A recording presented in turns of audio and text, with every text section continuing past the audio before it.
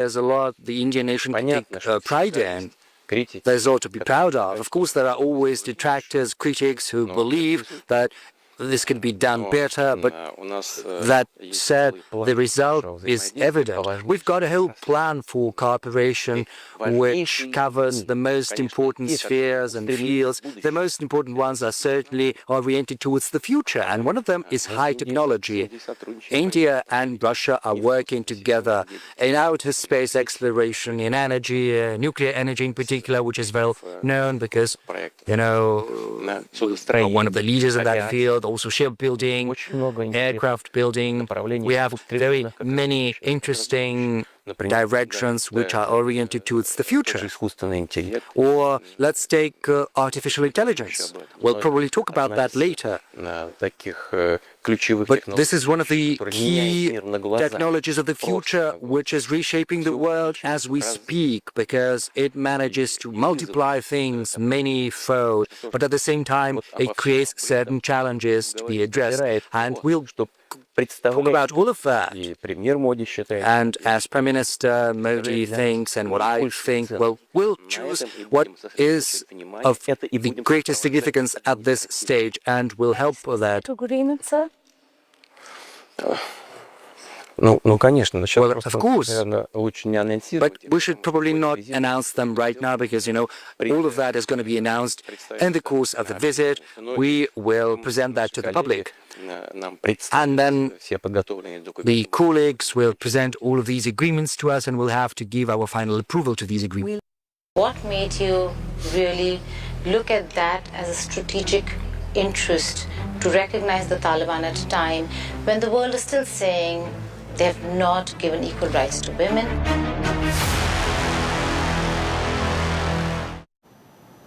And joining us now from Moscow is India Today's Geeta Mohan, the journalist who's bringing you this interview along with Anjana Kashyap. Geeta, this man, President Vladimir Putin, an intriguing man, a tall leader. How was the experience of interviewing such a person like Putin? It's one of the rarest moments in a journalist's career when you get to interview a world leader, and Vladimir Putin, President of the Russian Federation, is one such instance, an experience which is going to be unforgettable. The crew, our entire leadership, everyone was here. But going into the Kremlin, walking into those corridors and going into the Ekaterina Hall, which is the Catherine Hall, historic, that's where all the important meetings, the decorations, all those occasions are celebrated in that very room. So it was amazing, just one, to be there. Secondly, waiting for President Putin then to come for the interview, and then interviewing the man himself. And I say this because it was a no-holds-barred interview. We asked him any and every question that we wanted to. We had our own counter questions to every response of his. And he very freely spoke about everything, whether it is bilateral, India-Russia relations, India and the region, Russia and the region, and Russia and the world. So we did not confine ourselves just to one subject, that is his very, very important visit to India, which comes after 5 years, but also more importantly, the fact that where is Russia today? It's a changed world order in many ways than one. Russia certainly is in the middle of a very intense war, not just with Ukraine, but also with how Europe, the West and America is looking at this entire region. So in all of that, what we are looking at and what we understand is that this is a very confident Putin. Despite all the gains or losses, a very confident Putin who thinks that he has sent out a very strong message.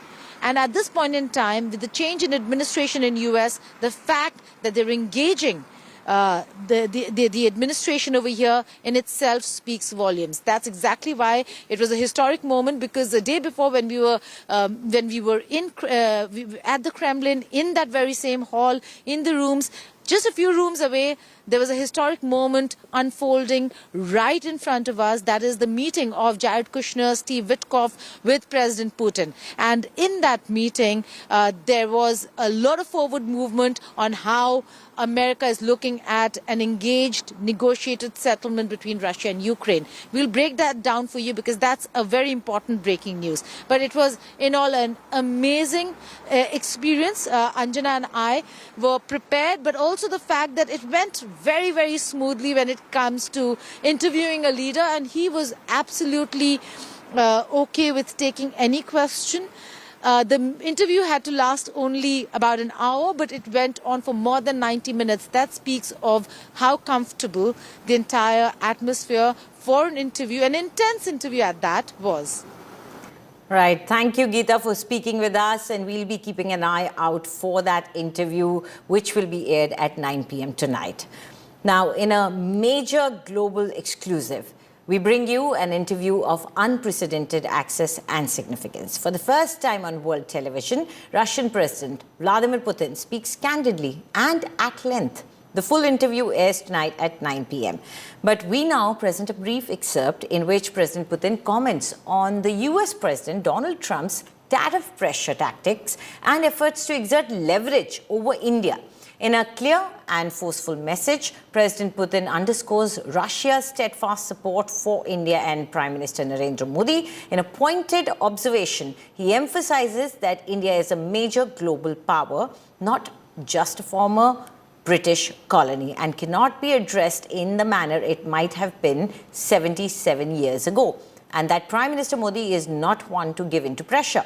Listen in to this exclusive conversation with my colleagues Geeta Mohan and Anjana Kashyap that they had with Russian President Vladimir Putin.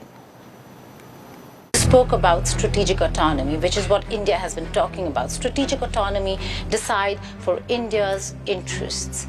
But has India reduced Russian intake of oil after pressure from the West?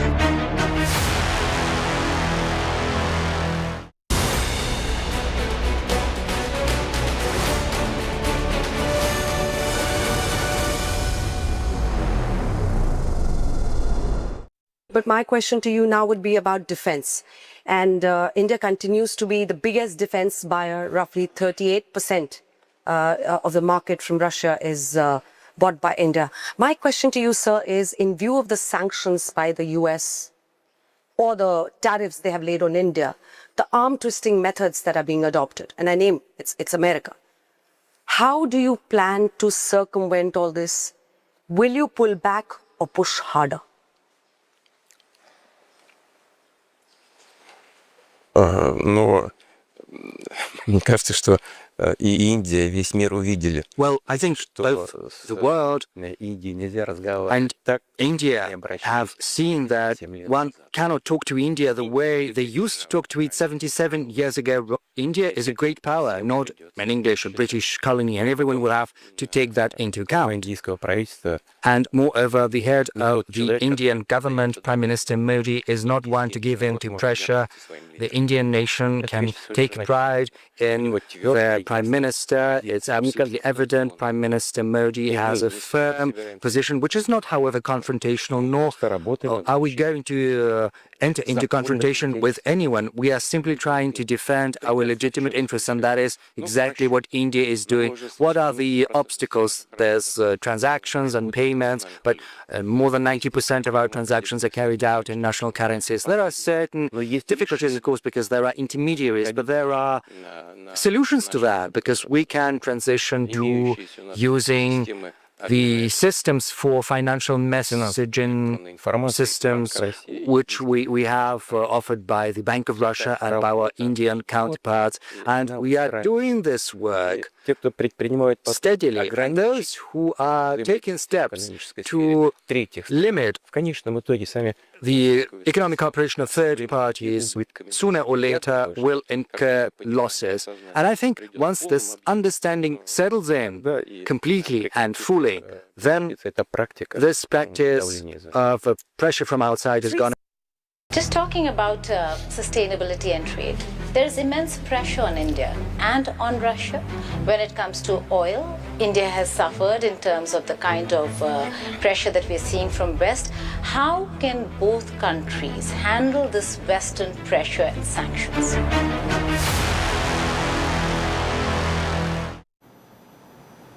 India Today Group Editor-in-Chief Arun Puri and Executive Editor-in-Chief Kali Puri spoke to Anjana Kashyap and Geeta Mohan after their Kremlin interview with Russian President Vladimir Putin. Listen in.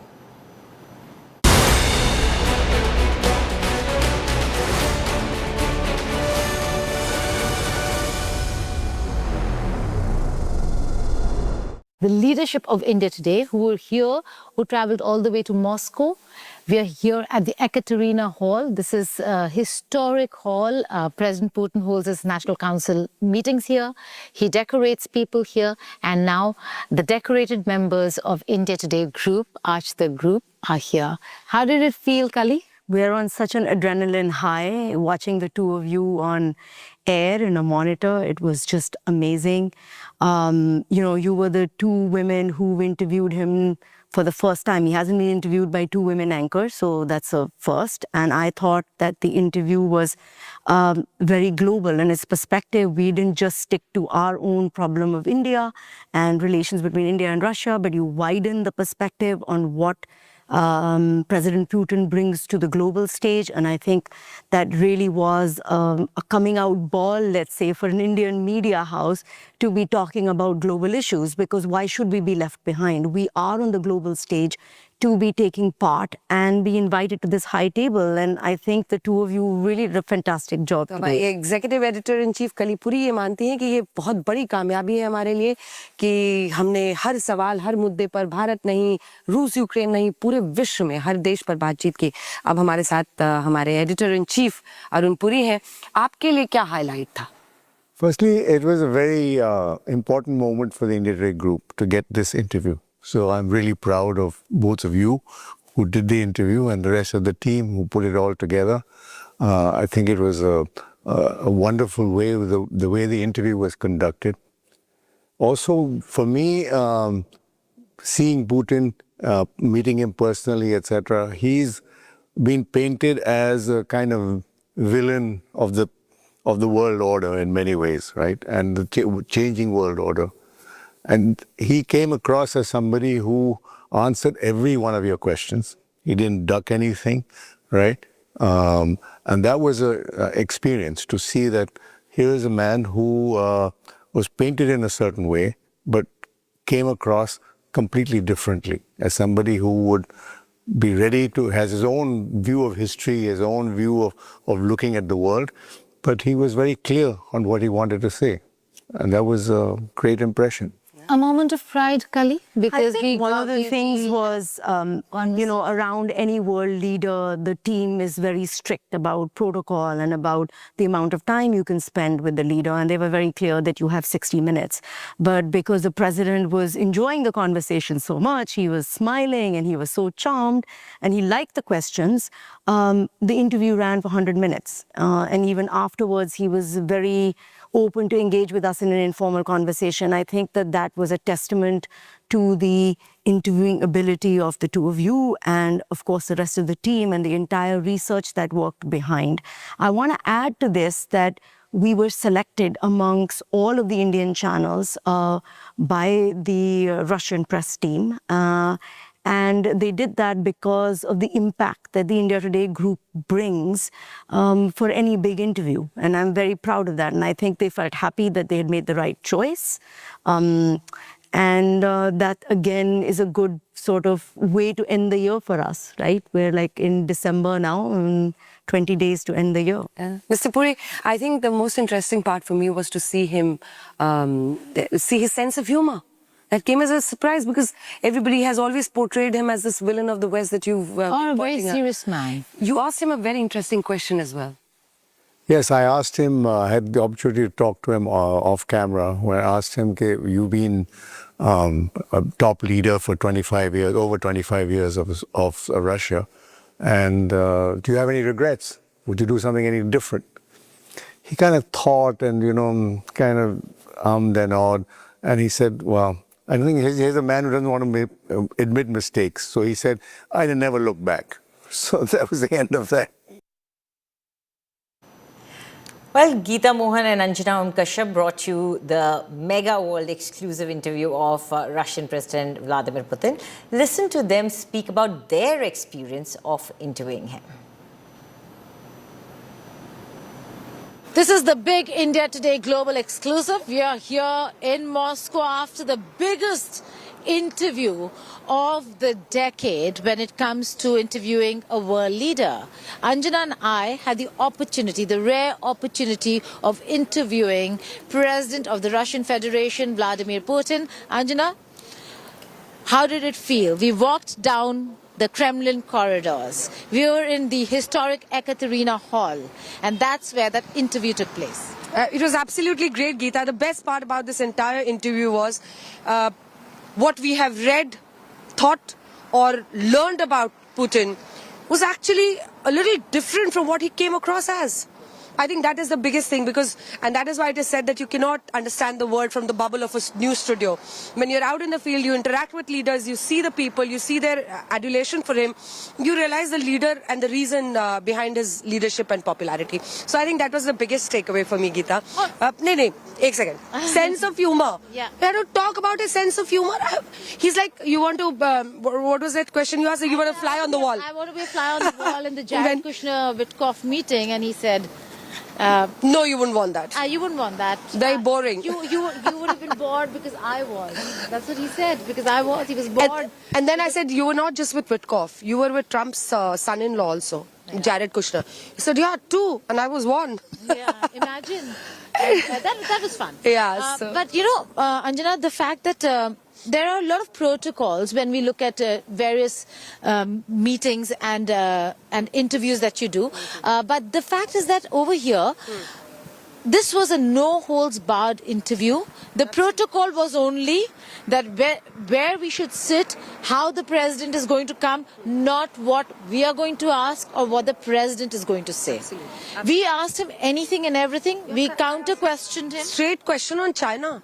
Like, how do you balance India and China? Because we have border tensions with China, and you're talking of a system which is kind of challenges the Western world order that exists today, the Western powers, the G8 conglomerates, all that. So he was, G7 now, he was clear and he talked about it, but we're not giving away the answers. We're not, because at 9 p.m., India Today Global, as also India Today and Aaj Tak, are going to air the interview simultaneously.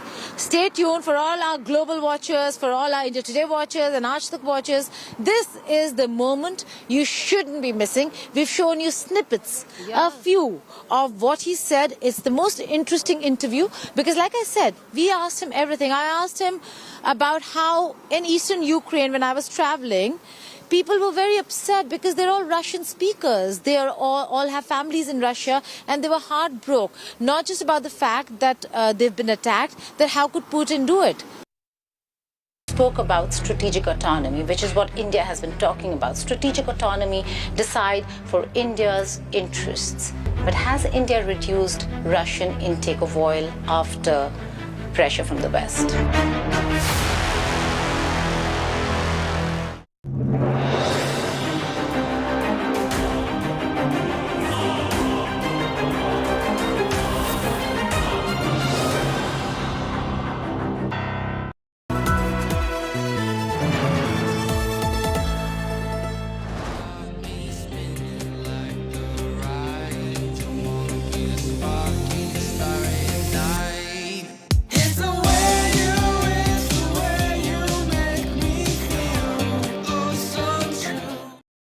So you're just telling us that in your recent meeting with Mr. Witkoff, it was offered to you that you could make it back to G8, and you categorically said that you are not interested. Arm twisting methods that are being adopted, and I name it, it's America. How do you plan to circumvent all this? Will you pull back or push harder?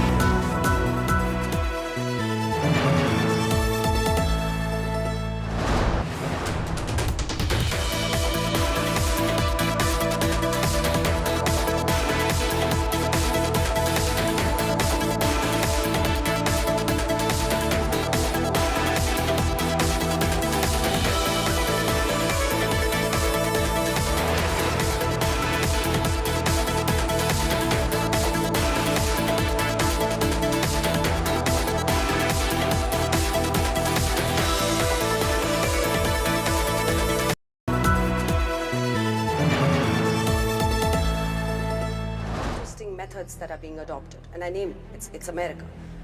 How do you plan to circumvent all this?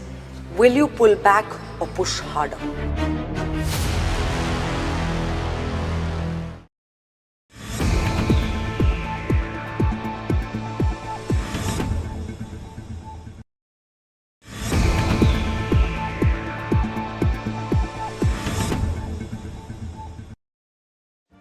Make your media plan smarter with India Today Live TV on your connected devices. Amplify your brand with 100 million smart internet viewers. To advertise, mail us at sales@aajtak.com.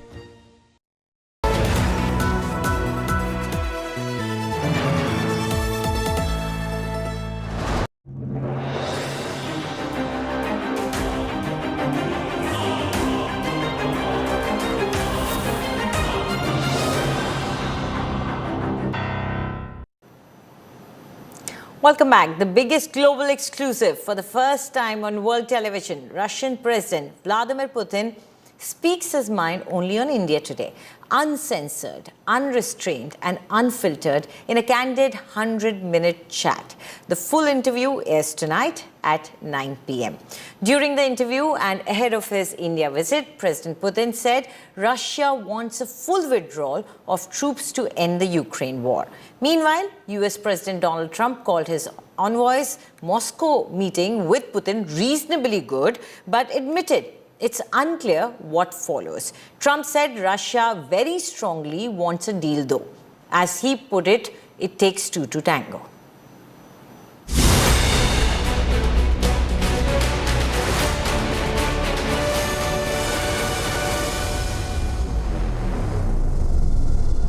What is the end game for Vladimir Putin in Ukraine? Так я же сказал. Well, I've just said it. Мы признали вот эти... We have recognized, listen, Мы 8 лет не for признавали 8 years we did not recognize самопровозглашенных the self-declared republics. лет. For 8 years, провозгласили they независимость. have declared the А мы independence. старались наладить And we were отношения trying с остальной частью to build Украины. relations between the rest of Ukraine Потом, and когда these поняли, что это republics. невозможно, When что we их просто уничтожают, Understood that it's вынуждены impossible, были that they're simply признать being destroyed, we were forced to recognize them, and not simply в части recognize them in, а в as рамках their partial territory, административных but within the границ, administrative когда они borders, существовали еще в when they советское existed время, back in the Soviet times, а потом во времена независимой and later Украины, during the times of the independent Ukraine, обретения after it независимости, gained в рамках independence, административных границ. in the И мы сразу Украине administrative сказали, limits. украинским войскам, люди не Lines. хотят с вами жить. Они вышли на референдум, проголосовали So за the независимость. people, the voters, Выведите свои войска. came to the referendum И никаких and voted военных действий. for everyone to withdraw troops from there and not to conduct Предпочитали any armed воевать. Ну вот сейчас actions there. завоевались. But they preferred to принципе, wage war. And now всё к этому it all came to a head. And it all comes to one thing. Вооруженным путем освободить Either we do that эти территории, through либо украинские military action will liberate the territories, or the Ukrainian troops will withdraw and leave these territories and stop killing people there. And now listen into what US President Donald Trump had to say about the meeting between Jared Kushner and Witkoff with the Russian President Vladimir Putin and the way ahead in negotiating a peace deal with Ukraine. I don't know what the Kremlin's doing. I can tell you that they had a reasonably good meeting with President Putin. We're going to find out. It's a war that should have never been started. It's a war, if I were president, we had a rigged election. If I were president, that war would have never happened. It's a terrible thing. But I thought they had a very good meeting yesterday with President Putin. We'll see what happens. President Putin had a very good meeting yesterday with Jared Kushner and with Steve Witkoff. What comes out of that meeting, I can't tell you, because it does take two to tango. And when this historic conversation between Jared Kushner and Steve Witkoff and President Vladimir Putin was happening, it was India Today team that was waiting for the president to come. In fact, it was importantly brought up in the conversation as well. Now, Anjana Kashyap in conversation with Ankur Agarwal, and it is India Today Global Roundtable. Please watch this. Co-presented by Kia, movement that inspires.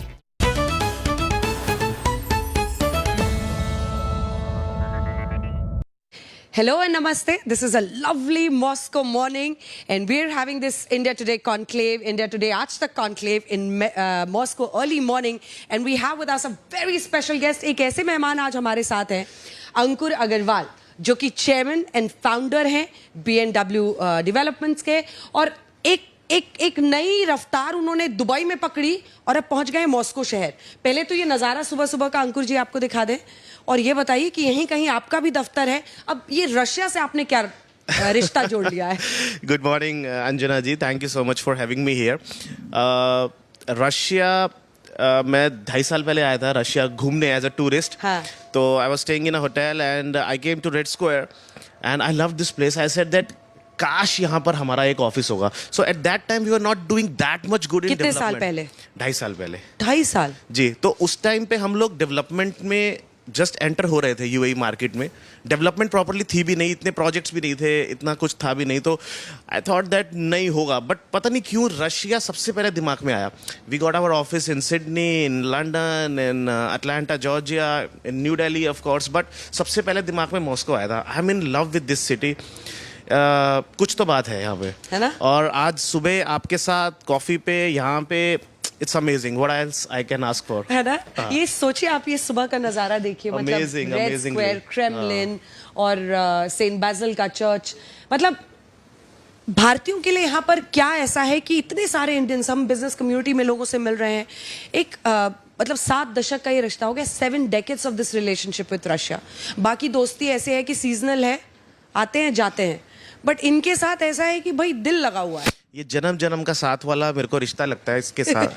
तो basically हम ये बात पढ़ते हैं, सुनते हैं, देखते हैं, इंडिया एंड रशिया बहुत अच्छी दोस्ती है, पार्टनरशिप है, but you know I genuinely felt when I came here that we got a amazing respect.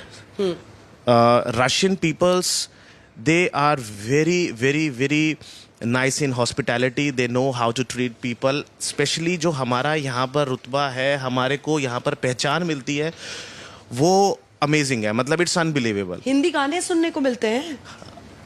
अब मैं नहीं गा सकता, बट हिंदी गाने जिम्मी जिम्मी जिम्मी आजा आजा आजा, this song every Russian will sing this song for sure. I don't know why particularly this song. Jimmy, maybe they like Mithun Da very much.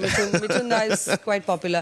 पर गाना भी ऐसा है ना, उसमें एकदम रिदम है, बीट है। हाँ, everybody like I'm listening to this song everywhere now. So हाँ, it's really nice. मतलब मुझे ऐसा लगता है कि I traveled across the world, but मुझे लगता है कि this is the most underrated city of this world. I might be wrong, but मुझे ऐसा लगता है। Infrastructure, खूबसूरती, एक्सेसिबिलिटी, खूबसूरती, हिस्ट्री भी है, लेकिन आपके सिर पे नहीं गिर रहा है, वाइड स्प्रेड है, एवरीथिंग है ना। It's best. और आपके बारे में बेस्ट क्या है कि आप दुबई में भी रम जाते हैं, आप मॉस्को में भी रम जाते हैं। What is your business plan? It is the right combination of sand and snow, you can say that. Right combination of sand and snow. Yes. Dubai से मॉस्को। मेरी सक्सेस में भी रशिया का बहुत बड़ा रोल है। When we were transforming into the development from the brokerage side, तो वो एक बहुत अमेजिंग पीरियड था। उसमें we got like very huge success just because of the Russian people there. And जो हम लोग डेवलपमेंट करते हैं, it's like luxury properties. Right now we are having 28 projects just in Ras Al Khaimah and right on the water.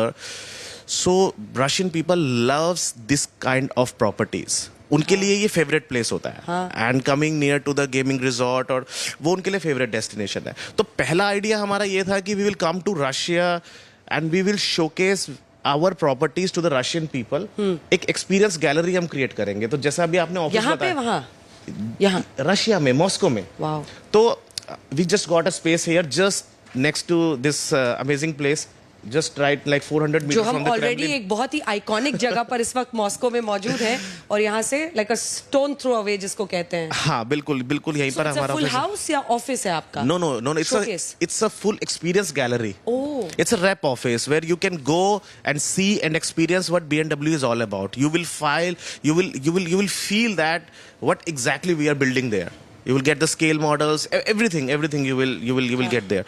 So जो मैं आपको बात बता रहा था, पहला आइडिया हमारा ये था, हम एक्सपीरियंस क्रिएट करेंगे यूएई रियल एस्टेट मार्केट का रशिया में, ये हमारा पहला आइडिया था। अच्छा। फिर हमने एक्सपीरियंस गैलरी यहाँ पे क्रिएट किया, बट अभी हमें लगता है कि why can't we develop in Moscow as well? Why can't we develop in Russia as well? So if we are offering our UAE properties to the Russian people in Russia, why can't we use that money to build in Russia as well? मतलब अपनी छाप sand पे भी छोड़नी है, अपनी छाप आपको स्नो पर भी छोड़ना है। क्योंकि हम भारतीय हैं, ये हम हर जगह करते आए हैं और ये हम करते रहेंगे। सर पे लाल टोपी रूसी, फिर भी दिल है हिंदुस्तानी। मुझे ये बताइए कि रशियंस तो बहुत सारे हैं जो दुबई में भी घर खरीद रहे होंगे, उनको वो लग्जरी लाइफ चाहिए और वो सब चाहिए। वहीं से आइडिया आपका आया कि अगर वो वहां आकर खरीद रहे हैं तो मैं वैसे ही घर यहाँ क्यों ना बनाऊं कि भाई ज्यादा लोग ले पाएंगे जो मॉस्को में रहना चाहते हैं। देखिए, यूएई का अपना एक चार्म है, definitely everybody wants to buy in UAE. उनका 200 नेशनैलिटीज को घर बेचते हैं। It's not just about the one particular country, right? But जो रशियंस का एक टेम्परामेंट है यूएई प्रॉपर्टी को लेके, वो थोड़ा एक्सेप्शनल होता है, because they just want a certain kind of class where they will not compromise at all. उनका अपना एक फ्लेवर है, अपना एक टेस्ट है, वो उनको चाहिए ही चाहिए। They will not go for mediocre properties, I would rather say. सस्ते माल में इंटरेस्ट नहीं है। BMW is all about luxury property. So जब हम रशियन मार्केट को कैटर कर रहे हैं यूएई मार्केट में, तो एग्जैक्टली आपकी बात सही है कि हम यही काम रशिया में क्यों नहीं कर सकते। हम कर सकते हैं। ये एक लॉन्ग टर्म विजन है। जैसे हमने 2.5 साल पहले एक विजन देखा कि हमारा एक ऑफिस होगा यहाँ पर, आज हमारा एक ऑफिस है, और अभी हम एक नया विजन देख रहे हैं। बट इसके बीच में एक और स्टेप है जो हम कंप्लीट कर सकते हैं कि why we can't get the building material supplies from the Russia. अच्छा। रशिया की अपनी बहुत बड़ी प्रोक्योरमेंट चेन है जो हमें यूएई में बेनिफिशियल हो सकती है। अच्छा। तो ये हमारा एक नेक्स्ट स्टेप है, हम वो भी कर सकते हैं। तो we just want to complete this thread by putting the right financial ecosystem in place. Russian president Vladimir Putin, आपको कैसे लगते हैं? आपने उनको मॉनिटर किया होगा, 25 साल से वो यहाँ पर सत्ता में है, प्रेसिडेंट पीएम भी रहे बीच में। What do you think of Vladimir Putin? देखिए, ये मेरा पर्सनल ओपिनियन है। जियोपॉलिटिकल सिचुएशन में बहुत ज़्यादा नहीं समझता हूँ। I am a businessman, Marwari CA businessman, आप कह सकते हो कुछ भी। धंधा करने में मेरा ज़्यादा इंटरेस्ट रहता है, बट ये मेरा पर्सनल ओपिनियन है। I love him as a person and I respect him like immense, because the way he stands for his people, his nation, his country is commendable. And I have seen the equal amount of respect in the eyes of the Russian people as well. This is more important. तो ये both ways है. So I think president is a superstar in this country. हाँ. और आप superstar building के area में, तो आपको लग रहा है कि कुछ यहाँ मेल हो जाए। लेकिन अब पुतिन जा रहे हैं इंडिया, और ये माना जा रहा है कि जैसे हम लोग पहले भी बात करते हैं कि कुछ दोस्ती होती है वो सीजनल होती है, कुछ है फॉर कीप्स है। तो ऐसे में आप इससे क्या एक्सपेक्ट कर रहे हैं? अगर रशियन प्रेसिडेंट व्लादिमीर पुतिन प्रधानमंत्री नरेंद्र मोदी से बैठते हैं, ये 2 दिन का एनुअल समिट है, और ये सब एक ऐसे वक्त पर हो रहा है जब यूएस वेस्ट ने सैंक्शंस लगाए रशिया पे युद्ध की वजह से, टैरिफ्स लगा दिया है कि आप यहाँ तेल से खरीदते हैं, इसलिए इंडिया पे टैरिफ्स बढ़ा दिया है। तो इस सब के बीच जब प्रेसिडेंट पुतिन वहां जा रहे हैं, आप इसको कैसे देखते हैं? देखिए, इन 2024-25 Indian refineries has earned extra $17 billion just because they were buying the Russian oils. उनका एडिशनल एक रेवेन्यू था। हमारा जो ट्रेड है that is $70 billion approximate, which is the export from Russia to India. And reverse में India का trade है $5 billion only. तो ये एक बहुत बड़ा गैप है। पहले तो हमें ये समझना पड़ेगा कि हमें ये गैप को कम करने के लिए क्या स्टेप उठाना चाहिए। अभी हमारे लिए एज अ इंडियन क्या इंपॉर्टेंट है? Relationship, right? हम लोग रिलेशनशिप को ज़्यादा इंपॉर्टेंस देते हैं, और हमारे लिए ये रिलेशनशिप ऐसे ही चलता रहे और स्ट्रांग हो, ये बहुत इंपॉर्टेंट है, राइट? जो जन्म जन्म का साथ वाली आपने बात बोली, ये मेरे हिसाब से ऐसे ही रहने वाला है, ये कभी चेंज होगा नहीं, राइट? और इस पर्टिकुलर टाइम में प्रेसिडेंट पुतिन का India visit will definitely bring something amazingly. Maybe you will get some breaking news by this Christmas. This is my prediction. I don't know. It can be wrong as well, but this is what I'm seeing it. But as a businessman, what we are getting is that if we are strengthening our ties between these two trusted nations, it will be beneficial for all business community. तो हमारे लिए ये बहुत important है. अभी हम लोग एक कॉरिडोर क्रिएट कर रहे हैं as a BMW, UAE, India and Russia. अच्छा, हम लोग इंडिया में भी डेवलपमेंट करना चाहते हैं, हम लोग रशिया में भी डेवलपमेंट करना चाहते हैं, और हम UAE में ऑलरेडी डेवलपमेंट कर रहे हैं. तो हमारे लिए ये जो प्रेसिडेंट का विजिट है, ये हमारे लिए बहुत इंपॉर्टेंट हो सकता है. तो I am very excited of course. पर आपने बोला कि मैं अंत में दिल से धंधा करना चाहता हूँ, मैं मारवाड़ी हूँ, मैं बिजनेसमैन हूँ, मुझे काम अच्छे से करना है. इस एंगल से अगर आप देखें तो रशियन से क्या सीखने की चीज़ है? क्योंकि देखिए ये देश इस वक्त युद्ध में है, लेकिन मॉस्को आसपास के इलाके कुछ जगहों पर जहाँ ऑब्वियसली अगर आप डॉनबास जाएंगे, लुहांस्क, इन तमाम जगहों पर जाएंगे तो आपको लग सकता है डोनेट्स्क में, लेकिन यहाँ पर ऐसा लगता नहीं है कि कुछ असर है उस युद्ध का.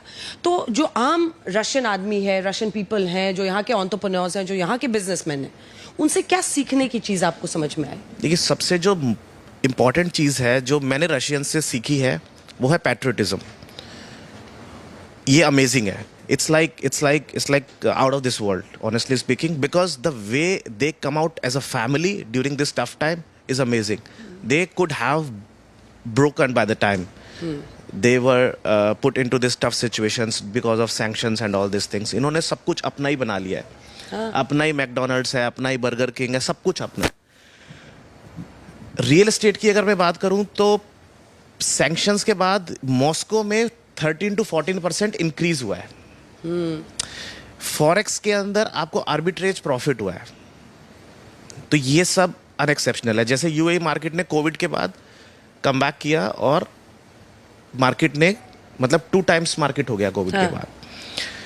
अब जो हमें यहाँ से सीखने को मिलता है वो ये मिलता है कि सिचुएशंस आपकी कुछ भी हो, if you are focused, if you know what you are doing, and if you are together with your people, you can face any crisis in the world.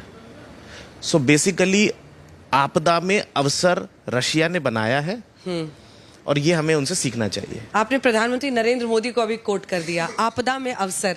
तो अब भारत को लेकर आपकी क्या सोच है? क्योंकि अब आपने दुबई में भी, आपने UAE में काम कर लिया, अब आप रशिया में भी यहाँ पर इतने दिनों से हैं, और इंडियन तो आप हैं ही. आपकी कहानी आपने पहले भी मुझे बताई है कि कैसे आप अपनी बहन का पैसा लेकर दुबई में एक वक्त पर गए थे. 60,000 70,000 रुपए से मैंने CA प्रैक्टिस शुरू की थी दिल्ली में. अच्छा, दिल्ली 2011 में. जी. और सोचिए वहां से आप जब मैं दुबई आया था तो किसी और का पैसा लिया था, वो बता नहीं सकता मैं. क्या होगा उससे? घर टूटने का खतरा है? नहीं, ऐसा कुछ नहीं है.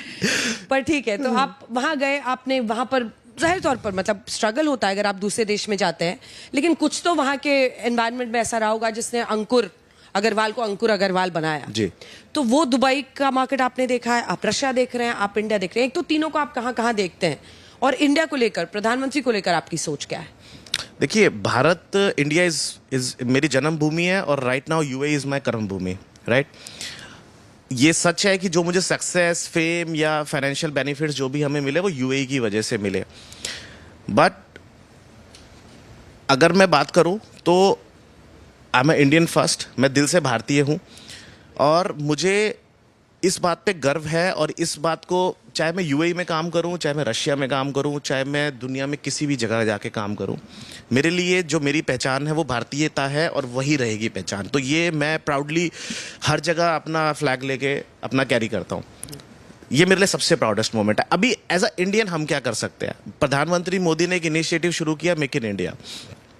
तो हमने एक थॉट हमारे मन में आया, मेरे और मेरे पार्टनर ने, हमने सोचा कि since we are getting a lot of building material supplies from across this world, अभी चाइना से आप माल मंगा रहे हो, अभी आप टर्की से माल मंगा रहे हो, इंडिया से माल क्यों नहीं मंगा सकते आप? तो हमने एक बजट किया कि अगले 3.5 साल में हम 10,000 करोड़ रुपए का माल इंडिया से मंगाएंगे. वाह. जो हमारी टोटल सेल्स वैल्यू है, जो हमें टोटल माल बनाना है, वो 70,000 करोड़ का माल है तकरीबन, जो BMW को डिलीवर करना है अगले 4.5 साल में, जिसमें करीब 35% हमारी कंस्ट्रक्शन कॉस्ट होती है, और उसका करीब 50% हिस्सा ऐसा बिल्डिंग मटेरियल सप्लाई है जो हम इंडिया से प्रोक्योर कर सकते हैं। तो 10,000 करोड़ का आप कह रहे हैं कि हमारा इंडिया एक से एस्टिमेट procure है, करें। हमारा एक एस्टिमेट Rough है, estimate। रफ एस्टिमेट है कि हम इतना कर सकते हैं। अभी हमने एक शुरुआत करी है, वी टाइड अप विद जेमिनॉक्स, एक उदयपुर में एक माइंस है, वहां से हम सारा मार्बल प्रोक्योर कर रहे हैं। तो हम अपनी बिल्डिंग्स में सारा मार्बल उदयपुर का लगाएंगे। हम टाइल्स मोरबी से प्रोक्योर कर सकते हैं। एक बाथ फिटिंग्स के लिए हमारे पास बहुत सारी अगर मैं ओवरऑल बात करूं तो being an Indian, what we are giving to India is more important. देश को वही लोग बना सकते हैं जो देश को पहले सोचते हैं। अभी आप यूएई में काम करें, मैं वही फिर से बात बोलता हूँ, यहाँ पर भी बहुत सारे रशियंस होंगे, इंडियंस होंगे जो रशिया में काम कर रहे हैं, या आप कहीं पर भी जाएं, आप अपने देश के लिए क्या कर रहे हैं ये बहुत इंपॉर्टेंट है। तो ये हमारी तरफ से एक छोटी सी पहल है कि हम लोग मेक इन इंडिया में थोड़ा सा कंट्रीब्यूट करें, डॉलर्स को इंडिया में भेजें, ना कि डॉलर्स इंडिया से मंगाएं। तो ये हमारी एक छोटी सी कोशिश है। तो प्रधानमंत्री मोदी जी जो कर रहे हैं हमारे देश के लिए और जो उन्होंने किया है, वो तो हम सब मिलके अगले 70 जन्म में भी पूरा उनका कर्ज नहीं उतार सकते। ये बात सच है, ये मैं दिल से बोलता हूँ। बट हम लोग अगर अपना छोटा छोटा अगर योगदान अगर देते हैं या सोचते भी हैं तो बहुत फर्क पड़ जाता है। मॉस्को की सुबह है, इतना खूबसूरत मौसम है। चलते चलते आखिरी सवाल, बहुत सारे युवा होंगे जो देखेंगे, जिनको लाइफ में लगता है कि हम भी अंकुर अग्रवाल की तरह एकदम लाविश लाइफ अच्छे से जिए, खूब दुबई, मॉस्को इस तरह से काम करें, लेकिन अंदर की कहानी बहुत कम लोग जान पाते हैं कि कितना स्ट्रगल होता है पीछे में। एक मंत्र आपका छोटे में जो आप बताना चाहें हमारे यंगस्टर्स को इंडिया में कि भाई ये चाहिए तभी आप सफल होगे, है ऐसा कुछ? बहुत छोटी सी बात है। आप जिन लोगों के साथ जुड़े हैं, जिन लोगों के साथ आप काम करते हैं, आप उनको अपने से थोड़ा सा आगे रख दीजिए, आपकी प्रॉब्लम ऑटोमेटिकली सॉल्व हो जाएगी। Peoples first, peoples economy, financial democracy, सिर्फ आपको यही समझना है। इसका क्या मतलब है, बहुत सरल भाषा में मैं समझाता हूँ। मेरे लोग जो मेरे लिए काम करते हैं, अगर मैं उनको अपने से ज़्यादा, खुद से ज़्यादा इंपॉर्टेंस देना शुरू कर दूंगा तो वो मेरे लिए एंटरप्रेन्योरशिप माइंडसेट से काम करेंगे और हम अपने पैरेलल एंटरप्रेन्योर्स की एक पूरी फौज खड़ी कर देंगे। क्योंकि एंटरप्रेन्योर्स, बिजनेसमैन ही इस दुनिया को बदल सकते हैं। अगर आप लोगों को हायर नहीं करेंगे तो लोग आपको हायर कर लेंगे, simple. 98% of this world's population is being hired by 2% people. Wow. तो जो बाकी 97-98% है उनको एंटरप्रेन्योर बनाइए, उनको ऐसा दिमाग माइंडसेट लाइए कि आपके लिए काम भी कर रहे हैं तो ऐसे करें जैसे उनका अपना धंधा, बिल्कुल अपना काम है, उसको आगे ले। Exactly, then only you can contribute into the nation's GDP. Ankur Agarwal, chairman and founder of BMW, आप हमारे आज तक इंडिया टुडे कॉन्क्लेव में आए, आपने अपनी बातें शेयर की, thank you so much.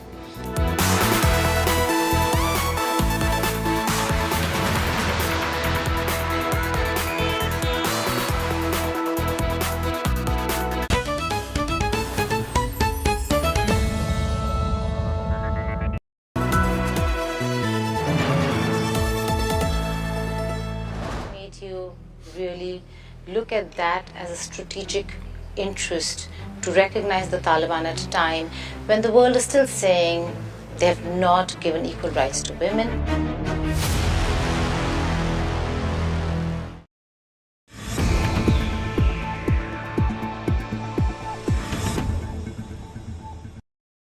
Hi, Sana here with a quick AQI update. Delhi 407, Mumbai 169, Kolkata 237, Bangalore 120, Chennai 59, Hyderabad 167.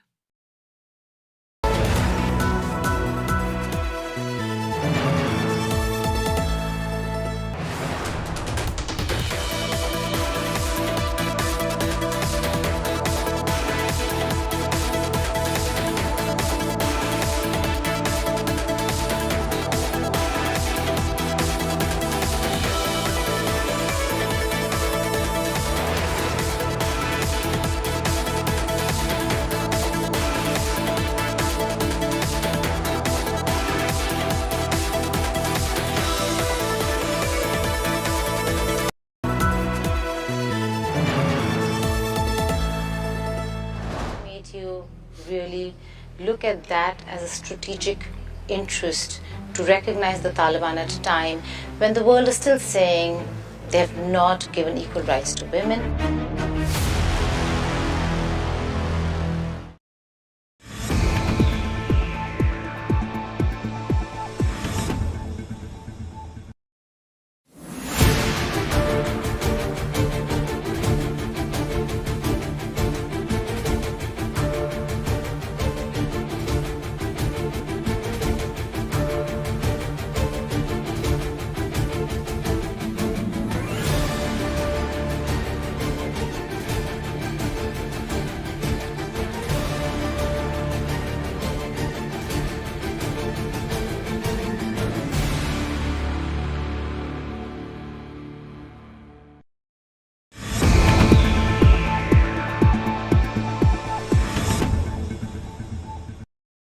Arm twisting methods that are being adopted, and I name it's America. How do you plan to circumvent all this? Will you pull back or push harder?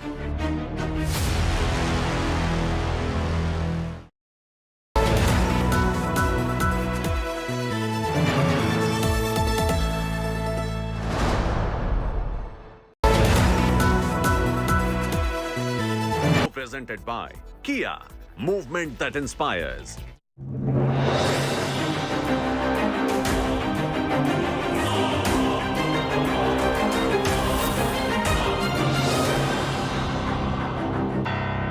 What made you really look at that as a strategic interest to recognize the Taliban at a time when the world is still saying they have not given equal rights to women?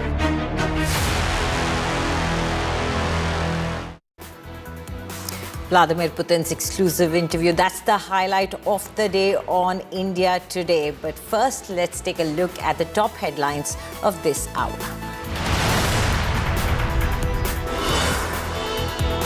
Biggest 2025 global exclusive. Vladimir Putin speaks to India today. Putin exclusive ahead of India visit. Hear Putin for the first time on Indian television.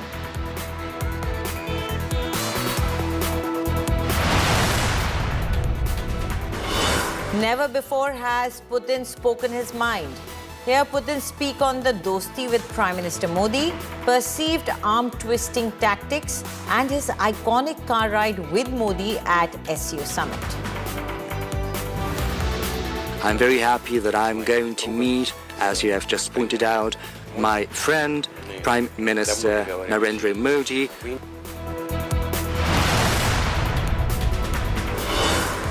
The world exclusive interview comes on the day President Putin is set to touch down in India this evening. Sources say External Affairs Minister Dr. S. Jaishankar is likely to receive the Russian president.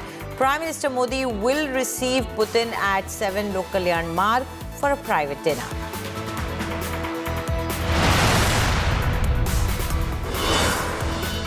Ahead of Putin's visit to Delhi, Rahul Gandhi attacks government, says the government does not want opposition members to meet Putin, says government not following the norm.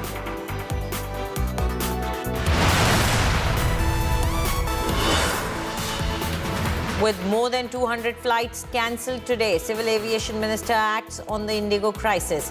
Ram Mohan Naidu to chair a high-level meeting with the airline representatives, along with the DGCA and Civil Aviation Ministry officials.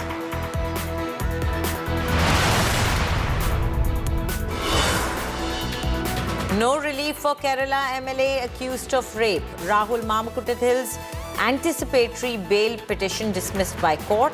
He is also dismissed from primary membership of the Congress party.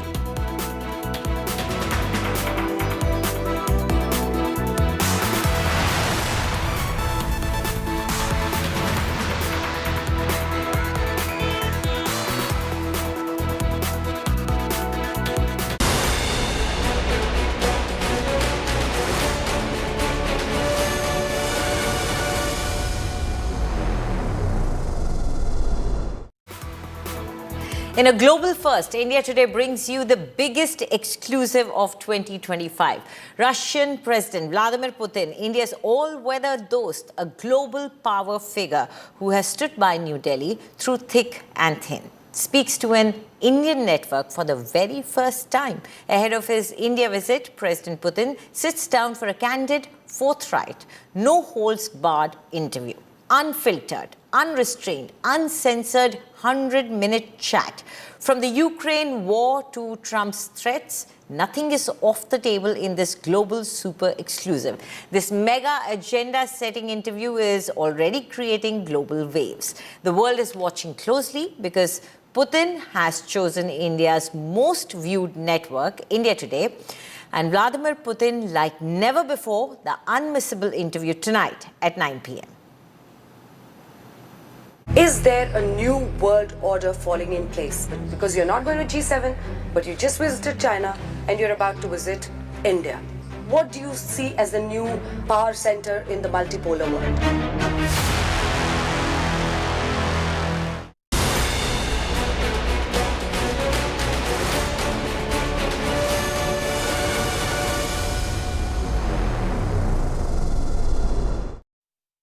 Dear viewers, hello and a very warm welcome. You're watching Aaj Tak India Today and I'm Anjana Om Kashyap and we're at Kremlin today and you're about to witness history, a very historic moment. It is said that when two old friends meet, they have their private jokes. They have a lot of banter, they have a lot of fun and they have a bonhomie or camaraderie. But the others in the room might feel a little uncomfortable. And why do I say this? I say this because as the President of the Russian Federation, Vladimir Putin, meets Prime Minister Narendra Modi in New Delhi, the world will be watching very, very closely. Vladimir Putin is undoubtedly one of the most influential politicians of the world whose decisions don't just affect Russia, but numerous nations across the world. He's a very compelling and enigmatic figure on the world stage. It just doesn't get more exciting than this. Well, that's right, Anjana. Hello and welcome. I'm Geeta Mohan. We have with us a man who is known to be one of the world's longest-serving leaders. He's seen it all through wars and economic recessions, from disintegration of countries to a changed world order, from Boris Yeltsin to Donald Trump, from Atal Bihari Vajpayee to Manmohan Singh to Narendra Modi. He's seen the world change right in front of him, and he's taken Russia through very turbulent times and yet has cemented his position as a force to reckon with. Thank you so much, President, for doing this with us. You're in conversation with India Today and Aaj Tak. That's the President of the Russian Federation for you. Thank you so much, sir, for joining us on our network. How are you doing?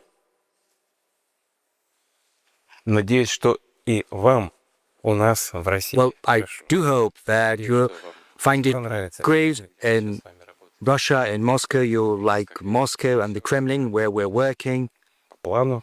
Well, as you can see, everything is according to plan. On the whole, we're happy with the economic situation. And what's most important, this month, I'm very happy that I'm going to meet, as you have just pointed out, my friend, Prime Minister Narendra Modi. We agreed to meet in India a long time ago. There's a lot to talk about because the range of our cooperation with India is very huge. I'm not even talking about history of our relations because this history is of a unique nature. And I would also like to point out that the path that India has traveled since gaining its independence, just over the 77 years, which is a very short span in the scale of history, and India has managed to travel a great way. And I'm going to dwell on that a little bit later. But, you know, when we live our daily lives, we hardly notice the changes that are currently afoot. It rarely happens when we notice these changes. But if we have a look back at the history, we'll see that what transpired in India is, to a large extent, a miracle. Well, I don't think there are many people living in India who know that the longevity, the life expectancy in India over the 77 years has We will more than talk about doubled. longevity in some time from now. Хорошо, поговорим обязательно. Но во We're всяком certainly going случае, to talk about that. наши отношения But с be that Индией as it may, развиваются по our очень многим relations with направлениям. India are developing очень рад across different вас ranges, different avenues. I'm very happy to have this chance to meet Prime Minister Modi, Связывают не только деловые, но и and not just business ties, but also personal ties. You met Prime Minister Narendra Modi in SCO, and there was this picture and video of you and him going in a car, and we're showing it to our viewers right now. You were traveling in a car with him. What did you discuss in the car?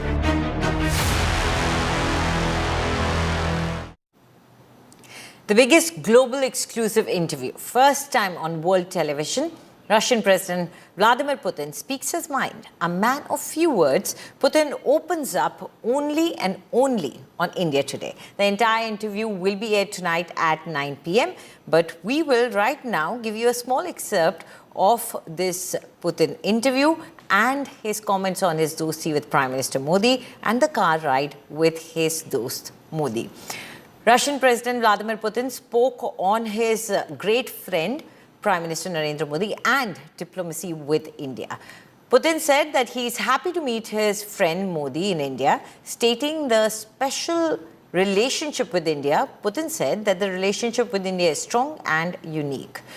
Putin also opened up about the recently concluded SCO summit where Prime Minister Modi and Putin were seen traveling together in Putin's car. Putin said that it was him who wanted a car ride with Prime Minister Modi. Putin also said that car ride with Prime Minister Modi was a symbol of dosti between the two leaders. Listen in to the excerpts from the world exclusive interview on India Today with Geeta Mohan and Anjana Kashyap.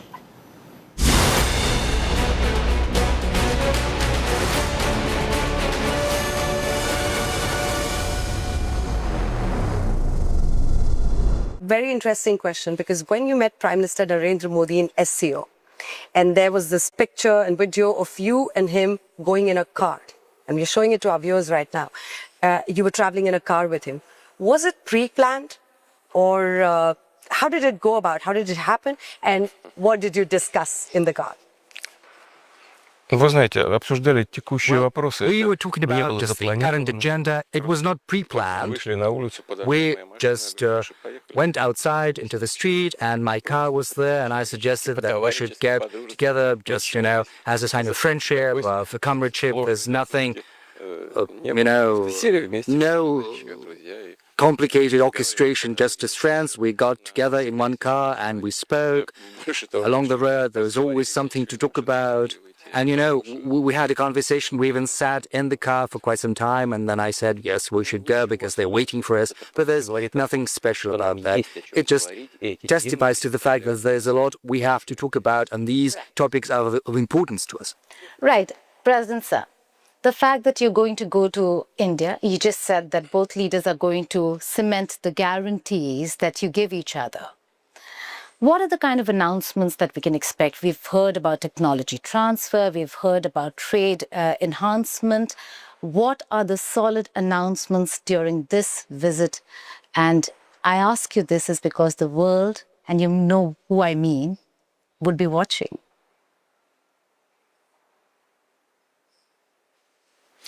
То, что мир будет следить за Well, the нашим world развитием, здесь is going to be watching. I don't think there's anything special about that. Because, India is a great country, 1.5 billion people. It's a developing economy where the rate of growth is 7.7%. This is the first result in the world. Prime Minister Modi has managed to achieve that, and this says a lot. The Indian nation can take pride in. There's a lot to be proud of. Of course, there are always detractors, critics who believe that this can be done better, but that said, the result is evident. We've got a whole plan for cooperation which covers the most important spheres and fields. The most important ones are certainly oriented towards the future, and one of them is high technology. India and Russia are working together in outer space exploration, in energy, nuclear energy in particular, which is well known because, one of the leaders in that field, also shipbuilding, aircraft building. We have very many interesting directions which are oriented towards the future. Or let's take artificial intelligence. We'll probably talk about that later. But this is one of the key technologies of the future which is reshaping the world as we speak, because it manages to multiply things many-fold, but at the same time it creates certain challenges to be addressed, and we'll talk about all of that. And as Prime Minister Modi thinks and what I think, well, we'll choose what is of the greatest significance at this stage, and we'll help with that. Agreement, sir? Well, of course, but we should probably not announce them right now because, all of that is going to be announced in the course of the visit. We will present that to the public. And then the colleagues will present all of these agreements to us and we'll have to give our final approval to these agreements.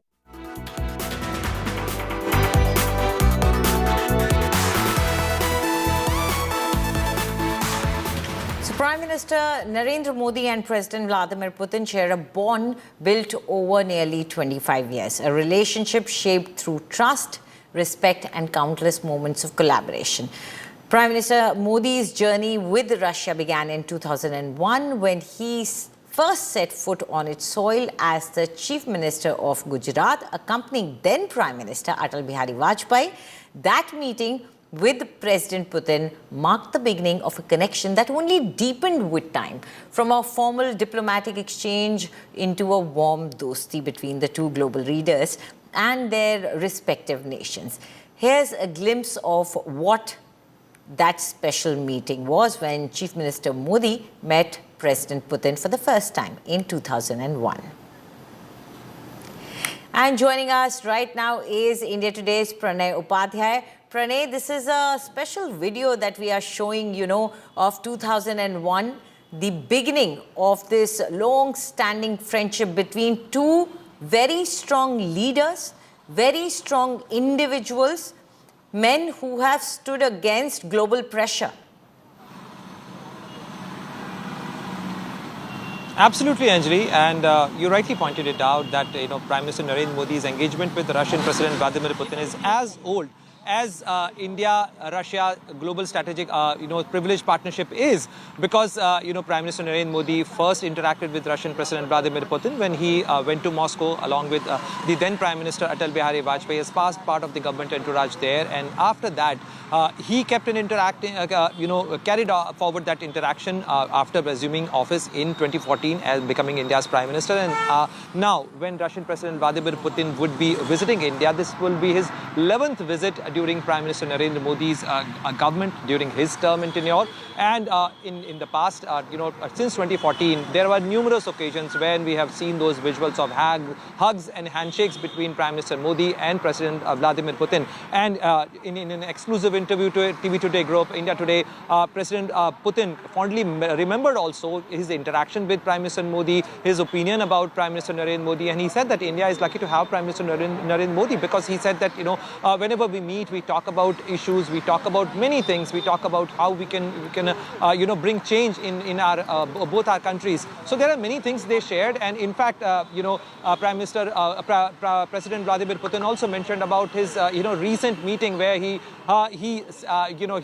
took Prime Minister Modi in his car in Tianjin in Russia when they met during this the Shanghai Cooperation Organization meeting, and they drove and that meeting lasted for over an hour, and he fondly remembered that meeting as well. So today there are special arrangements. Right, Pranay, we also have some breaking news coming in right now. Let's take a look at this. This is all.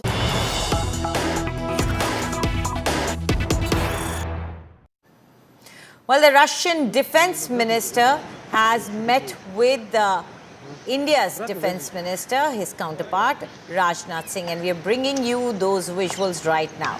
Now, Russia is expected to push additional S-400 units, and there are proposals for the S-500 air defense system. Remember, the S-400 was crucial as far as the Operation Sindoor was concerned. And we all know that this meeting will put the spotlight on the defense deals between the two nations. So it is extremely crucial that the two defense ministers meet, and those visuals we are bringing you right now as they met. Now, these both ministers will assess ongoing India-Russia defense programs, including spares, support, Make in India projects, and long-term military technical cooperation. India is seeking technology transfer as well as support for the earlier defense systems is concerned, spares and supports and maintenance, and also there is a possibility of talks about newer defense weapons as well. Joining us live now is India Today's Shivani Sharma. Shivani, we are seeing the visuals of the defense minister taking the Russian defense minister to the National War Memorial and paying their respects over there. How important is the meeting between these two men and ministers?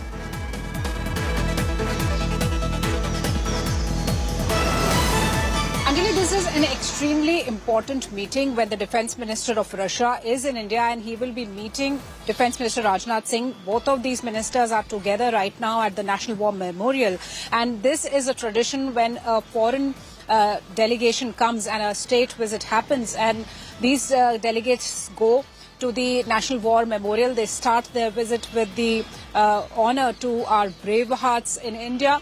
And that is what we are seeing. And after the National War Memorial, the defence ministers will be coming to Manik Shaw Centre in the national capital, where a tri-services guard of honour will be inspected by the Russian defence minister.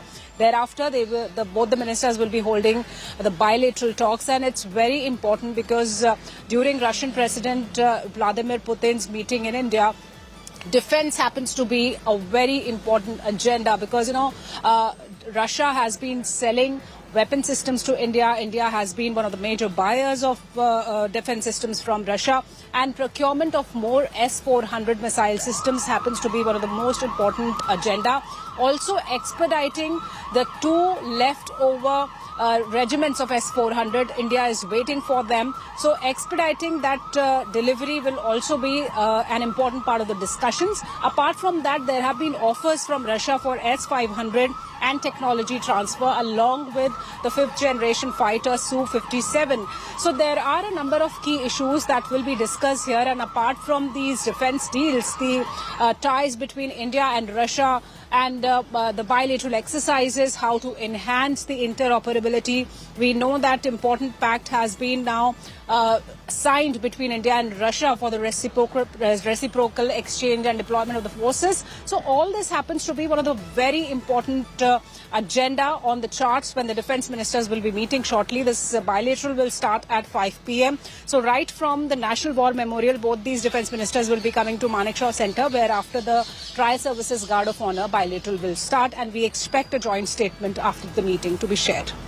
Right, absolutely. But Shivani, do try to put all this in perspective for us, because India says that the Operation Sindoor is ongoing. So it is extremely crucial for India to have the latest technology and the weapons that proved effective during Operation Sindoor's beginning that we saw. So could you tell us how important are those weapon systems or technology transfers or continuous maintenance support that we require from Russia?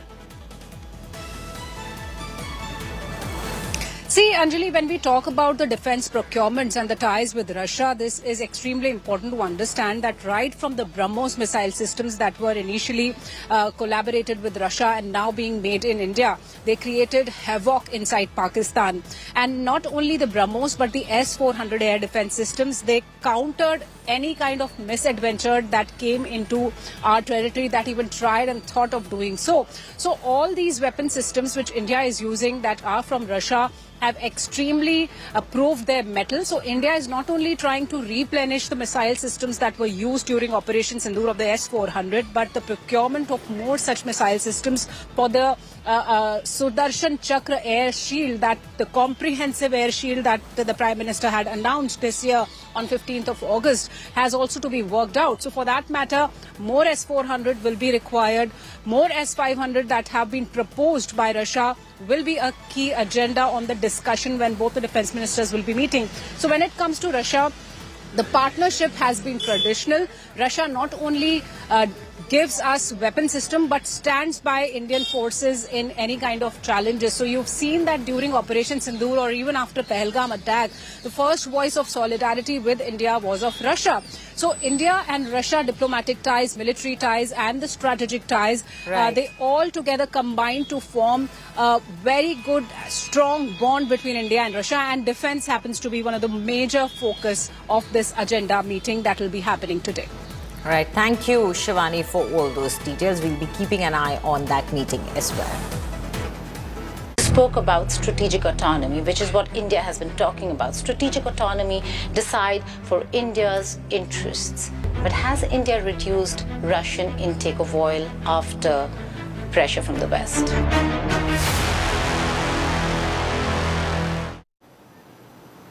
The biggest global exclusive. For the first time on world television, Russian President Vladimir Putin speaks his mind only on India today.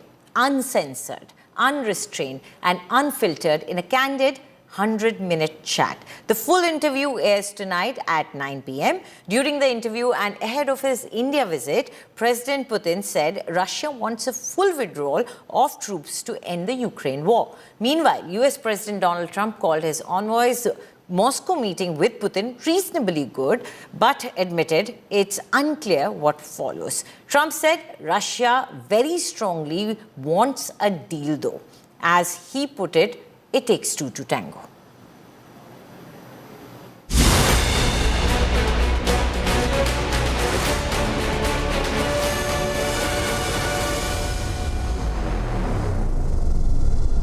What is the end game for Vladimir Putin in Ukraine? Так я же сказал. Well, I've just said it. Мы признали вот эти... We have recognized, listen, Мы 8 лет не for признавали 8 years we did not recognize the self-declared republics.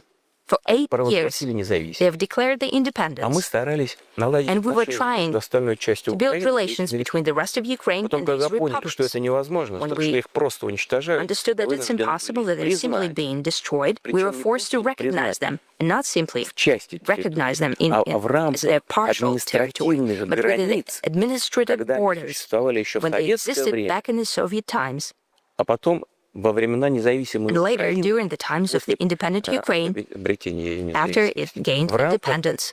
административных границ. In the И мы сразу Украине administrative сказали, limits, украинским войскам, люди не хотят с вами жить. Они вышли на референдум, проголосовали So за the независимость. people, the voters, Выведите свои войска. came to the referendum И никаких and voted военных действий. for everyone to withdraw troops from there and not to conduct Предпочитали any armed воевать. Ну, вот чем actions there. воевались. But they preferred to В принципе, wage war. And now всё к it all этому came to a head. And it all comes to one thing. вооруженным путем освободить Either we do that эти территории, through либо украинцы military action will liberate the territories, or the Ukrainian troops will withdraw and leave these territories and stop killing people there.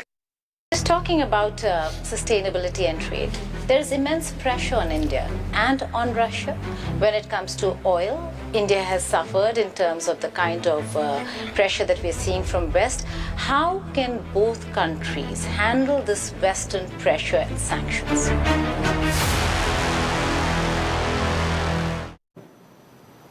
India Today Group Editor-in-Chief Arun Puri and Executive Editor-in-Chief Kali Puri spoke to Anjana Kashyap and Geeta Mohan after their Kremlin interview with Russian President Vladimir Putin. Listen in.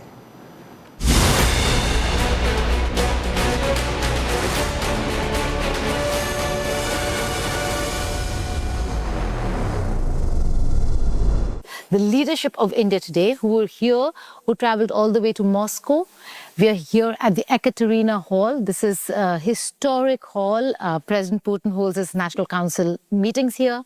He decorates people here. And now the decorated members of India Today Group, the group, are here. How did it feel, Kali? we're on such an adrenaline high. Watching the two of you on air in a monitor, it was just amazing.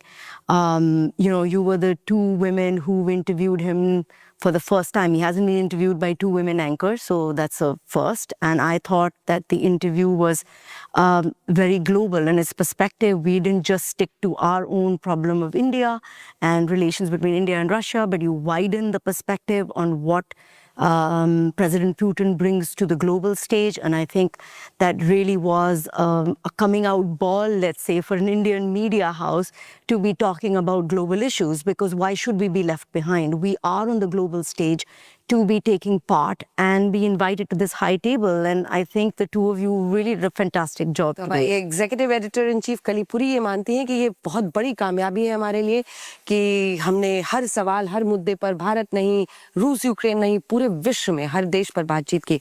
अब हमारे साथ हमारे editor in chief Arun Puri हैं. आपके लिए क्या highlight था? Firstly, it was a very important moment for the India Today group to get this interview. So I'm really proud of both of you who did the interview and the rest of the team who put it all together. I think it was a wonderful way, the way the interview was conducted. Also, for me, seeing Putin, meeting him personally, etc., he's been painted as a kind of villain of the world order in many ways, right? And the changing world order.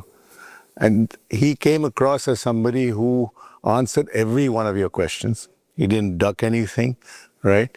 And that was an experience to see that here is a man who was painted in a certain way, but came across completely differently as somebody who would be ready to, has his own view of history, his own view of looking at the world, but he was very clear on what he wanted to say. And that was a great impression. A moment of pride, Kali? Because I think one of the things was, around any world leader, the team is very strict about protocol and about the amount of time you can spend with the leader. And they were very clear that you have 60 minutes. But because the president was enjoying the conversation so much, he was smiling and he was so charmed and he liked the questions, the interview ran for 100 minutes. And even afterwards, he was very open to engage with us in an informal conversation. I think that was a testament to the interviewing ability of the two of you and, of course, the rest of the team and the entire research that worked behind. I want to add to this that we were selected amongst all of the Indian channels by the Russian press team. And they did that because of the impact that the India Today group brings for any big interview. And I'm very proud of that. And I think they felt happy that they had made the right choice. And that, again, is a good sort of way to end the year for us, right? We're like in December now, 20 days to end the year. Mr. Puri, I think the most interesting part for me was to see him, see his sense of humor. That came as a surprise because everybody has always portrayed him as this villain of the West that you've... or a very serious man. You asked him a very interesting question as well.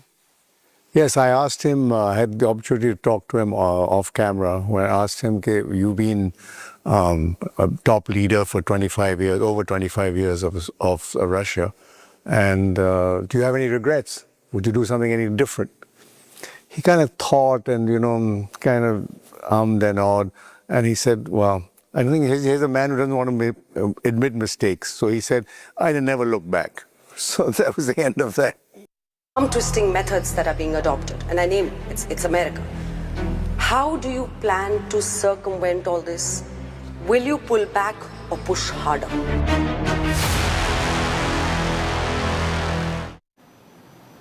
In a major global exclusive, we bring you an interview of unprecedented access and significance. For the first time on world television, Russian President Vladimir Putin speaks candidly and at length. The full interview airs tonight at 9 p.m.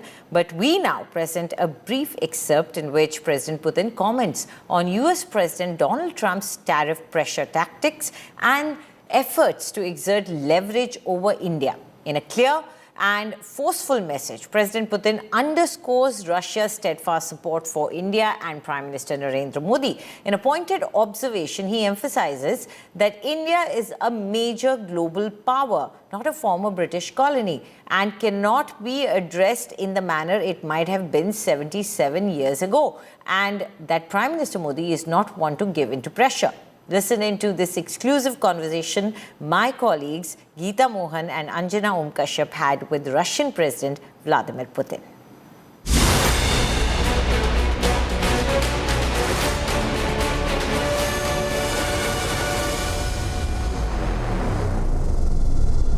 But my question to you now would be about defense.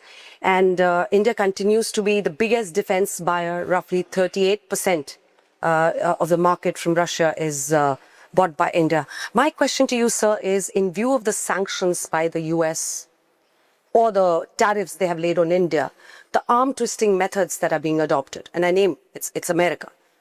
How do you plan to circumvent all this? Will you pull back or push harder?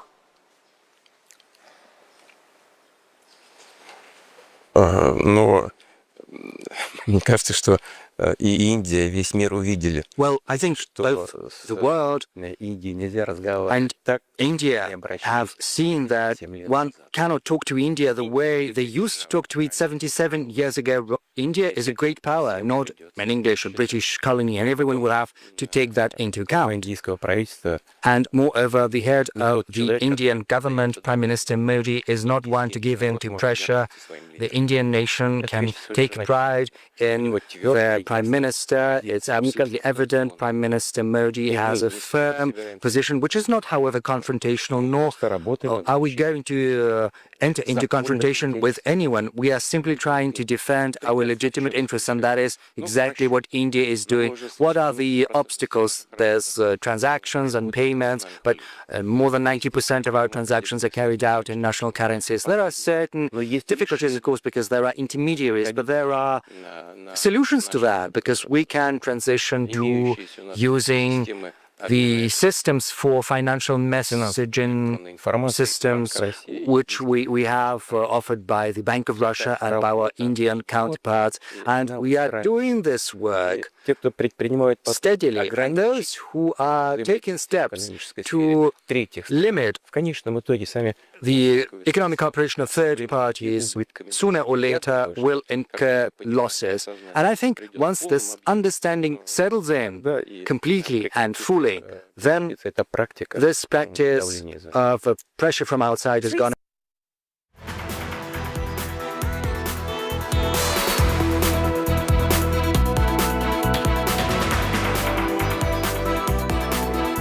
Geeta Mohan and Anjana Kashyap brought you this mega world exclusive interview of Russian President Vladimir Putin. Listen to them speak about their experience of interviewing him. This is the big India Today Global Exclusive. We are here in Moscow after the biggest interview of the decade when it comes to interviewing a world leader.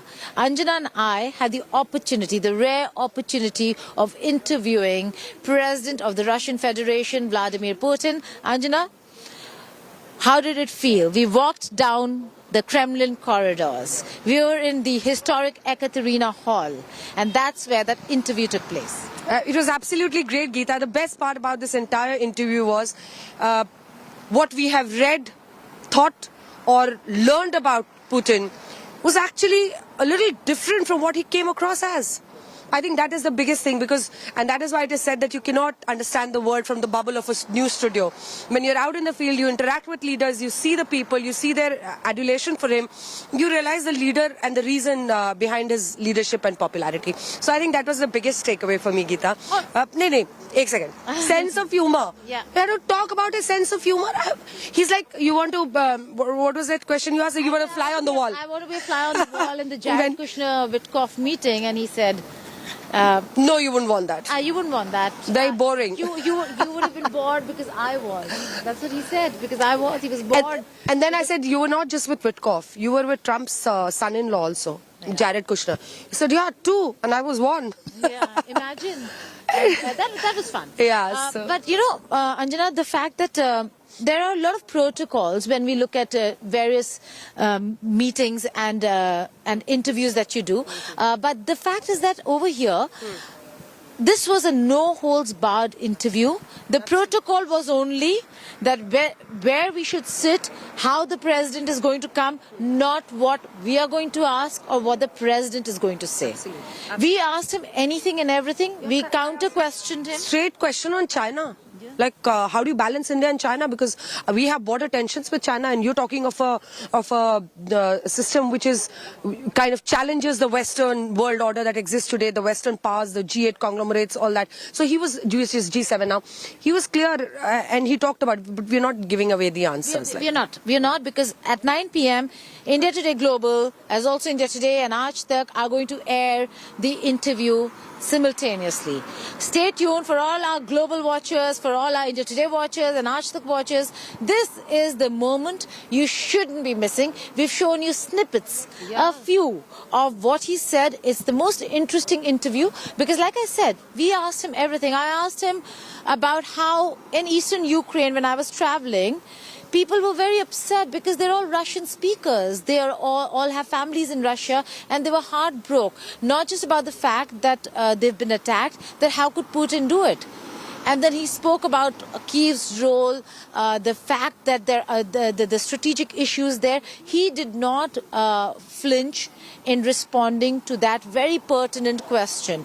On G8, he spoke, and later, Anjana, he also said that attitudinal change. Geeta. Yeah. The question Geeta asked was, you want to make it back to the G8, and there are stories about it. Wear this, it's cold. So we can both wear one and feel a little warm. He said, no, I don't want to be part of G8 again. So it was clear, he's looking for respect. He's not going to be rubbed around here or pushed around here and there. And in the very same thing, he actually spoke about the fact that India is a force to reckon with. If India is not going to be part of these, and he said, if India is not going to be a part of it, then why should any country be following this? He did speak about the alternatives that you spoke about, alternative systems, SCO, BRICS, all of that, and the answers are really interesting because she actually spoke about terrorism, and his response was crisp, succinct, but direct. He also spoke about the Taliban and recognizing the Taliban. That was a very interesting answer. It was very nicely placed because the moment I finished this question on...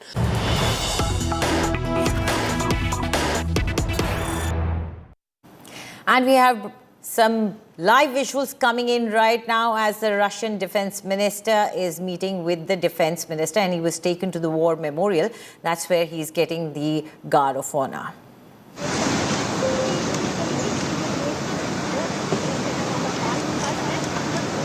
There you see on your screens the Russian defense minister as he walks past the Guard of Honor that is arranged for him. He is a visiting dignitary along with President Vladimir Putin, and there you see him inspecting the Guard of Honor.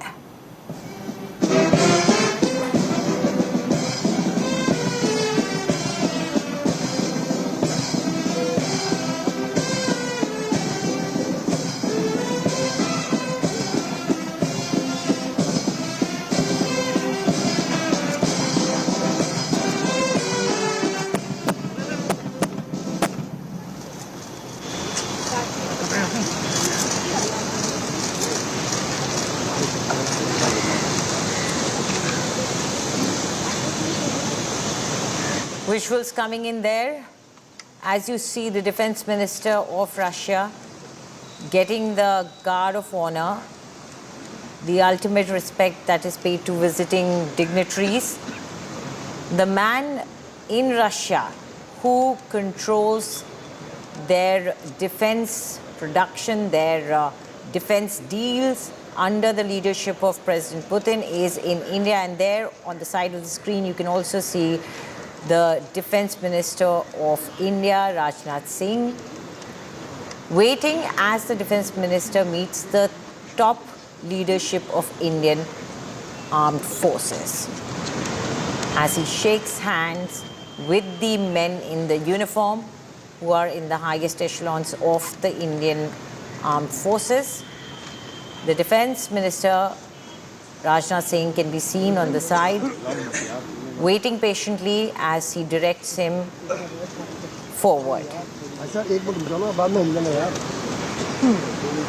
This is an important moment for both countries as the two defense ministers meet. The Russian defense minister is welcomed by the Indian defense minister. And one of the key points of discussion in this meeting of President Putin is the defense partnership. Joining us right now is India Today's Shivani Sharma. Shivani, all the red carpet is rolled out for that man who holds the key to all the deals under the leadership of Prime Minister, President Putin. See, what we are seeing right now is the Tri-Services Guard of Honor at the Manekshaw Center in New Delhi, where the Defense Minister of Russia has arrived. And as a mark of tradition, the Defense Minister of Russia has been welcomed with the whole ceremonial Tri-Services Guard of Honor. This is an important occasion because when the Russian Defense Minister is here, along with the delegation of Vladimir Putin, Russian President, after 4 years, this is going to be a very important discussion between both the defense ministers. So shortly after this Tri-Services Guard of Honor, the Defense Minister Rajnath Singh and Defense Minister from Russia, Andriy Belousov, they will be meeting. They will be discussing on a number of issues related to the defense ties, the procurements, the collaborations, the interoperability and the exercises, not only from the Army, but Navy and Air Force. So a combined integrated discussion on all these forces, including the S-400, the offers that have come from Russia about the S-500 and also the Su-57 that they want to offer, though India is working on its own indigenous fifth-generation fighter craft, AMCA. But yes, the discussions are on. And after this Tri-Services Guard of Honor, that happens to be one of the very important tradition as a mark of respect and welcome to the dignitary whenever he arrives in India.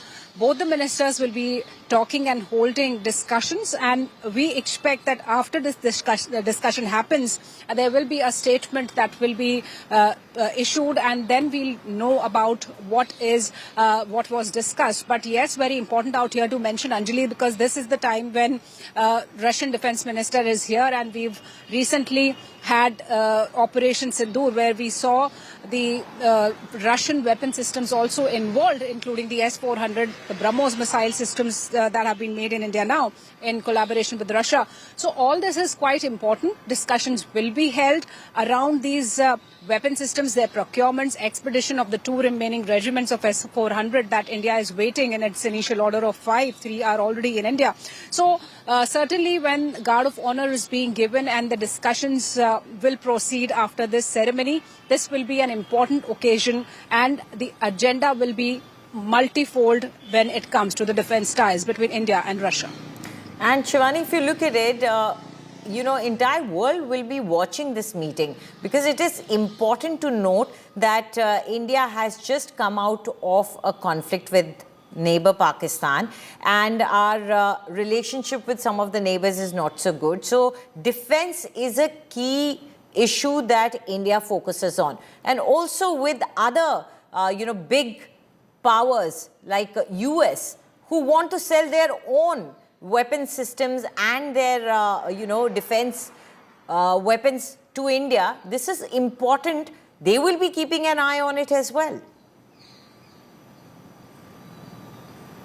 Certainly, Anjali, see, when it comes to defense ties and defense diplomacy, India has been beautifully balancing it with a number of nations, and including Russia and United States also.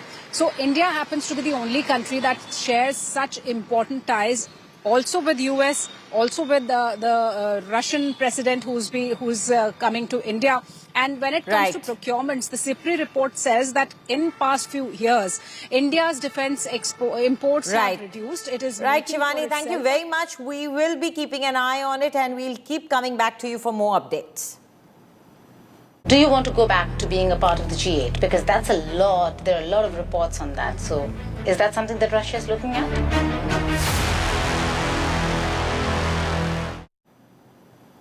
Ahead of his visit to India, in an exclusive conversation with India Today's Geeta Mohan and Archtak's senior managing editor, Anjana Kashyap, the Russian president has hailed Modi-nomics. Vladimir Putin has also made it clear that Moscow has no intention of returning to the G8, asserting that the grouping, now functioning as the G7, has been losing global economic relevance over the years.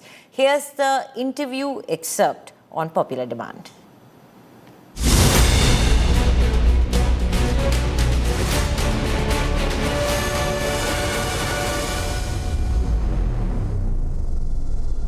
Do you want to go back to being a part of the G8? Because that's a lot. There are a lot of reports on that. So is that something that Russia is looking at? Нет. No. That's an interesting answer, sir. You're very clear about that. Да. Well, yes. Дело вот в чем. Дело в том, The thing is, я когда-то так случилось, я сейчас не буду вдаваться в well, детали. I'm not going into detail, but I basically stopped going to these meetings back in the past. Мне очень понятно, почему That's the first thing. Secondly, ходящие I can hardly understand why countries of the G7 call themselves G7, you know, in Russia it's called G like for great, big. The thing is, India's economy in purchasing power ranks third. And what about the UK or other countries in terms of purchasing parity capacity? I think it's the 10th place or something like that. I don't remember. Конечно, это все страны с высокотехнологичными. Yes, these countries have a high-tech economy with a very solid foundation, which is still very much there, even though their share and the world economy is shrinking year in, year out. Тенденция, она такая, какая она есть. Inexorably. And the trend is there, and it's going to persist, apparently.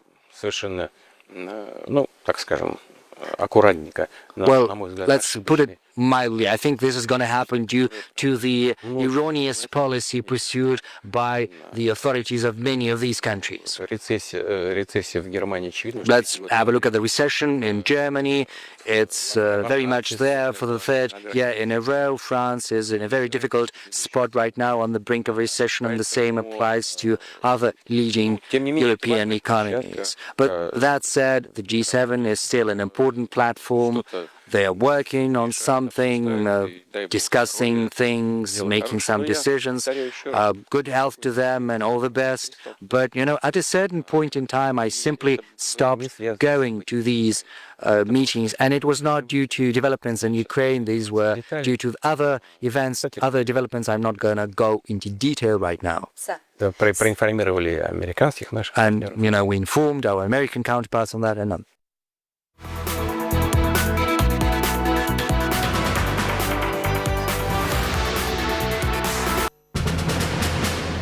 now let's listen into what US President Donald Trump had to say about the meeting between Jared Kushner and Steve Witkoff with the Russian President Vladimir Putin and the way ahead in negotiating a peace deal with Ukraine.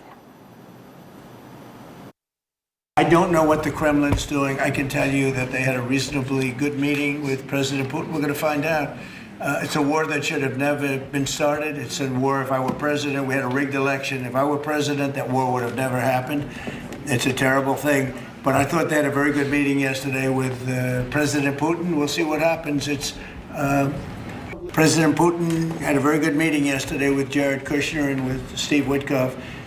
What comes out of that meeting, I can't tell you, because it does take two to tango. Just talking about sustainability and trade, there is immense pressure on India and on Russia. When it comes to oil, India has suffered in terms of the kind of pressure that we're seeing from West. How can both countries handle this Western pressure and sanctions?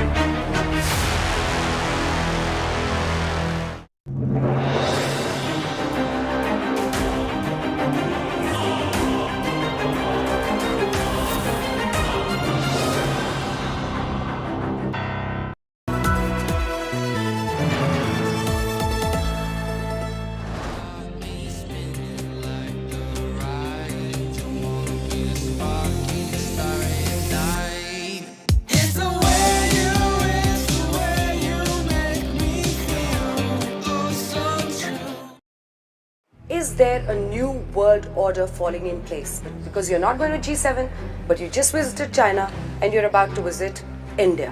What do you see as the new power center in the multipolar world?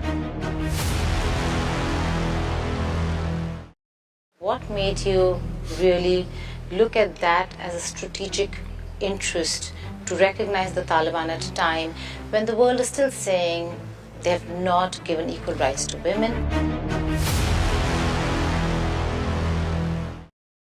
Just talking about sustainability and trade, there is immense pressure on India and on Russia. When it comes to oil, India has suffered in terms of the kind of pressure that we're seeing from West. How can both countries handle this Western pressure and sanctions?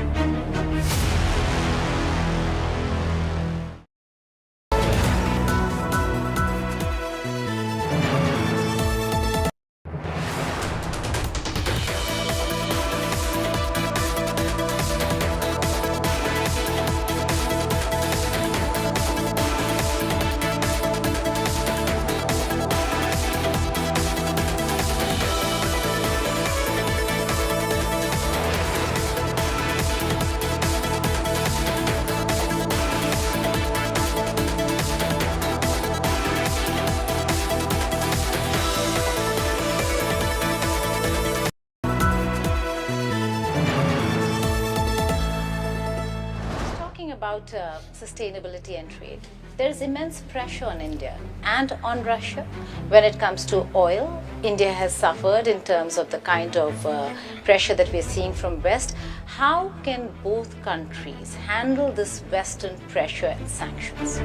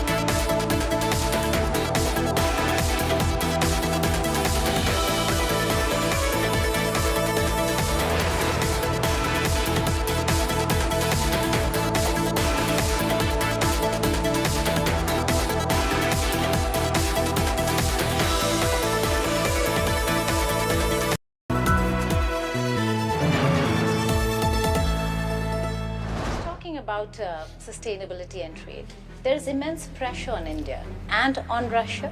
When it comes to oil, India has suffered in terms of the kind of pressure that we're seeing from West. How can both countries handle this Western pressure and sanctions?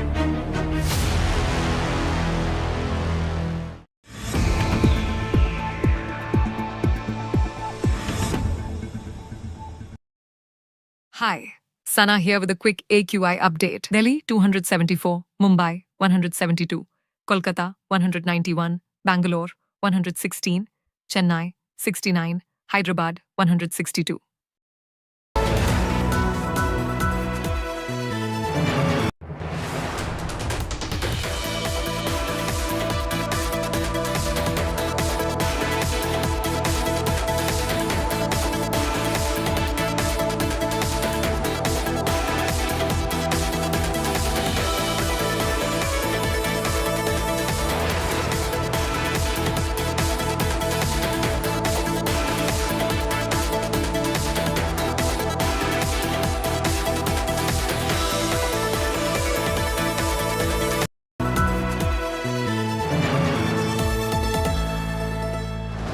about sustainability and trade, there is immense pressure on India and on Russia. When it comes to oil, India has suffered in terms of the kind of pressure that we're seeing from West. How can both countries handle this Western pressure and sanctions?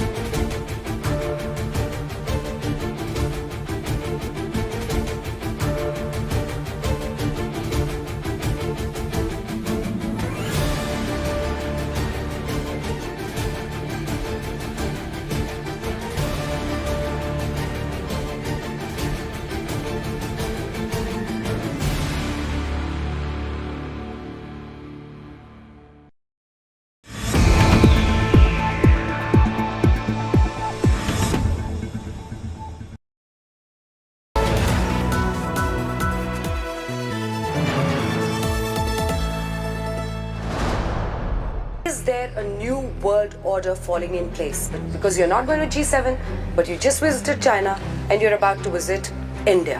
What do you see as the new power center in the multipolar world? Co-presented by Kia, movement that inspires.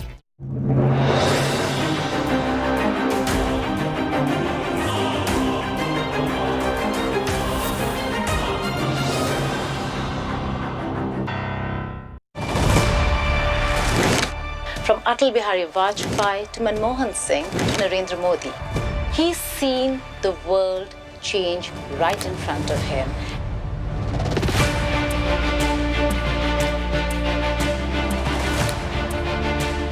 Undoubtedly one of the most influential politicians of the world. He's a very compelling and enigmatic figure on the world stage. The President of the Russian Federation for you.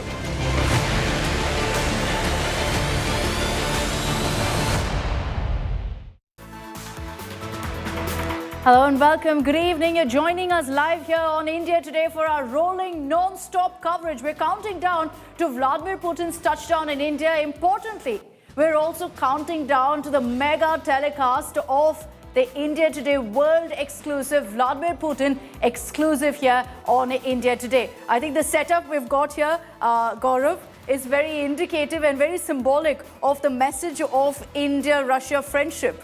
This is a friendship that stood the test of time. It's a time-tested relationship that's actually held through thick and thin. Two partners who've stood with each other, and this is a relationship that's actually undergoing a transformation right now, as that India Today world exclusive interview will actually indicate. You know, those are almost literally the words that Vladimir Putin has mentioned to describe the India-Russia story right now and what the relationship looks like going forward. So what we're going to do over the next 1 hour here on the special broadcast, Gaurav and I will be joined by my colleagues on ground and here in the studio as well, as we get you a sneak peek of what to expect in that big world exclusive. It's already got the world talking. I don't know about you, Gaurav, but I've been getting endless messages, calls, asking me when the interview will be out, asking me for particular points about what really Vladimir Putin has said. Because this is one person, President Putin, one of the most powerful men in the world.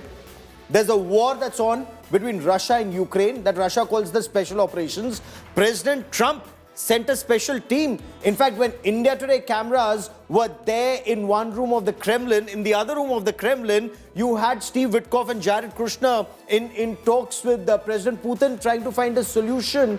And the first interview President Putin has given is to India Today. So he's actually spoken about that. I don't want to give away too much because I've heard the nearly 100-minute long interview. But it's actually spoken about what you're referring to, Gaurav, about Donald Trump, about the Ukraine war, about ties with India. There's so much about oil, nuclear ties, so much more that, you know, it's a long, long list. Every aspect, every global issue that you can think of, we've got it covered in that interview. So without any further ado, let's put out pictures of what really our interview looks like, because in less than 4 hours from now, that countdown on your screens, in less than 4 hours from now, we will have the full interview, mind you. And this is the interesting aspect, Gaurav, is that, when this interview was planned, lined up, we were planning this for months together.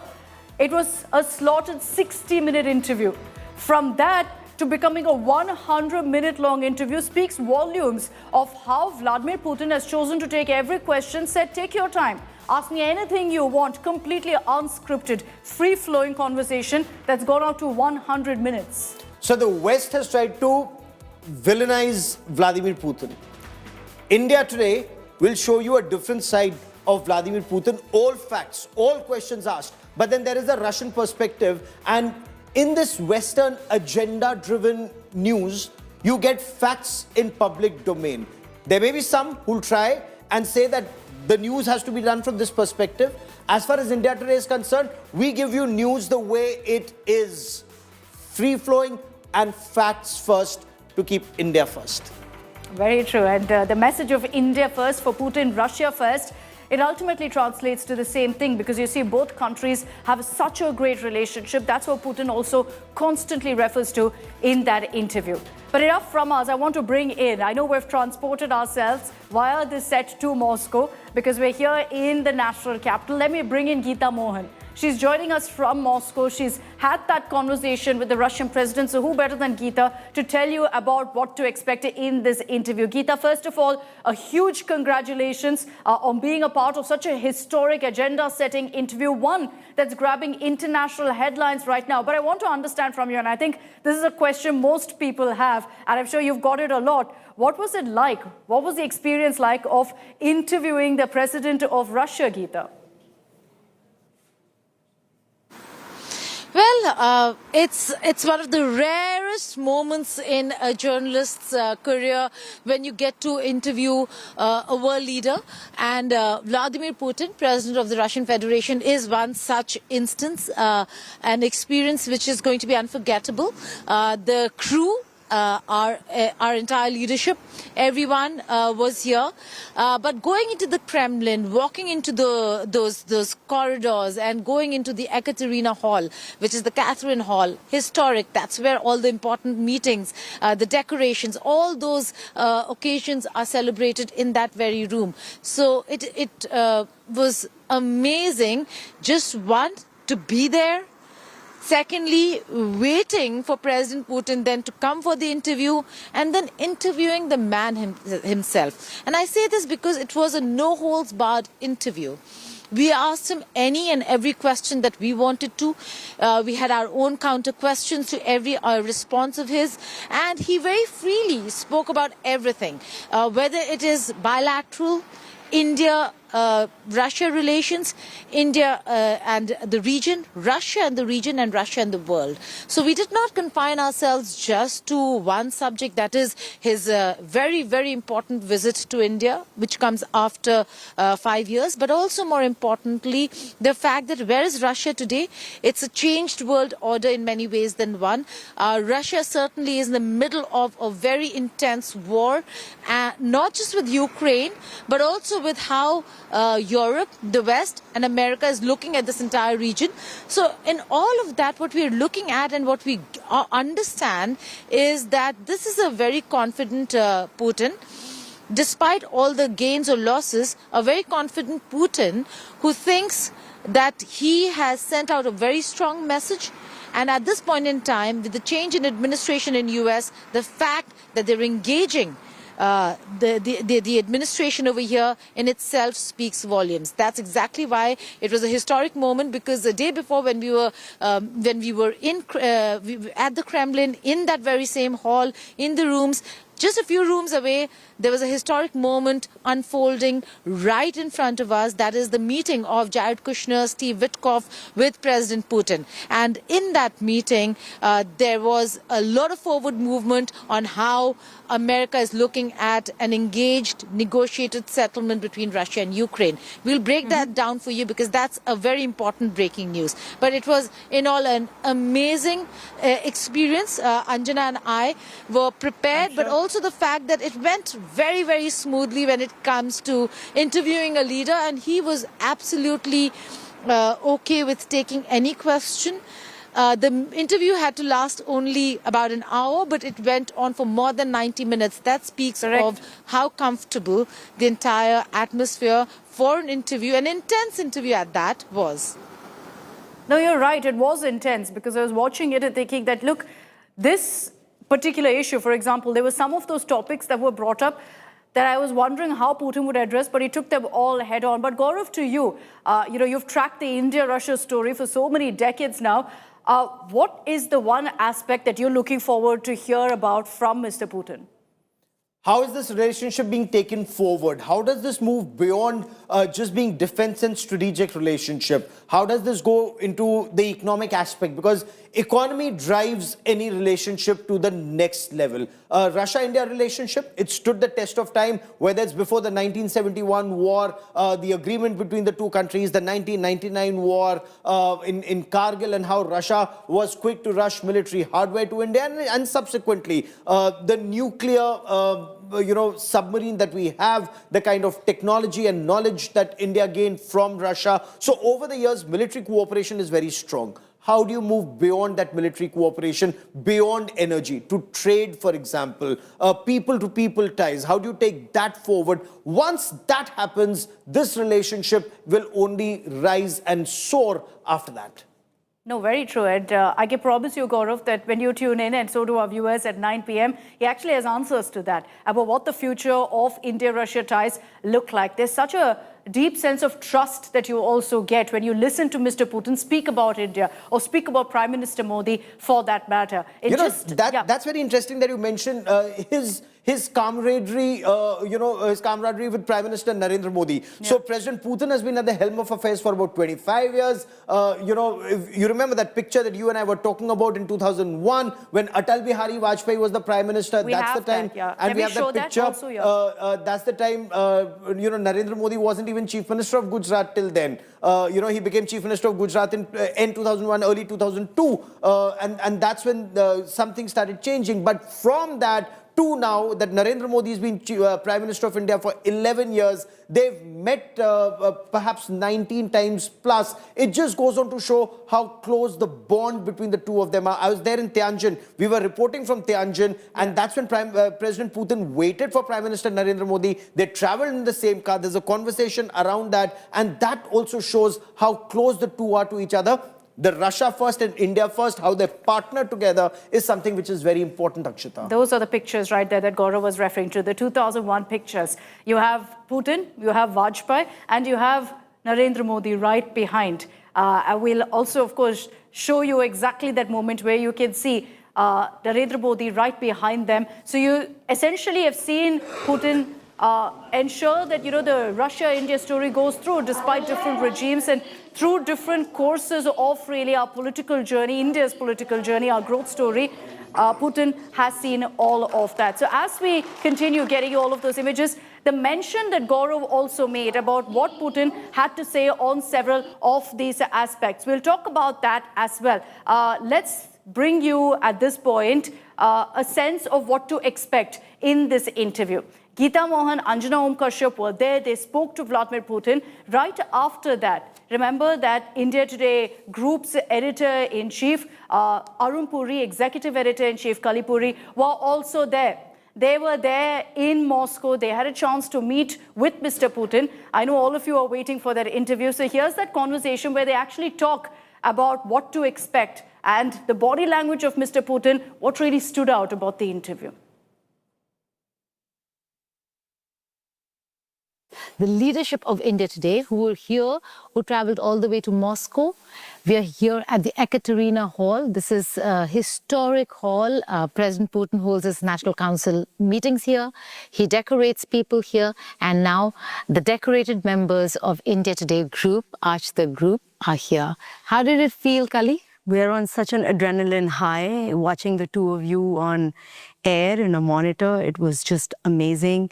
You were the two women who interviewed him for the first time. He hasn't been interviewed by two women anchors, so that's a first. And I thought that the interview was very global in its perspective. We didn't just stick to our own problem of India and relations between India and Russia, but you widen the perspective on what President Putin brings to the global stage. And I think that really was a coming out ball, let's say, for an Indian media house to be talking about global issues, because why should we be left behind? We are on the global stage to be taking part and be invited to this high table. And I think the two of you really did a fantastic job. हमारे executive editor in chief Kalipuri ये मानती हैं कि ये बहुत बड़ी कामयाबी है हमारे लिए कि हमने हर सवाल, हर मुद्दे पर भारत नहीं, रूस यूक्रेन नहीं, पूरे विश्व में हर देश पर बातचीत की.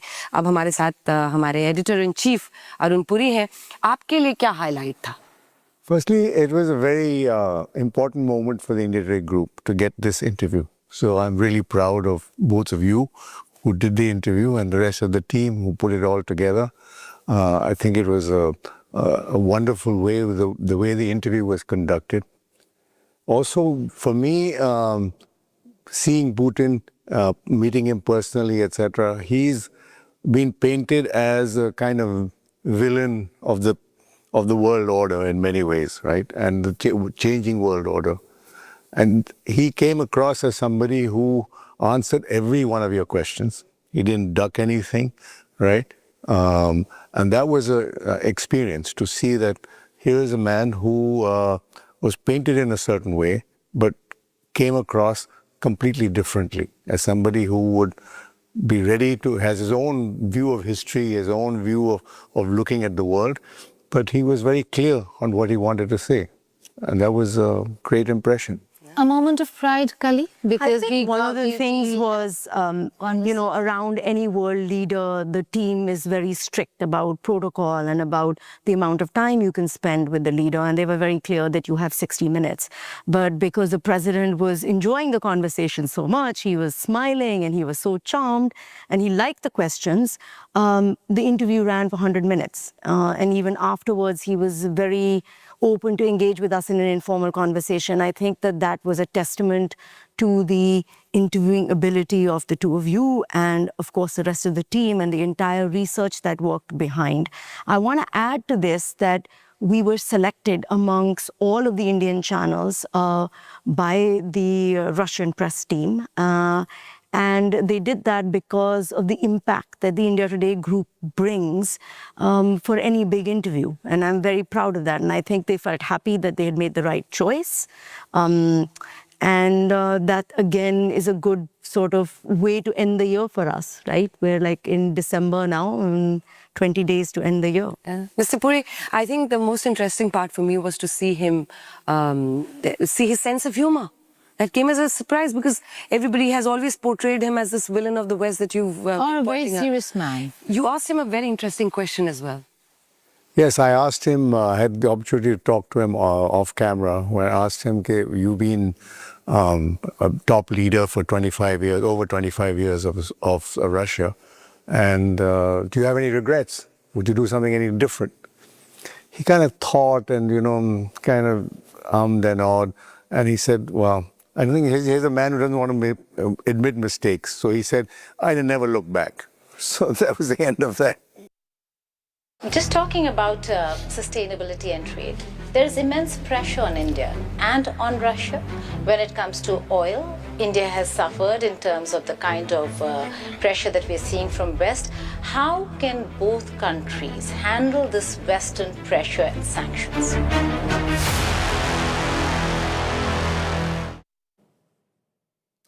So we're counting down to the visit also by Russian President Vladimir Putin. That he's going to touch down in India, in New Delhi, in just about an hour from now at 6:30. But meanwhile, the Russian defense minister is already here. Andrew Belousov is here, has met with Defense Minister Rajnath Singh. Let's get you details of what's really happening in that key defense meeting. One of the biggest takeaways from Russian President Vladimir Putin's visit to India is going to be the defense deals that are inked. And to that, this particular meeting that's happening between Rajnath Singh and his Russian counterpart is extremely crucial. Gaurav, what's the most exciting aspect really of the defense deals that could be signed? So there are two aspects of this. One, defense deals that have already been signed and they need to be fulfilled. For example, the S-400 system, India has signed a deal for 5 of them, 3 have arrived, the remaining 2 haven't. So there's a conversation, how quickly will the remaining 2 arrive? And then the original plan to have 10 regiments of the S-400s. We've got 5, let's say 3 already, 2 plus 2, plus another 5. So that's the second part of the thing. And remember, from the ramparts of the Red Fort, Prime Minister Narendra Modi spoke of the Sudarshan Chakra, the Kavach for India, that shield for India. Now, that is something that India and Russia are in conversation with, and I'm told at a very advanced stage for the S-500 system. The moment you have the S-500 system, it's not just an air defense shield, it will ensure that the entire envelope, as far as India's adversaries are concerned, they cannot even take off because their aircraft will be shot down. Their missiles, including hypersonic missiles, can be shot down. So that's the level of cooperation. Plus 2 squadrons of the Su-57s as an interim. That's also one of the aspects that's being talked about. What kind of technology transfer is something, again, that the two countries, like President Putin said, close partners, high level of trust, they'll be taking this relationship forward. I'm just going to refer to the message that's coming from the Russian Defense Minister. Andrew Balashov is currently in India, and he says, I quote here, very fittingly, he says, our bilateral relations have a strategic character, and the partnership with India is a key factor for the balance in the South Asian region and global security in general. That aspect I find very, very important, Gaurav, when he refers to balance in the South Asia region and speaks of global security. So, by and large, when you look at it, India and Russia also have inked, and the Russian parliament, the Duma, has ratified the Relos logistics agreement, and that would indicate if Russian aircraft and ships are in this region, they can refuel, their logistics are taken care of. When our aircraft and ships are in their region, in the Arctic region especially, something that India is keen to explore further, and that will be the shortest trade route. So that's where India also wants to play a bigger role. That cooperation, strategic cooperation, defense cooperation, nuclear energy cooperation in general. There are so many dimensions. If I may, I don't want to just quote what President Putin said, and you and I have had the privilege of listening to that interview. The cooperation is immense, from a Kalashnikov to the T-90s, to the S-400s, to the Su-57s. Sky is the limit, or perhaps space is the limit. Outer space is the limit. So that's the level of cooperation between India and Russia. And the aim is a signal that's going out to the West. They may threaten us with sanctions, but this is the relationship that cannot be checked. And that's a very important and a very well put line there, Gaurav, that sky is not the limit, outer space is. And that tells you really how our ties transcend beyond just one sector. It goes into so many sectors. Let me bring in Shivani Sharma as well as Pranay Upadhyay. Shivani Sharma is tracking this particular meeting that's currently underway. Pranay Upadhyay is joining us live from outside the Prime Minister's residence, because that's where President Putin will be arriving later tonight. Shivani, to you first, all the big takeaways, the big headlines that are expected from this meeting between Defense Minister Rajnath Singh and his Russian counterpart. It sets the stage perfectly for President Putin's touchdown in India. Certainly, you see, President Putin's meeting with Prime Minister Narendra Modi, and as a prelude, we are seeing the meetings between the Defense Minister of India and Russia, and defense happens to be one of the very important part of India-Russia relationship, not only in terms of procurements, but also the kind of support, the interoperability, the exercises in which India and Russia have been participating, the kind of support system and solidarity Russia and India exchange with each other. And very recently, Akshata Rail loss has been in news. The reciprocal exchange of logistics support, that is also a very important point here, that enables both the countries to deploy their troops as and when required in each other's nation and on the mission. So all this is very important to understand, as Gaurav was also pointing out, that procurement of additional S-400 remains on the cards when both the ministers are meeting, and the expediting the 2 regiments of S-400 which we are waiting for, replenishing the missile systems of S-400 that were used during Operation Sindoor. India is already working on that, and India is working to strengthen its air shield, the Sudarshan Chakra. So for that, we may procure more S-400. S-500 has already been offered by Russia to India. Su-57 has been offered. We've seen how the Russian delegates have been trying to pitch in Su-57, though India is working on its own 5th generation aircraft, AMCA. So certainly there will be a number of issues, deals that will be discussed here. and Indian and Russian counterpart, when they will be exchanging these views, we also expect a statement out of this meeting, and that will be important to see, and the deals that will follow after this meeting will also set the agenda to strengthen the ties between India and Russia militarily. Very true. I'll bring in Pranay Upadhyay for the overall picture here. Pranay, you were, of course, tracking very closely the visit by Putin, but beyond that, you also watched the entire full 100-minute interview of Vladimir Putin. There's so much to watch out for. And Pranay, if you're with us, as you stand by for the first images of Putin once he touches down in Delhi, what to you is going to be the biggest headline that will emerge from Putin's visit?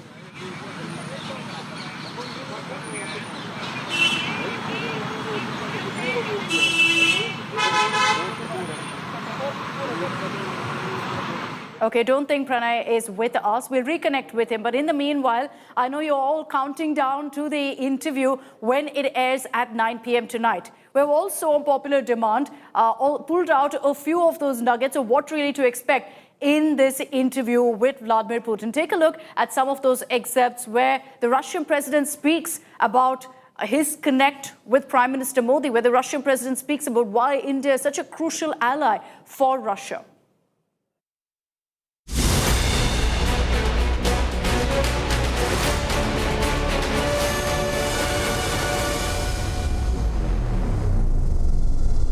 Very interesting question, because when you met Prime Minister Narendra Modi in SCO, and there was this picture and video of you and him going in a car, and we're showing it to our viewers right now.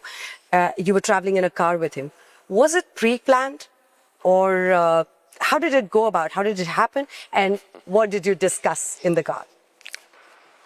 Вы знаете, обсуждали текущие вопросы. We were talking about just the current agenda. It was not pre-planned.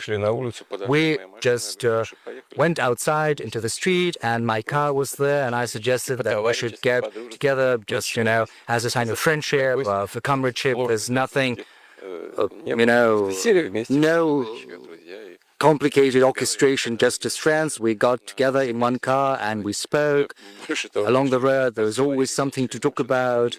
And, we had a conversation. We even sat in the car for quite some time. And then I said, yes, we should go because they're waiting for us. But there's nothing special about that. It just testifies to the fact that there's a lot we have to talk about. And these topics are of importance to us. Right. President Sir, the fact that you're going to go to India, you just said that both leaders are going to cement the guarantees that you give each other.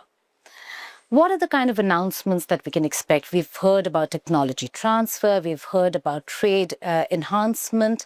What are the solid announcements during this visit? And I ask you this is because the world, and you know who I mean, would be watching.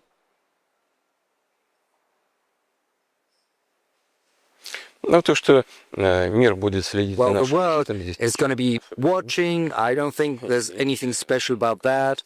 Because, India is a great country, 1.5 billion people. It's a developing economy where the rate of growth is 7.7%. This is the first result in the world. Prime Minister Modi has managed to achieve that, and this says a lot. The Indian nation can take pride in. There's all to be proud of. Of course, there are always detractors, critics who believe that this can be done better, but that said, the result is evident. We've got a whole plan for cooperation which covers the most important spheres and fields. The most important ones are certainly oriented towards the future, and one of them is high technology. India and Russia are working together in outer space exploration, in energy, nuclear energy in particular, which is well known because, one of the leaders in that field. Also shipbuilding, aircraft building. We have very many interesting directions which are oriented towards the future. Or let's take artificial intelligence. We'll probably talk about that later. But this is one of the key technologies of the future which is reshaping the world as we speak, because it manages to multiply things many-fold, but at the same time it creates certain challenges to be addressed, and we'll talk about all of that. And as Prime Minister Modi thinks and what I think, well, we'll choose what is of the greatest significance at this stage and we'll help with that. Agreement, sir? Ну, конечно, Well, of course. But we should probably not announce them right now because, you know, all of that is going to be announced in the course of the visit. We will present that to the public. And then the colleagues will present all of these agreements to us and we'll have to give our final approval to these agreements. When you met Prime Minister Narendra Modi in SCO, and there was this picture and video of you and him going in a car, and we're showing it to our viewers right now. You were traveling in a car with him. What did you discuss in the car?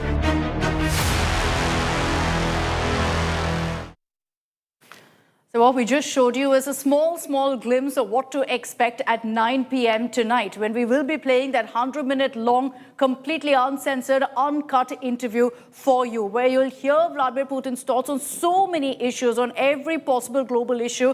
He's spoken his mind out like never before. Joining me here in the studio, Gaurav, of course, has been taking you through all of the big headlines that are expected from this interview. Preeti Chaudhary is also with us. Preeti, good evening. I'm sure you've also been seeing all of the buzz, getting endless calls and texts, I'm sure, asking what has Putin spoken about, when is the interview going to be coming out, what is going to be the big headline? Well, you know, you're bang on, Akshata. And first up, I think as, you know, as the India Today group, as a group, we take immense pride that, you know, we are the ones who've gotten, you know, this interview first. You know, one thing is very clear. This is not just in the context of India or South Pacific. This is in context, it has deep global meaning that we have got this interview. What Putin says today, and we air it at 9 p.m., will not just be quoted back home here or in Russia or, say, the Southeast Asia. It will be quoted internationally on what he says about Trump, what he speaks about the tariffs, you know, what he has to say about oil, what he has to say about defense cooperation where India is concerned. This is truly a global interview. So just by the, you know, for just a minute, I just want to step back and pat ourselves at the back that it's a sheer job. Scale of it. Just the sheer scale of it. It's a job well done. And you're bang on.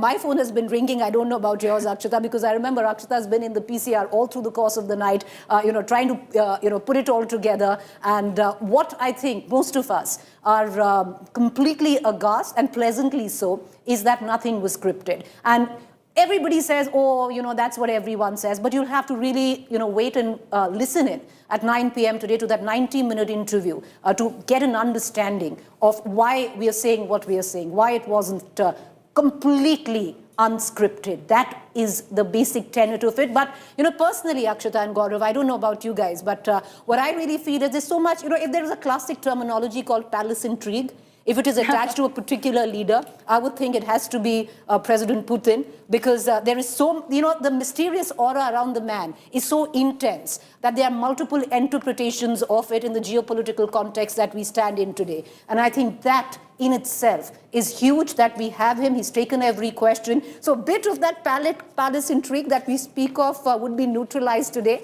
To what degree, you'll only know at 9 p.m., Akshata, won't they? You know, I was, you were highlighting how I was there listening to the whole interview. We were in office till about 5 this morning, kind of going through everything. And when you've listed out all of the issues, Preeti, what I'm doing in my head is constantly going, tick, tick, tick on each of those issues, because each of those issues Putin has actually spoken on in their interview. Not one of those issues have actually been missed. He's spoken on every single one of those. On who Putin is, the person that he is, how has he been one of the longest serving world leaders, etc. You know, Anjana and Geeta very smartly also asked him about that, tried to understand the man that he is, the person that he is. He's kind of given us a glimpse of that too. When I went into the production control room and we were setting up for this interview there, I think we all had a certain image of Vladimir Putin, of someone who's a tough man, walks the talk, of course, but also you always assume a man of very few words, someone who's very, you know, rigid, who's very in control. And you got that sense the moment he entered the room that he was in control. But also what I think most of us were taken aback by was how candid he chose to be, how candid he chose to be on so many issues.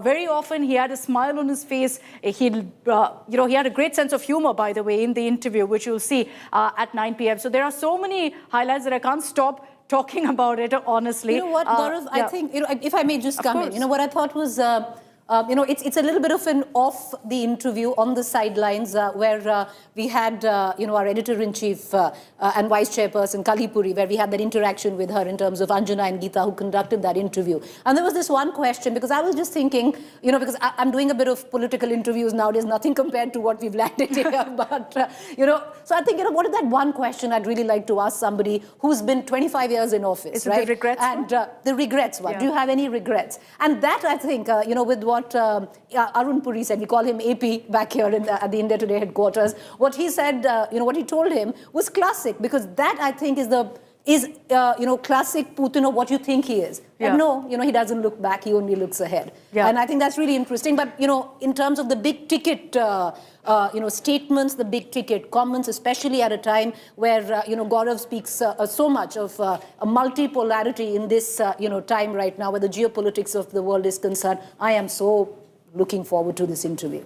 Gaurav, what do you think? Do you think, I'm sure there'll be a lot of people looking into body language, looking into how Putin is taking several of these questions, because everyone wants to understand who Putin is as a person as well. There will be so many questions about what does he do? How has he been in command for so long? What's his aura like? There'll be so many of those questions as well. Indeed, and he is somebody who comes across as someone who's very, very strong. He's ex-KGB, he's been a colonel in the KGB, served undercover, was posted in East Germany, then East Germany, then of course switched over, became a political leader, and the way he's been president of Russia, and the way he handles every issue. If you notice one thing about him, he's very calm. He listens to you, he smiles, he responds at his pace. So there's a conflict that's on. Remember, initially people said Russia will be broken, Russia will be shattered, but the way he executed this operation and he continues to pursue it, he's somebody who knew what he wanted to do, the kind of pressure he wanted to mount on the Ukrainian regime, the kind of pressure he's now mounting on Europe when he has to give out a threat, when he has to carry out his nuclear, exercises. He knows what he wants to do, and perhaps that's the reason why America is also reaching out to him. And right now, Europe is palpitating. Europe is in panic, because look at what's happening in Moscow. One is this India Today interview. One is the Chinese State Councilor and Foreign Minister Wang Yi in Moscow. And the other is the American special team in Moscow. So you have three very powerful entities in dialogue, and there's no Europe there on the table. So if you're not on the table, you're on the menu, and that's exactly what appears to be happening with them. Okay, so we've got a countdown on our screens right now of when the Vladimir Putin World Exclusive airs. It's at 9 p.m. tonight, but we're also tracking very closely Putin's touchdown in India. Less than an hour to go for that. At 6:30 p.m.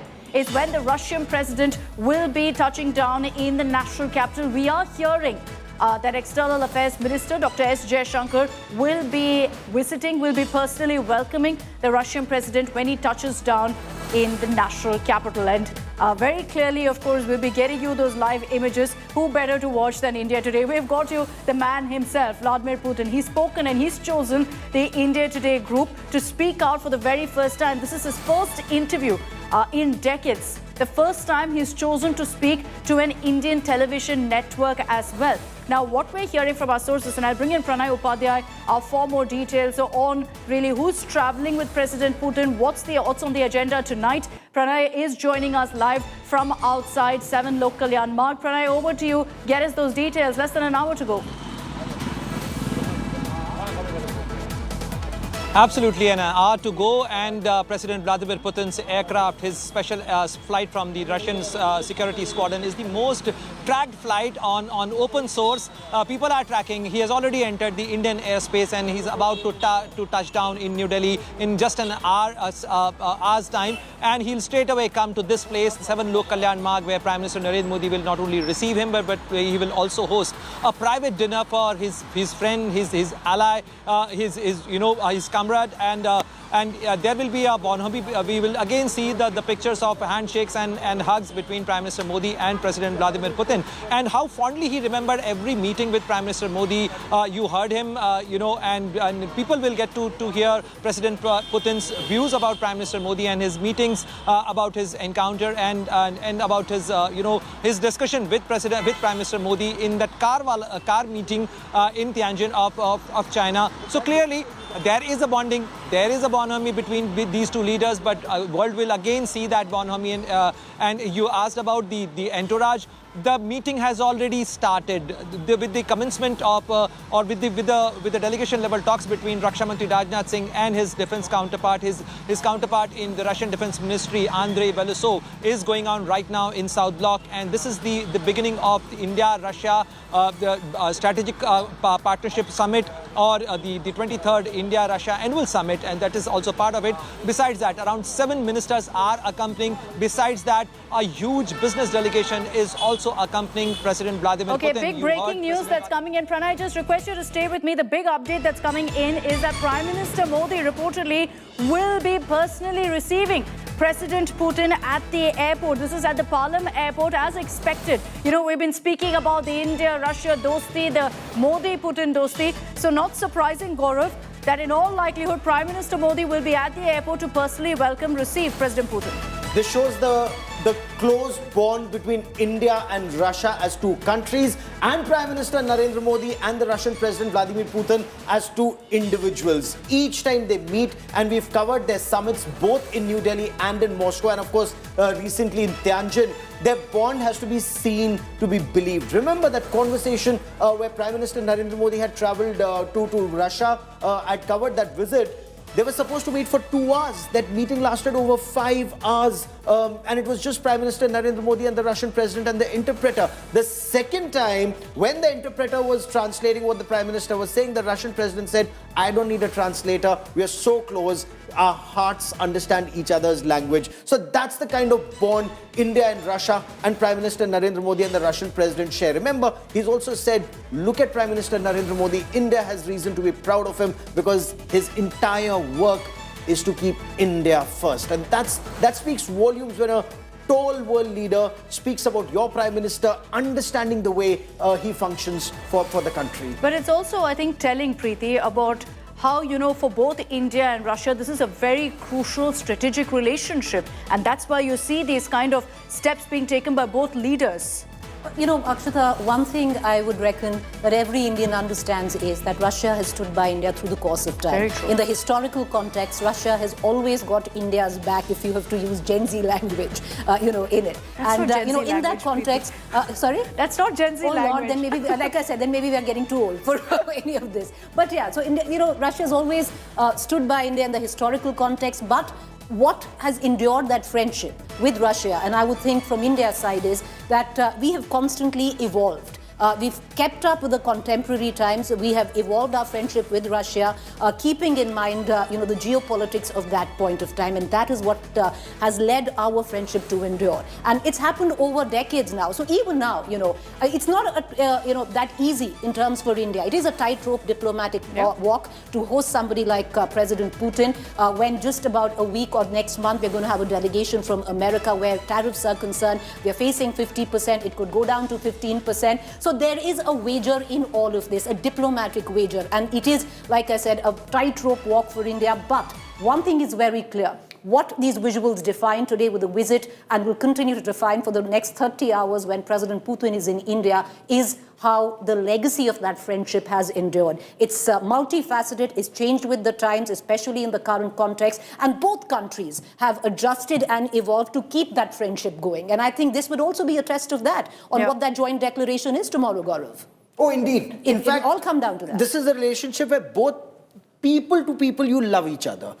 Indians really are very close to Russians. Russians, they love Indians. They love Bollywood music, They love, from Raj Kapoor, Mera Juta Hai Japani, Awara Hu. Each time you go, oh, Jimmy, Jimmy, Jimmy, Aja, Aja, Aja. That's something you hear on the streets of Russia. They love Indian music. They love Indian films. They love Indian people, and vice versa. Strategic ties. Now, does it escalate to the economic ties? Because India's with Prime Minister Narendra Modi going to the airport, the kind of red carpet that's being laid out for President Putin, the message to America is very clear. This relationship has withstood the test of time, and it's not at the cost of Americans, and Americans will not dictate how we pursue our friendship with Russia.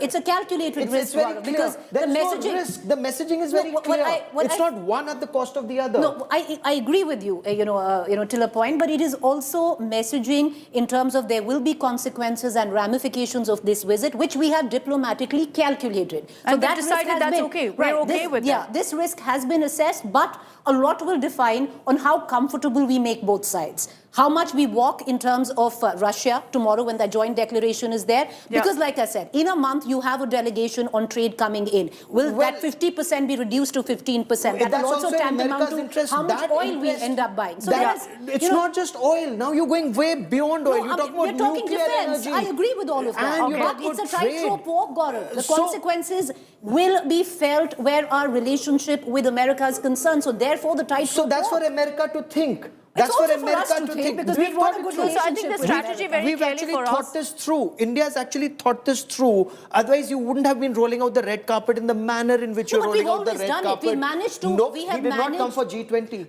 I'm saying he did not come for G20. We have always. I'm talking about the historical context of it. Current we have G20. always managed to do it, which is walk that tightrope diplomatic walk, both with America and Russia, and we'll know tomorrow. And I think what is poised is correct. In that manner, I do agree with you. What we are poised for is great leaps, hopefully in our friendship and economic solidarity where Russia is concerned, and we keep it going with the US. Okay, I'm just going to highlight here that President Putin, in our exclusive, has spoken about Trump, has spoken of tariff, and has spoken about how America has attempted to punish India for purchasing oil. He's spoken on all of those fronts as well. Since Preeti and Gaurav have brought those up, I'll plug that in quickly. Let me bring in Amit Bharadwaj. He's joining us live from right outside the Palam airport. That's where President Putin will be landing in less than an hour from now. Amit, we understand that looking at the kind of security deployment there, Prime Minister Modi could be reaching there in a few moments from now. Absolutely right, Akshata. We are standing right in front of the Palam technical area. The entire area has been cordoned off right now, and you would see the policemen standing out here, and they're literally standing here in order for us to leave this space, vacate this space, because PM protocol has been put into place, and which is very much the indication that Prime Minister Narendra Modi himself could be coming to the Palam technical airport to receive President Putin. And this also reflects the kind of strong friendship and bond that they share. When you had, as you were, all of you were also discussing that meeting between Prime Minister Modi and President Putin back in China.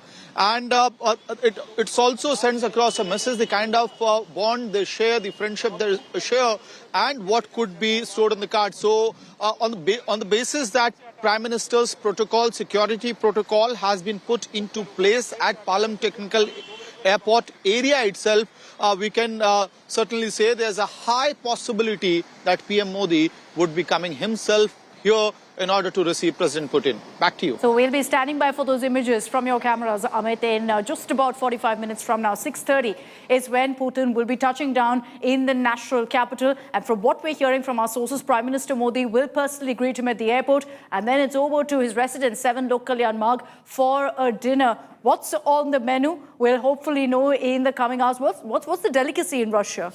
So both of you have been. Snails. Yeah, snails? Yes, in butter.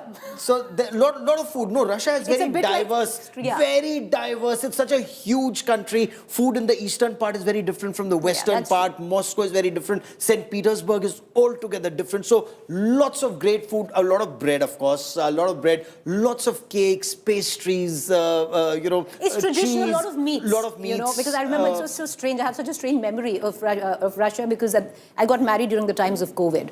And at that And point, you went to Russia. and that because so that's the friendship between India and Russia, because they were the only ones who were giving visas to India during the times of COVID. So I actually went to Russia, and food is, in terms of, there's a fair amount of very heavy, understandably, on meats. But where St. Petersburg meets Europe, then you get the whole European experience. The culinary experience in Russia comes into St. Petersburg, and that's the advent in terms of where. And that's where Putin's from. Or you go to Kazan, for example. The food is completely different. Where we were covering the BRICS summit, different parts of Russia, but great food and greater hospitality. Clearly, the moment they learn you're an Indian, the food is great. Of course, at the Prime Minister's residence, it's all vegetarian.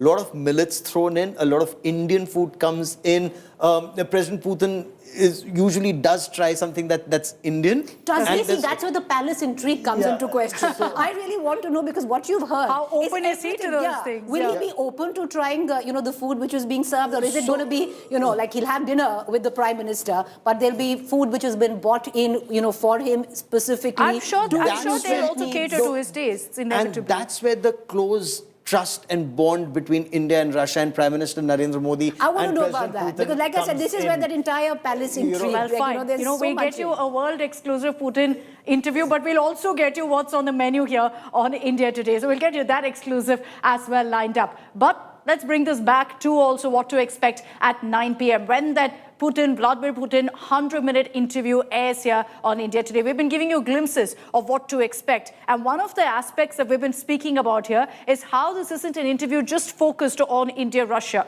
Vladimir Putin took questions on every possible issue, including the Ukraine war. What did he have to say about it? What's the end game for the Russian president? Here's an excerpt.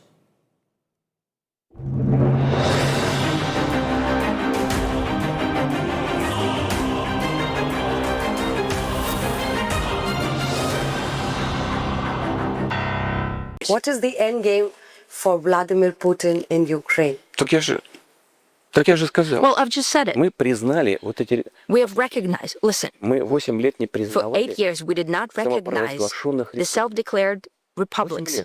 For 8 years, they have declared the А мы independence, старались наладить and we were отношения trying с остальной частью to build Украины. relations between the rest of Ukraine Потом, and когда these поняли, что это republics. невозможно, When что we их просто уничтожают, understood that it's impossible, that they're simply being destroyed, we were forced to recognize them, and not simply recognize them as a partial territory, but within the administrative borders when they existed back in the Soviet times.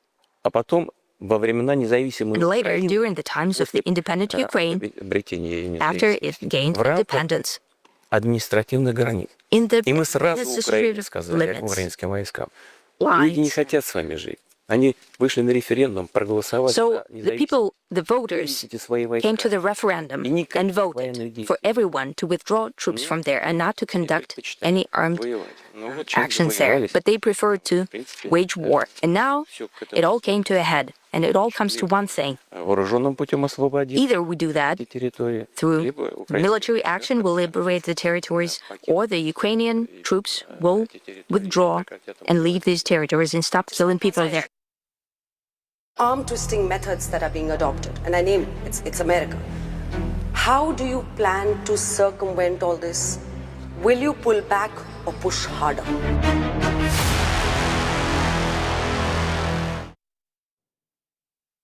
Okay, so that was what, and just a glimpse really of what the Russian president had to say on the Ukraine war. There's a far more detailed segment conversation about the war, what's happened in the last few years, and international pressure that's building on Russia. But Preeti, to you, on what really you're going to be looking forward to the most in that particular interview. If there's one issue that you want addressed in that interview or you're seeking answers to, which is that? I want to get an understanding on what President Putin has to say about President Trump. I think that would be very interesting, because I think that will make international headlines, especially in the current context where we stand. So I think that is very, very important, and I'd be watching onto that where internationally is concerned. And the second thing, I think, Gaurav would agree with me. I think the spotlight is the defense deals. The S-400 from Russia has proved to be a great, asset for us, especially in Operation Sindoor. Russia is the only country, if I'm not wrong, that actually shares cutting-edge tech, the current cutting-edge tech with India, which most other countries don't quite. And, I'd want to know, in terms of defense, what are we looking at, where we stand. So personally, from the Indian perspective, I would be looking at the defense deals and, what comes of that. And internationally, I'm dying to know what he has to say about President Trump. And what about you, Gaurav? You've told me that what you're looking forward to is understanding the future of the India-Russia story, but beyond that, internationally, because like Preeti said, this is going to be grabbing headlines across the world. What is the one issue you're looking forward to hearing about from Putin? Again, what's extremely significant is how do you move forward in trade ties? You have great defense ties. What kind of technology are you sharing when it comes to, let's say, the Su-57 fifth generation fighter jets? What kind of technology is being transferred to India? What kind of technology can we absorb? Point one. Point two, we're told nuclear submarines being leased is still work in progress. However, the S-500 system, now that would be an absolute game changer vis-a-vis not just Pakistan, and Pakistan would become too puny when you have that kind of missiles, offensive and defensive, because that's something that will also make China rework its entire strategy. That gives a lot of strength to India. The fact that he's also saying he's exposing American double standards is amazing. That, that's something that I'm very, we've been talking about it. America continues to buy from Russia, but does not want India to buy and is penalizing India. President Putin also thinks that's not fair. How do you take that conversation forward? Actually, one more thing which I think, what I think will be critical for India, and I'd really be, looking at that very closely, is, the labor pact between Russia and India. Will President Putin address that? Because this is a time where you've had countries like America, which are closing in ranks in terms of visas where India is concerned. Yeah. And Russia, hopefully, will be opening up because they need labor, they need even, semi-skilled, skilled, labor. So what are we looking at? Are we looking at Russia absorbing a lot of that strength that we have? That would be interesting. So two things which I'd be looking closely at. And there's a lot of it which will also become clear tomorrow when you have that bilateral between Prime Minister Modi and President Putin and the signing of several MOUs. Preeti and Gaurav, of course, will be with me. We're going to continue tracking those updates. In just about 40 minutes from now, we'll get the first picture of Russian President Putin touching down in India, perhaps showing a namaste to all of us as he touches down in the national capital. We're going to continue our broadcast here and getting you live updates from Moscow as well. Preeti and Gaurav have been to Moscow, which is why producers have been kind enough to send me to Moscow, courtesy our studio backdrop. Both of you are in New Delhi, clearly, looking at that backdrop. We've ensured it that way, so that at least this way, I'm transported to Russia. We're going to continue getting you all of those updates. Stay tuned here. You're tuning in to our blanket rolling non-stop coverage of Russian President Vladimir Putin touching down in India for a crucial 24-hour visit.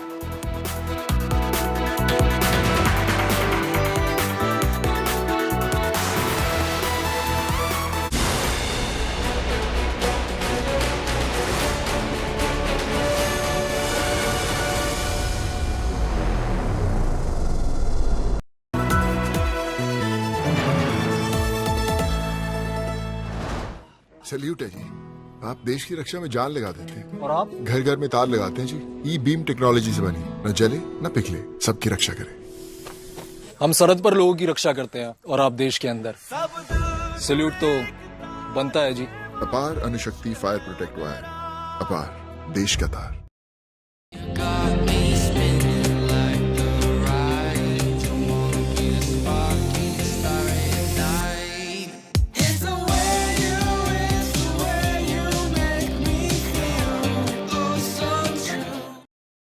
Just talking about sustainability and trade, there is immense pressure on India and on Russia when it comes to oil. India has suffered in terms of the kind of pressure that we're seeing from West. How can both countries handle this Western pressure and sanctions?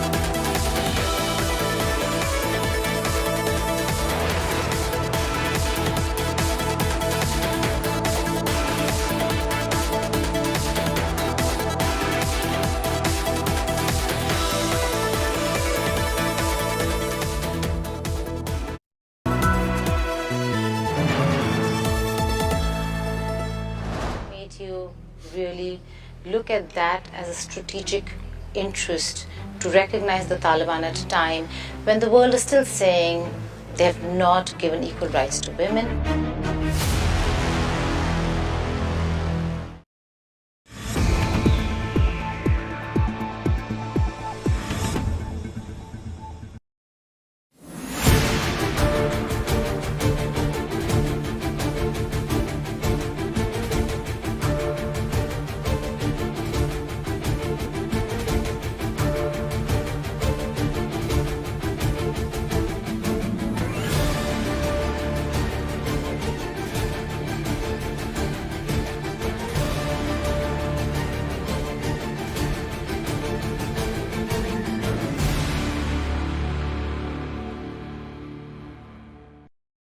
Hi, Sana here with a quick AQI update. Delhi 274, Mumbai 172, Kolkata 191, Bangalore 116, Chennai 69, Hyderabad 162.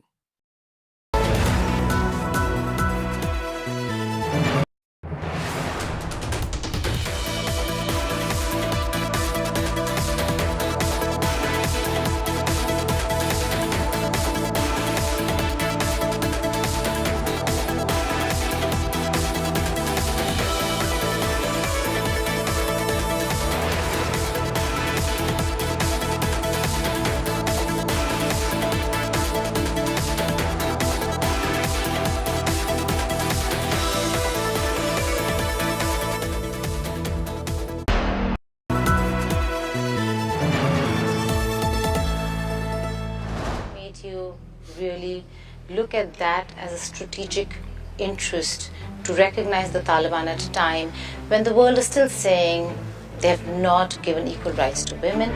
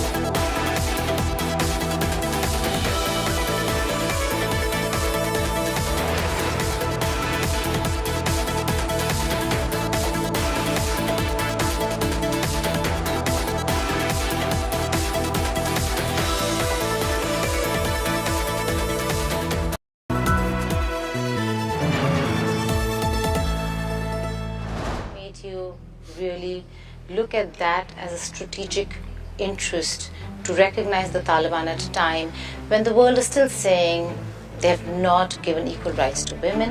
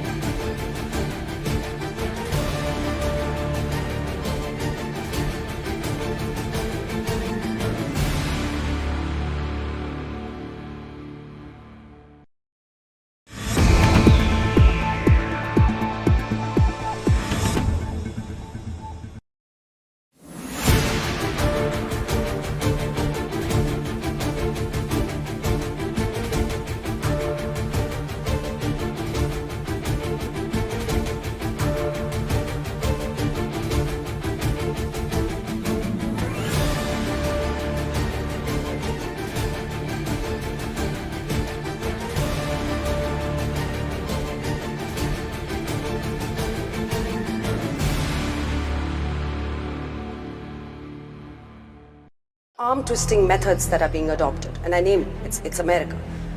How do you plan to circumvent all this? Will you pull back or push harder? When you met Prime Minister Narendra Modi in SCO, and there was this picture and video of you and him going in a car. And we're showing it to our viewers right now. You were traveling in a car with him. What did you discuss in the car?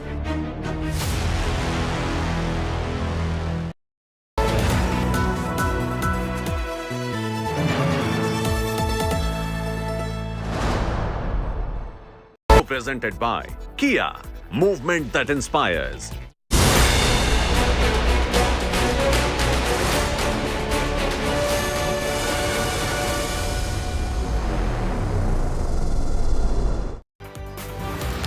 Hello and welcome. Good evening. You're tuned into India Today's non-stop coverage as Vladimir Putin is set to touch down in India in less than 30 minutes from now. We've also got the man himself speaking to us here on India Today. This is a world exclusive you don't want to miss out on. We've been giving you glimpses of what to expect from that exclusive conversation. But you'll hear from the Russian president on a slew of issues on his friendship story with Prime Minister Modi, anecdotes like the time when he traveled with Prime Minister Modi in a car.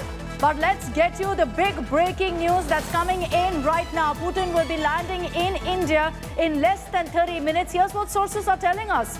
That Prime Minister Modi may be receiving Putin personally at the Palam airport in Delhi.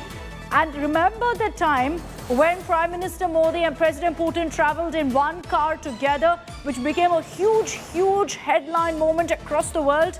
Expect a repeat of that. Sources are telling us that once President Putin touches down in Delhi, Prime Minister Modi and he will travel in the same car all the way to 7 Lok Kalyan Marg, to the Prime Minister's residence, where there is going to be a dinner meeting as well. But it's that bonhomie, that messaging, that friendship that really makes this story of the Putin-Modi friendship stand out. The fact that they always ensure that every single minute they spend together talking about how to better that friendship story between India and Russia. Those pictures that you see on your screens were from Tianjin, which made headlines globally. It had everyone talking, particularly America. And you remember then that US President Donald Trump became rather jittery seeing these images of friendship, of bonhomie, because it was the exact opposite of what he wanted. Now you're going to see that exact moment being replicated again, this time in Delhi. Gaurav Sawant is with us. Gaurav, you were there in Tianjin when this happened. So you remember the frenzy that it created, the absolute frenzy, because it was a completely unplanned moment. Now again, we're hearing from our sources, Prime Minister Modi, after receiving President Putin at the airport, could also take him in his car to his residence. You know, this just shows how close the relationship is, and you're absolutely right. When this was happening in Tianjin, we just couldn't understand what was happening, because the Russian president waited a long time for Prime Minister Narendra Modi to arrive. They traveled in the same car. That car remained there for quite some time. So initially they kept talking in the car, and then ultimately the car moved. It was much later we were told that the two traveled together. They wanted to have their private conversation. And what better place than a car? It's only the two of them and their interpreters. If that's happening once again, this just goes on to show that this is a signal being sent out to the world. Remember, there were many in the West who wanted India to kind of reduce our dependence on Russia, not to be so close to Russia.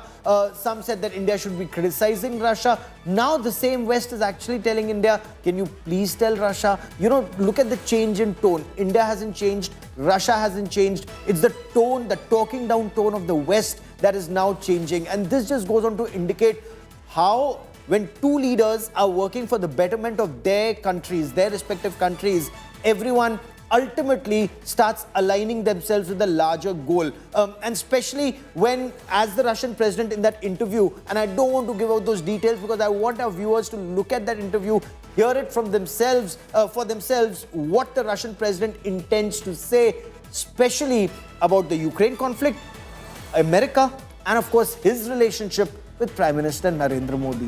What we're going to do is, considering there's so much anticipation and build-up and excitement over that particular picture of Prime Minister Modi and President Putin when they will be exiting from the Palam airport and they will be together in the same car. There's a lot of excitement over that That was one of the questions we actually asked President Putin about that moment that happened in Tianjin. So I'll play that out for our viewers in just a moment. Let me just bring in our reporters for a quick update. Amit Bharadwaj is joining us live from the Palam airport in Delhi. We've got Pranay Upadhyay of India Today Global standing by from 7 Lok Kalyan Marg, from the Prime Minister's residence. Amit, to you first for a quick update. Less than 30 minutes to go. The scheduled time is 6:30 when we will see Putin touching down in the national capital. I'm sure security is at an all-time high in the stretch that you're in. Absolutely right, Akshata. In fact, entire media crew which was standing around the Palam Technical Airport has been now moved a bit away from the airport. I'll try to get you a view from here as well, from where we would see the two leaders, coming out of the airport, Palam Technical Airport, here in the national capital. Prime Minister Modi is in most likelihood expected to be here. Quickly, an update that's coming in. Just stay with me.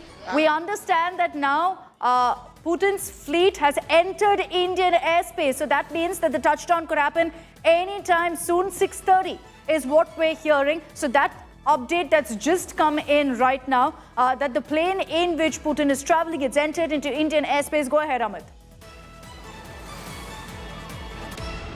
Yes, Akshata, in fact, what we are given to understand is that Russian fleet, or rather President Putin's fleet, is already in the Indian airspace, which also means that this wait will be over shortly, maybe next 25 to 30 minutes, and there will be a touchdown of the craft and the fleet at Palam Technical Airport here in the national capital.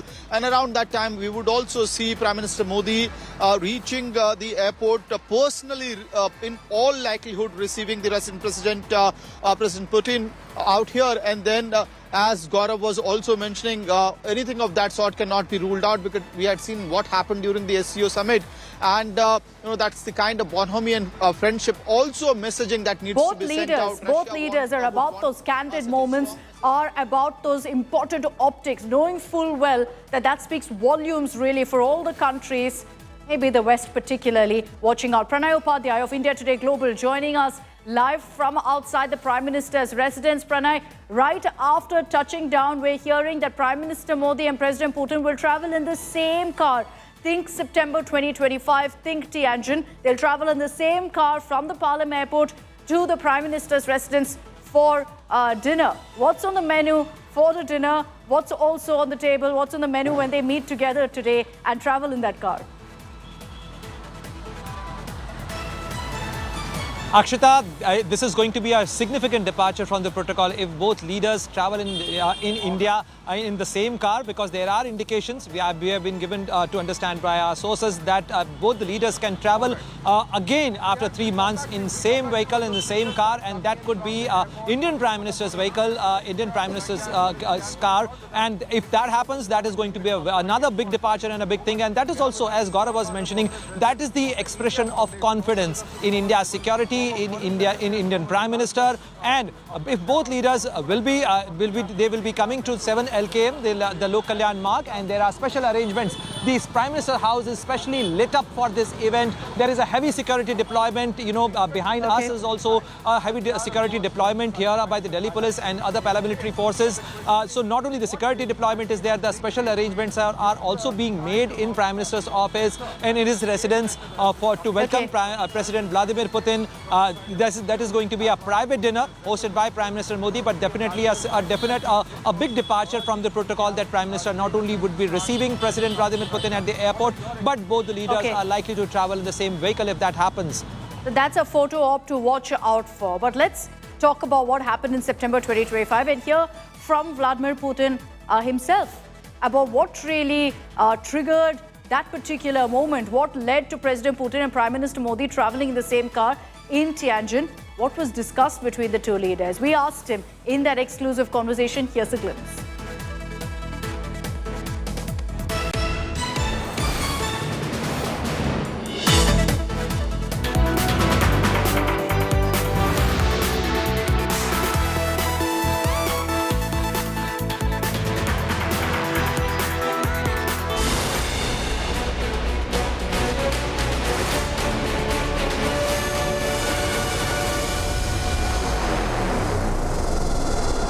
very interesting question, because when you met Prime Minister Narendra Modi in SCO, and there was this picture and video of you and him going in a car, and we're showing it to our viewers right now. You were traveling in a car with him. Was it pre-planned, or how did it go about? How did it happen? And what did you discuss in the car? Вы знаете, обсуждали текущие вопросы. We were talking about just the current agenda. It was not pre-planned. Вышли на улицу, We just went outside into the street, and my car was there, and I suggested that we should get together, just, as a sign of friendship, of comradeship. There's nothing, no complicated orchestration, just as friends. We got together in one car, and we spoke. Along the road, there was always something to talk about. And, we had a conversation. We even sat in the car for quite some time. And then I said, yes, we should go because they're waiting for us. But there's nothing special about that. It just testifies to the fact that there's a lot we have to talk about. And these topics are of importance to us. Right. President Sir, the fact that you're going to go to India, you just said that both leaders are going to cement the guarantees that you give each other. What are the kind of announcements that we can expect? We've heard about technology transfer, we've heard about trade enhancement. What are the solid announcements during this visit? And I ask you this is because the world, and you know who I mean, would be watching.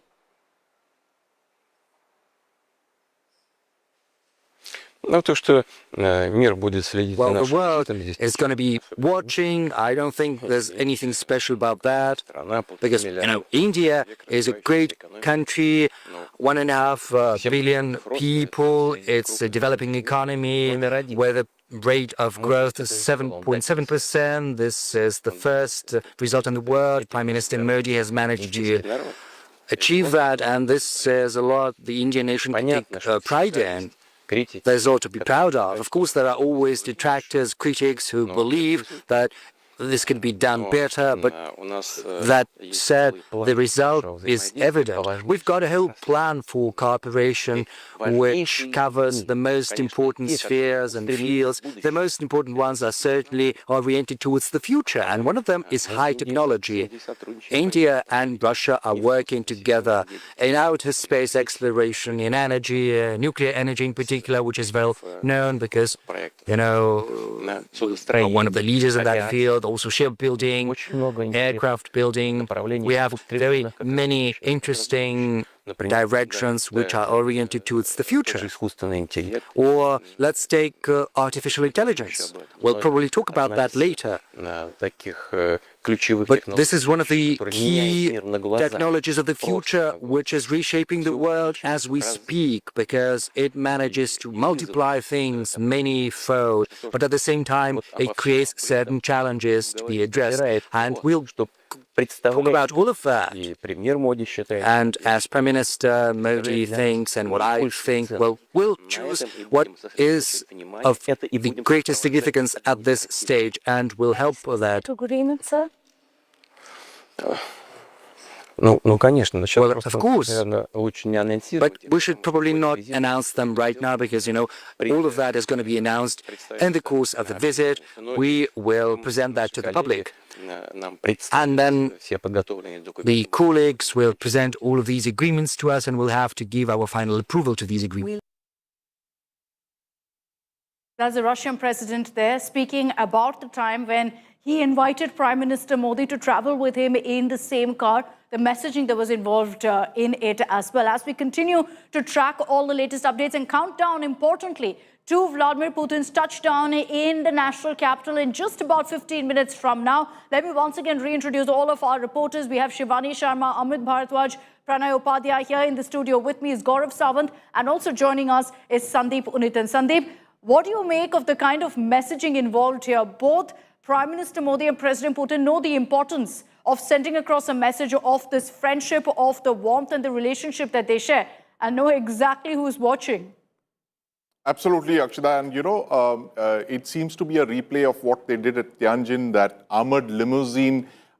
We don't know yet which car they're going to travel in. Is it going to be President Putin's Aurus limousine? It is the Russian equivalent of the US president's Beast. That's also going to be here in Delhi, we are told. We don't know if it's going to be that car that they'll travel in, or is it going to be Prime Minister Modi's armored vehicle. But the fact is that the Aurus is believed to be here in Delhi, and it is one-of-a-kind vehicle that the Russians have produced in the last 5 or 6 years. It's an armored vehicle. It's almost 7 tons, and that is something, and it can basically withstand any kind of attack from, rocket-propelled grenades, machine guns, armor-piercing rounds, and even it's believed to be anti-tank resistant. So that is one vehicle that we're going to be seeing in Delhi in the next couple of days.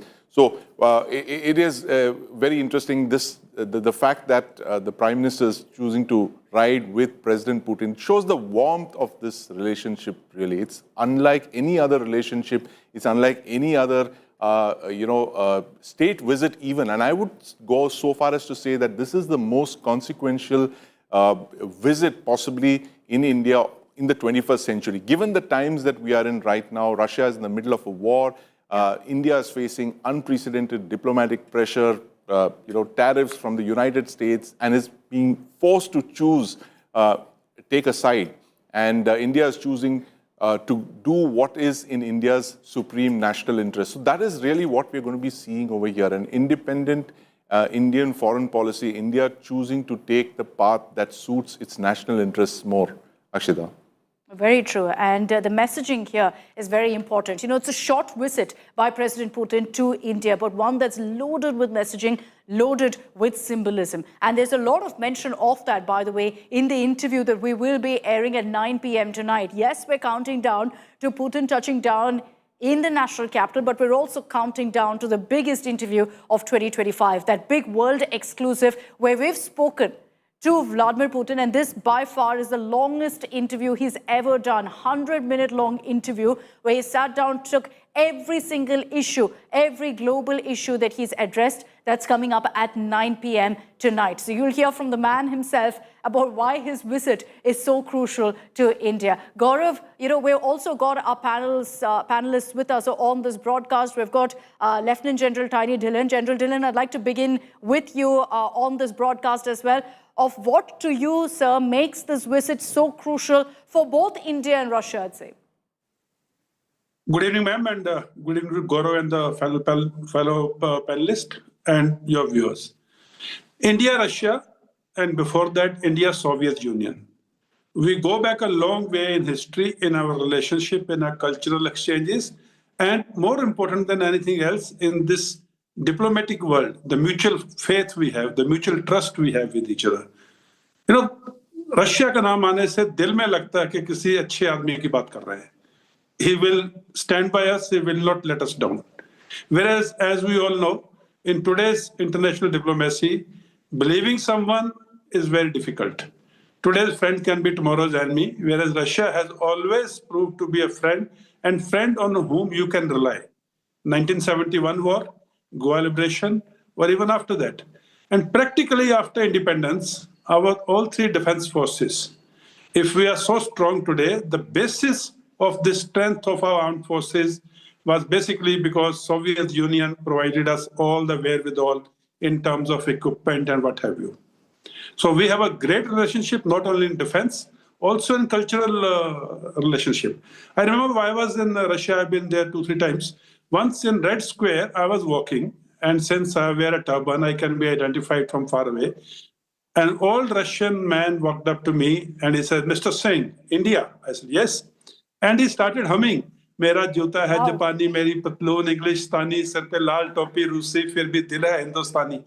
They are so fond of our music, they're so fond of our soft power. And I think it's a great relationship. And Mr. President Putin's visit to India is coming at a very crucial time when there's a lot of churning going around in international relations. And it couldn't have come at any time other than this. I think it's a golden opportunity to read the best output from this visit. And I'm actually looking forward to it. And as the program goes by, we'll discuss more about it. And I hope you're also looking forward to our exclusive, General Dhillon. Yes, that's at 9 p.m. Absolutely. Where we're going to be hearing from Putin on exactly what you spoke of the warmth that India and Russia share. Gaurav, we constantly hear this term, when you describe the India-Russia story, all-weather friend, all-weather dost. Define that for us, Gaurav. You've been to Russia, and like General Dhillon says, there's a very deep connect, people-to-people connect that you get to see on ground. So, before the 1971 war, India and Russia and then Soviet Union actually signed a pact, which was a mutual defense pact. And that meant an attack on India would have meant an attack on Soviet Union, and that they would defend us. So when the Americans were trying to put pressure on India and they sent in their fleet in the Indian Ocean, the Russians sent in their fleet. To ensure that the Chinese don't trouble us, they had two divisions on the Sino-Soviet border. And that ensured that India was able to ensure the birth of Bangladesh and the liberation of Bangladesh and, that operation. Subsequently, let me talk about the Kargil war. India wanted T-90 tanks. Russia took T-90 tanks out of its armor and gave it to India. A nuclear submarine. No other country in the world is willing to lease a nuclear submarine. Russia has done that for India. Our own nuclear submarine, the kind of technology they've shared with us. Fighter pilot Su-30 MKI, Russian aircraft now made in India, MiG-21, MiG-27, the entire MiG series and Su series of aircraft, our aircraft carrier, our submarines. So there's so much of defense cooperation between India and Russia. Now that's one part of the story. The kind of technology they're willing to give you, the kind of access they're willing to give you, and the kind of, emotionally, their people want to come and spend time with you, learn about our culture, learn about our way of life, and the close partnership between Prime Minister Narendra Modi and President Putin personally. That's also taking this relationship to a new level, to a higher level, that level of trust that the two enjoy. So people to people, government to government, now we need to see whether business to business, it expands. Very true. Before I bring in Dr. Datta, since there's so much curiosity of exactly what the Russian president has told us in this world exclusive, and I'm not exaggerating when I say the entire world right now is waiting for that particular interview. Gaurav did touch upon, the friendship that's lasted for decades, really, between India and Russia. What does President Putin have to say about, really, this friendship story? How does he see it going forward? What's the next step, really, in this relationship? Listen in to one particular excerpt.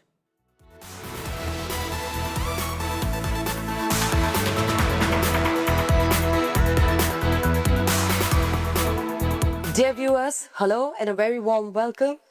You're watching Aaj Tak India Today, and I'm Anjana Om Kashyap, and we're at Kremlin today, and you're about to witness history, a very historic moment.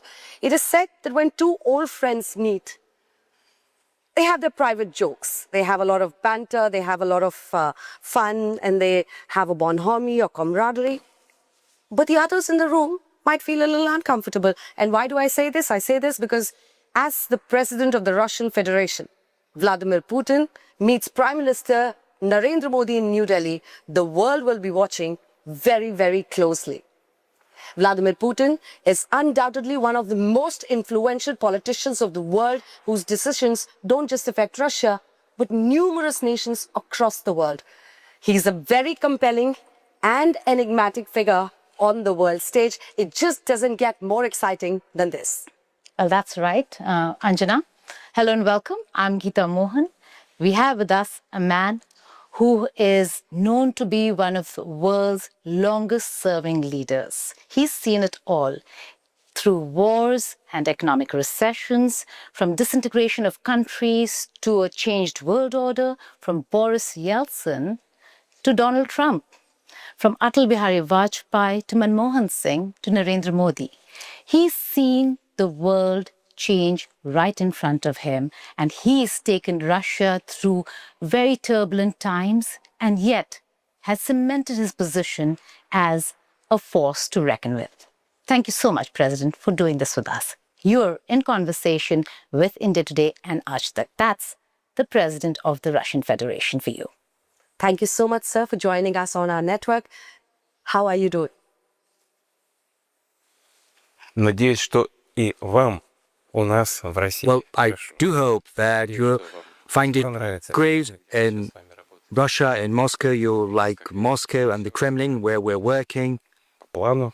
Well, as you can see, everything is according to plan. On the whole, we're happy with the economic situation. And what's most important, this month, I'm very happy that I'm going to meet, as you have just pointed out, my friend Prime Minister Narendra Modi.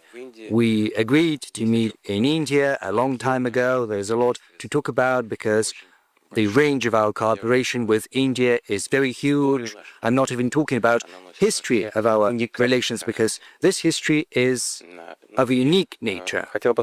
And I would also like to point out that the path that India has traveled since gaining its independence, just over the 77 years, which is a very short span in the scale of history, and India has managed to travel a great way.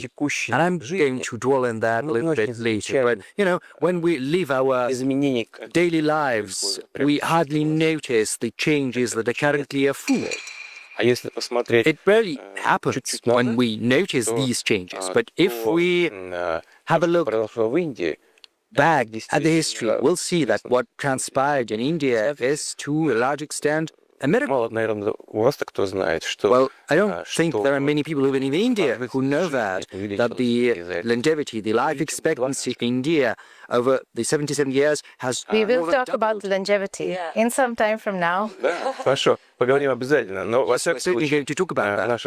But be that as it may, our relations with India are developing across different ranges, different avenues. I'm very happy to have this chance to meet Prime Minister Modi. And not just business ties, but also personal ties. Okay, we're just about 5 minutes away from President Putin touching down in Delhi. We understand that his plane has already entered Indian airspace. There's quite a bit of movement happening at the Palam airport, and I'll get you those updates with our reporter. But let me also bring in on this broadcast Sergei Strokhan, senior journalist from Moscow. Thank you very much for your time, Sergei. There's been a whole lot of talk, of course, of the Russian president's interview to us here at the India Today group. But take us through really why Russia is looking forward to this visit by President Putin to India. I don't think it would be exaggeration to say that President Putin's visit to India is probably one of the most dramatic moments in the whole history of Russia-Indian relations. Actually, it's a moment of truth. And there's a number of reasons to believe that at this particular moment, we see both entirely new opportunities for our cooperation and multiplying challenges also.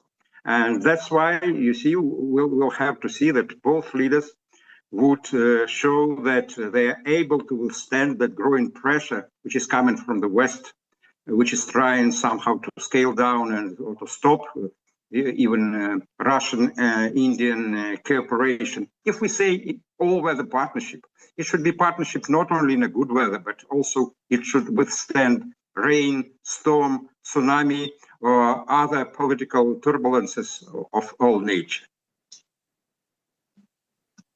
Well put. It has to survive all kinds of turbulence, and it truly has. Time-tested and otherwise. There's a reason we refer to them as all-weather friends, as Sergei put it, through storms, through hurricanes, through tsunamis, through it all. This friendship has truly stood tall. Before I bring in all of our panelists, we'll also take this across to our reporters on the ground because there's quite a bit of movement right now taking place on the streets of the national capital. By the way, the heart of Delhi right now has been completely secured. Huge security deployment that's been put out in several parts of the national capital. Once President Putin touches down in Delhi, he will be traveling reportedly in the same car right up to the Prime Minister's residence. Amit Bharadwaj is joining us live from the Palam airport. Amit, take it away. Get us those updates. Akshata, I'm bringing you the latest updates for our viewers right from the Palam Technical Airport. The security has been put on high alert at this point in time. Traffic movement has been completely stopped, which gives us a signal that the Prime Minister could be reaching anytime to Palam Airport, and it also happens to be barely a few minutes from when President Putin will be touching down at Palam Airport. So everything is working in sync. This traffic on the other road has been completely stopped so that there is no possibility of any other movement, vehicular movement, and which is a clear indication that the Prime Minister could be actually reaching here at the Palam Technical Airport. Inside the airport, there is a preparation for a grand welcome of President Putin, and in most likelihood, the guard of honor could be also happening inside Palam Technical Airport when Prime Minister Modi will be himself in most likelihood receiving President Putin.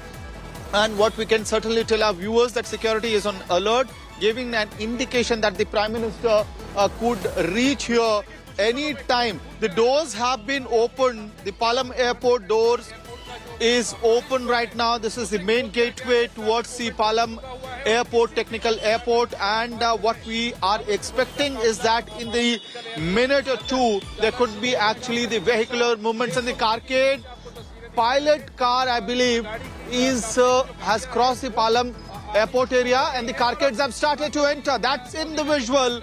The carcade of the VVIPs, most likelihood of Prime Minister Modi is entering inside the Palam Technical Airport at this point in time. That could be the Prime Minister's carcade entering the Palam Airport, and that's in the visuals right now.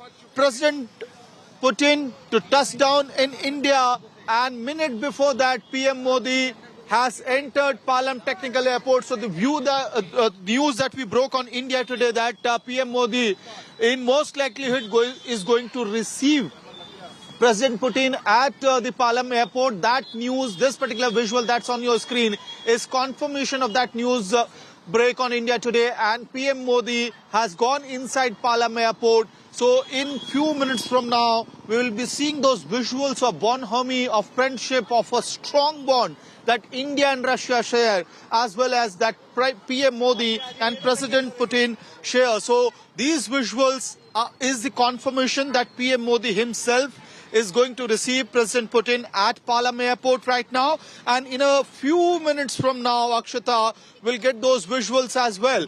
Possibly a repeat of what We're standing by for those first pictures. Well. Amit Bharadwaj reporting from the Palam Airport, getting us the first glimpse of the Prime Minister's convoy going into the Palam Airport. So like we told you here on India Today, Prime Minister Modi is chosen personally to be at the airport to welcome President Putin. After that, there's a possibility that in that very convoy that you saw Prime Minister Modi traveling in, President Putin will be accompanying him. That could be in the next 15 to 20 minutes. So we're going to stand by for those images as well. I'll bring in the rest of our reporters as we track the latest updates from the ground now. We've got Pranay Upadhyay from the Prime Minister's residence. We've got Shivani Sharma joining us from outside the ITC Moria in Delhi. That's where Putin will be staying. It's a very short visit in the sense he's going to be here for just over 24 hours, but a visit that's extremely crucial, loaded with messaging. Many would say to the West, but beyond that, also loaded with important messaging for India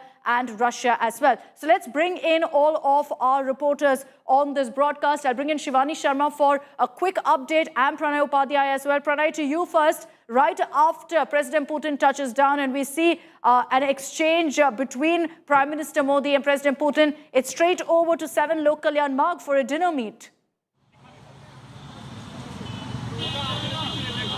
Absolutely, Prime Minister Narendra Modi will not only be receiving President Vladimir Putin, he's also hosting a private dinner for President Vladimir Putin. This is not for the first time he's hosting a private dinner. And during his earlier visits also, Prime Minister Narendra Modi fondly received President Vladimir Putin, and he hosted a private dinner for him. And we have seen that, you know, in Sochi, when President Vladimir Putin hosted Prime Minister Modi, there has been a tradition of informal conversation between President Putin and Prime Minister Modi, and here also both the leaders will be taking forward that. Then this is a time for both these leaders to take without any protocol, without any the formal or official barriers or agenda, they can discuss a freewheeling conversation, and that is the thing which was also highlighted by President Vladimir Putin during India Today's interview. There he said that whenever we meet, we discuss a lot. We discuss about many things, about the geopolitics, about the domestic politics, about our own issues as well. So this is how we bond, and this is the 11th visit of President Vladimir Putin during Prime Minister Narendra Modi's term, and therefore that how long there has been an association. If you see the history of engagement between Prime Minister Modi and President Vladimir Putin. Apologies for interrupting, but we're just going to cut into what's happening at the Palam airport, where you can see all the preps are underway right now. There's going to be a formal guard of honor, which is usually the protocol to welcome a head of state, to welcome President Putin in this particular case. So we're also standing by for the first image of Prime Minister Modi, because he will be waiting there. The moment the plane comes into the runway and stops there, Prime Minister Modi will be waiting at the foot of the stairs as President Putin deboards. And that image, that moment when the two leaders meet, will speak volumes really of the India-Russia friendship and their story. Dr. Mohan Kumar, former diplomat, is also with us on this broadcast. Dr. Kumar, what do you make of the symbolism behind Prime Minister Modi being there at the Palam airport to personally receive President Putin? I can say that none of us really are surprised by the fact that the Prime Minister has chosen to do that. So thank you very much for having me. I think it shows two things. One, my own recollection of Prime Minister Modi when he was the first leader to come to Paris to receive Macron and to see Macron is that Prime Minister Modi takes a lot of effort to invest in the personal relationship and rapport that he establishes with foreign leaders. Secondly, he does not often come to the airport to receive foreign leaders or foreign presidents. So it is definitely an indication of the tremendous importance that he attaches to the relationship. I'll also have to say that geopolitically, Washington, China, and Europe, the capitals must all be watching this visit almost minute by minute. Geopolitical analysis of this visit, I think, will reach an all-time high. People will look at the body language, people will look at the substantive outcomes, and in the scheme of those things, the Prime Minister going personally to visit or to receive President Putin at a time when Russia is under pressure from the West has its own geopolitical signaling. Very true. Gaurav, if I can bring you in on that as well. You know, in the interview that we will be airing at 9 p.m., we'll hear from President Putin himself on what really the messaging is to the West. And President Putin hasn't shied away from calling out the West on their hypocrisy, particularly on the attempts that they've made to kind of threaten India, arm twist India on the issue of oil. He's called a spade a spade. India has done so very politely in the past. India has exposed America's double standards, and President Putin, in that exclusive interview to India today, when he spoke to Anjana Kashyap and Geeta Mohan, he said America continues to take uranium and oil from Russia. It continues to take fertilizers from Russia. America is taking a lot from Russia, but does not want India to do the same. So he did expose the double standards of the West, and he said conversations need to happen with America on this. India is, of course, doing that. India has exposed the double standards of the United States very clearly. It's a fine balance. India wants this relationship with Russia. India also wants the relationship with the United States of America, with France, very important. And the images that you see, that's the Prime Minister's cavalcade that's now moving in to Palam technical area. The Tri-Services Guard of Honor all set. The Prime Minister's cavalcade getting there is very clearly an indication that anytime now the President Putin's aircraft will be touching down and the Prime Minister then receives him. So that's a very, very big signal that India is sending out, not just to people in India and Russia, but to the West too. Okay, let me bring in Dr. Datta as well, our foreign policy expert on this broadcast as we track the latest updates anytime now. We're standing by for the first picture of President Putin in Delhi. And a reminder again to all of our viewers that at 9 p.m. we have that big world exclusive coming up. We've been getting non-stop calls, messages asking us if President Putin has spoken on Trump, if President Putin has spoken on tariff, if President Putin has spoken on the Ukraine war. I can confirm to everyone that he's very much spoken on each of those issues. The timing of this particular visit by President Putin to India, Dr. Datta, is also extremely crucial. You know, just a few days ago, you had Witkoff in Russia, and there too, very clear messaging that was sent across from Putin. Yes, absolutely. It is very significant, and it is not only significant, it is going to be a turning point in geopolitics and in strategic relationship at the international level. The car diplomacy of tonight would create in a lot of flutter and jitter in United States of America, as well as heartburns in Europe. Having said that, this visit is very significant, even though it is very short visit, but it is very, very, it is very tight with a lot of things happening. And my understanding is, like, first and foremost, the Relos agreement being ratified by the Duma, by the Russian parliament, that itself is a very significant thing, looking into the context of what is happening at Ukraine as well as in Russia and in Middle East and other parts of the world. Together with that, opening up of the North Arctic Ocean, which has become a very hot cake these days in relation to trade diplomacy and economic diplomacy because of the melting of the Arctic ice and India's entry into that, and Russia giving a free hand to India to, cruise into the waters of Arctic Ocean. That is again a clear message to the West. And of course, there would be discussions on S-500 as well as on Su-17 and, advancement of the Sukhoi aircraft and many other things which would be coming in the kitty, together with a huge agreement in relation to technology and also in relation to enhancement of our economic ties and our trade ties and our bilateral relationship.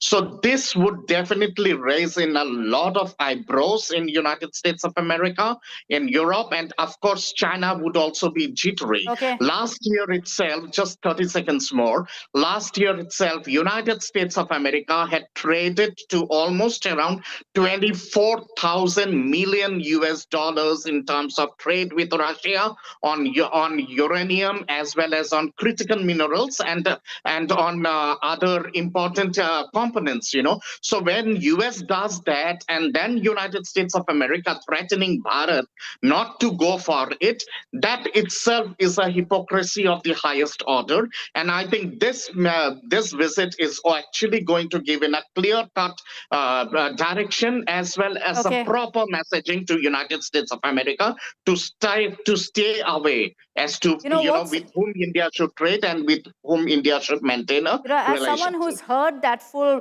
100-minute interview, there is a conversation also where my colleagues Geeta and Anjana actually asked President Putin on what he really makes of what Trump is doing. And Sandeep, while Putin also doesn't shy away in that interview from calling out the threats of tariffs and the attempts to arm twist India, when asked particularly about Trump as a president, about Trump as a leader, there you see Putin take a very careful stance as well.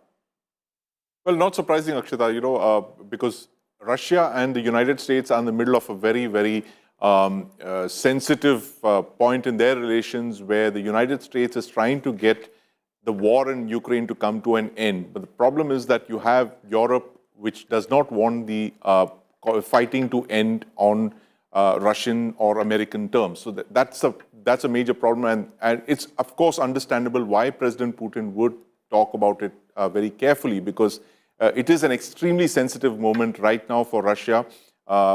Everyone wants to see the war in Europe end. It's only a matter of, on whose terms they're ending and whether this fighting can actually stop. Otherwise, the war, it possibly enters its fifth year in 2026. So it's a very important interview, Akshita, and this is going to be watched. This interview is one of the most significant interviews, that's been obtained by any Indian television channel. And at a moment like this in international relations, it's literally every single capital of consequence will be tuning in to see what President Putin has to say about not only the war in Europe, but also his ties with India and the other countries as well. So it's huge signaling, geopolitical signaling, from the Kremlin, from the Russian Federation, and of course from President Putin himself. And we can't wait to hear what he has to say. And I really envy the fact that you were one of the first to listen to that whole interview, Akshita. But it is going to be the most anticipated interview given by any foreign leader, and one that's been scooped by India today, Akshita. I agree with you, Sandeep. I consider myself extremely lucky that I was able to catch that interview. All right. Images are on your screens right now. We apologize that it's completely dark, but what we're trying to show you is the moment of Prime Minister Modi there, getting out of his vehicle, getting set to welcome the Russian president. So any moment now you will watch out for images of Prime Minister Modi with Russian President Putin. Those are the first images on our screens. Hugely significant, Gaurav, that you have Prime Minister Modi there at the Palam airport, and very telling that he's chosen to be there personally to welcome President Putin. We were first hearing it's going to be Dr. S. Jaishankar. It looks like Prime Minister Modi said that, no, my good friend Putin, I will welcome him personally. So this is the Palam technical area. This is where military aircraft and VVIP aircraft land. There is a small ops room and a briefing room. You know, when VVIPs come in, you know, they brief or debrief just before they board that flight. That's the room where the Prime Minister is now waiting. The moment there's touchdown, so the Prime Minister has arrived, the moment President Putin's plane touches down and then taxis to this zone at Palam Technical Area, the Prime Minister will receive him. He's done this with world leaders in the past, but very rarely, you know, in his tenure. So he's received Sheikh Hasina, Barack Obama, Donald Trump, the Emir of Qatar, and the President of France. And now it's President Putin. This just goes on to show the importance Prime Minister Narendra Modi attaches to, one, the relationship with the country, his personal relationship with the world leader, and with President Putin. It indeed is very close. He'd done that with Shinzo Abe, late Shinzo Abe, the Prime Minister of Japan. They were very, very close as Chief Minister, when Prime Minister was Chief Minister of Gujarat. Incidentally, if I may, when Narendra Modi was Chief Minister of Gujarat, he had travelled in 2001 to Moscow, and then President Putin, according to Prime Minister Narendra Modi's team, he'd been very kind to engage with the Chief Minister of a state, you know, of Gujarat. And there was this, you know, two-state cooperation. So Astrakhan in Russia and Gujarat in India, they became partner states. So that cooperation from 2001, now you're seeing this phase in 2025. I'm going to bring in Amit Bharadwaj, who's standing by from outside the Palam airport for those updates. Amit, can you confirm for us on whether Putin has touched down in Delhi? Akshata, in any moment from now, because the craft had already was inside the Delhi NCR airspace, and that means that landing could be anytime soon. There has to be a confirmation signal as well coming in, and those visuals will be out very soon, where we will see Prime Minister Modi receiving President Putin out here at Palam Airport, and that's going to be a very significant you know, a moment for India and Russia, both in terms of the old ties that we share, as well as the strengthening of those ties as we build the gateway for the future from here. And any time from now, we will be seeing those visuals of the touchdown also coming out, as well as Prime Minister Modi receiving President Putin at the Palam technical area. We can certainly tell our viewers at this point in time is that the craft was already in the Delhi NCR airspace, so the touchdown could be anytime soon at here at the Palam airport. And after that, we'll get those visuals, first visuals on our screen of President Putin and PM Modi. Back to you. Okay, so I'm tracking right now. Since you raised the live tracker, Amit, I immediately opened it up on my phone. And I can confirm that right now, the plane hasn't touched down just yet, but very, very close to landing in the Palam airport. This is the flight number is RSD 369. It's part of the special flight squadron, obviously, because you've got President Putin traveling in that particular aircraft, but it's getting closer. I think in the next 15 to 20 minutes, we will be seeing the plane touching down at the Palam airport, which is why Prime Minister Modi is already ready, waiting to go ahead and receive President Putin at the Palam airport. From there, it's straight for dinner to the Prime Minister's residence at 7 Lok Kalyan Marg. What I can also tell you at this point is the pictures that you will see of President Putin being received by Prime Minister Modi. I'll take this back to 2018, when you had President Putin actually going ahead and bidding farewell to Prime Minister Modi when he had visited Russia in 2018. So this is kind of, you know, a gesture that we've seen before between the two leaders. And it again, like I've repeated several times, speaks volumes really of not just the friendship between the two countries, but the personal friendship between Prime Minister Modi and President Putin. A quick update from Pranay Upadhyay, who's outside the Prime Minister's residence right now. Pranay, what's exactly on the agenda tonight? It's a very short visit. So it's a packed one where President Putin will be, of course, spending dinner, we understand, today with Prime Minister Modi. There's going to also be a meeting with President Murmu tomorrow.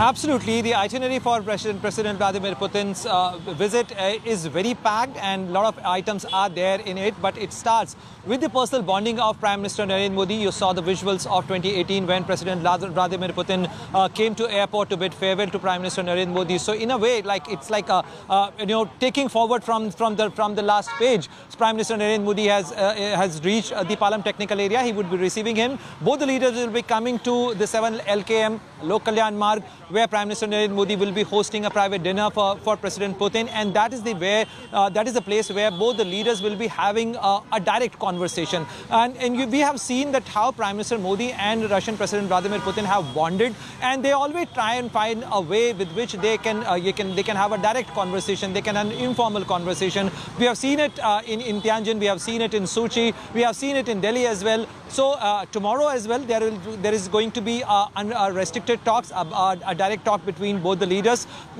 preceding the bilateral delegation level talks. But before that, here at LKM, both the leaders will be setting the agenda for the talks for the bilateral engagement. But besides that, there are many MOUs which are likely to take place, which were likely to be announced during this visit of President Vladimir Putin, which includes the areas include health sector, areas into fertilizer. You have heard President Vladimir Putin mentioning about how concerned Prime Minister Narendra Modi is regarding the fertilizer supply to India, and he has assured help. He mentioned this during our exclusive interview that he remained concerned about the fertilizer supply, and Russia stands by India as far as the fertilizer needs are concerned. So besides that, in the areas of defense, strategic affairs, nuclear sector, space, many areas are there which are part of he's touched upon all of this in that interview as well. Yes, we're standing by for President Putin to touch down in Delhi. But again, a reminder to all of our viewers, 9 p.m. we will be playing out that full 100-minute interview with President Putin, where there are several of these aspects of cooperation cutting across different sectors also raised and spoken of in great detail by President Putin, because he kind of also outlines for, in fact, people of India and Russia of how he sees this friendship moving forward. General Dhillon, as we continue to keep our focus on these images, and we're standing by for President Putin to touch down, perhaps do a namaste to the people of India as he reaches Delhi. You, of course, have said that you will be watching out for that interview. What will you be most curious to hear about from President Putin, General Dhillon? As we said, and as some fellow panelists also said, the world is watching this visit. World is wanting to know what transpires. And this 100-minute interview, which India today has been able to manage with the President Putin, is a sort of a curtain raiser. It is going to say, or it is going to tell everyone what is in store tomorrow. So everyone's interest is to know firsthand and at the first instance as to what this visit is all about, what is in the mind of President Putin. That is very important because, like you only said, he's a very enigmatic leader. So this interview is going to lay out for everyone to understand how he is looking at this visit. And 100 minutes, mind you, it's a long, long interview. So I am very sure, at least I am very keen to listen to this interview at 9 o'clock. And like most of us have discussed, India-Russia relationship is not a spontaneous or, a transitory relationship. It is embedded in history. So there is a lot, starting from defense to space to AI to technology to trade, what have you. Okay, General Dhillon, we'll stay with, in fact, the latest updates that are coming in. The confirmation is here that President Putin has now touched down in Delhi. He's landed in the Palam airport. I'll bring in Amit quickly for that update. Amit, the confirmation that President Putin has touched down in Delhi, so anytime now he'll be disembarking, deboarding his aircraft to a personal welcome from Prime Minister Modi. Absolutely right, Akshata. We did say that the craft is already in Delhi NCR airspace some time back, and it was all about a couple of minutes, and we could see that special squadron of the Russian, fleet actually entering the NCR airspace and eventually landing on the Palam Technical Airport runway. So it's standing on the runway anytime from now. After the SOPs are done with, we will see the disembarkment process to begin, and after that we will see the first visual of Russian President Putin on the Indian soil in Delhi, in the national capital, and he will be received by none other than his friend Prime Minister Modi out here in Delhi. So those visuals will be also a repeat of sorts of visuals what we saw 3 months back during the SCO summit. So all of us are waiting for the first visuals to come out of President Putin to be out here on the Indian soil in Delhi, meeting Prime Minister Modi, and also showing the visual to the world of further strengthening ties between India and Russia. What is also to be marked is that the temperature has dipped in the national capital, so possibly favorable also climatic conditions for him as far as the temperature conditions are concerned. So PM Modi's carcade had already entered. We had seen those visuals of his cavalcade entering the Palam airport. He was waiting for nearly 10 to 15 minutes, almost for him to personally receive it. As Pranay was also mentioning, it's sort of a departure from the set protocols as well. PM Modi wants to put a very special moment out there for President Putin as well. And we can certainly say by tracking the special craft of the President Putin, the Russian craft that landed here at the Palam airport, the descent had started a couple of minutes back itself. It went through the runway and stopped on the runway, so which means that we will very soon be getting those visuals of disembarkment process as well, deboarding process as well, and then the visuals of President Putin on the Indian soil will be in front of us as well as Prime Minister Modi receiving him here in the national capital, Delhi. Back to you. My colleague Amit Bhardwaj getting us the latest coming in from Palam. The latest is that President Putin has touched down in India, Delhi, in an aircraft which is popularly called the Flying Kremlin. I want to bring in Sandeep Unathan, who was just breaking it down for me earlier. But Sandeep, President Putin is in the national capital. His 30-hour visit begins right from now. And Air Force One-like aircraft called the Flying Kremlin, correct? Absolutely, Preeti. It's one of only 5 such aircraft that exist in the world. It is Russia's equivalent of the US Air Force One. It's called a Flying Kremlin precisely for the reason that it is an airborne command post as well. That's what the Russian designation for it is. It's flown by special pilots. They're some of the best Russian Air Force pilots. It has everything that the president would need. It's got encrypted communications. It's got self-protection suites. It is an IL-96 passenger liner. It's a 4-engine aircraft. It's a wide-body jet.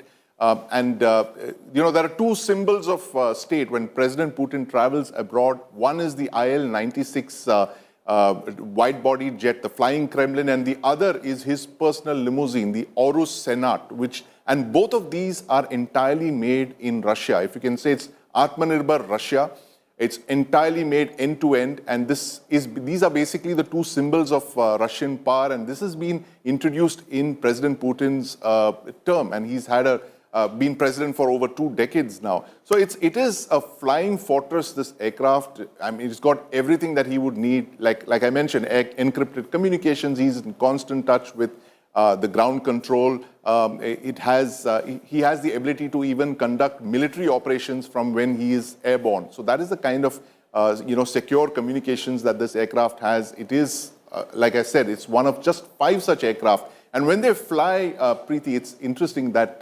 there are decoy aircraft as well, because I was just reading a report which said that Flight Radar just tweeted out saying that this is the most tracked aircraft flight in the world today. Everybody is literally tracking that on Flight Radar in near real time since the time it took off from Moscow and made that 6-hour flight across Eurasia towards New Delhi. And that aircraft, we don't know how many are there.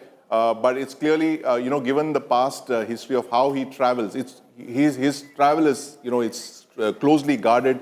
He uses decoys. Sandeep, two aircraft as well. We see the there you see it on your television screen. Go ahead, Sandeep. Go ahead. The Flying Kremlin, it's a beautiful aircraft. It's all white, and you see the Russian livery, the Russian flag, the blue, red, and white, painted all across the aircraft. And that is one of the most magnificent Russian passenger aircraft, and that is the Flying Kremlin. And possibly I'm not sure what the conversation is, but the Russian conversation would be the equivalent of the Kremlin has landed, Preeti. Well, the Kremlin has indeed landed, as Sandeep was pointing out, the aircraft called the Flying Kremlin. What we also are getting in are visuals of the Prime Minister who would be personally receiving President Putin. What we've been given to understand, what we're also looking at is a possible SCO moment once again. Will that happen is the big question. Will the Prime Minister of India and President Putin travel together, away after Prime Minister Modi receives President Putin at Palam airport, but these visuals coming in, sadly, it is a strangely foggy evening, smoggy evening rather, where Delhi is concerned. President Putin is starting now his 30-hour visit. We're going to take you through his itinerary. Amit Bhardwaj, my colleague, is joining us from Palam airport, where President Putin has landed, who all are traveling with him. We're going to try and give you details.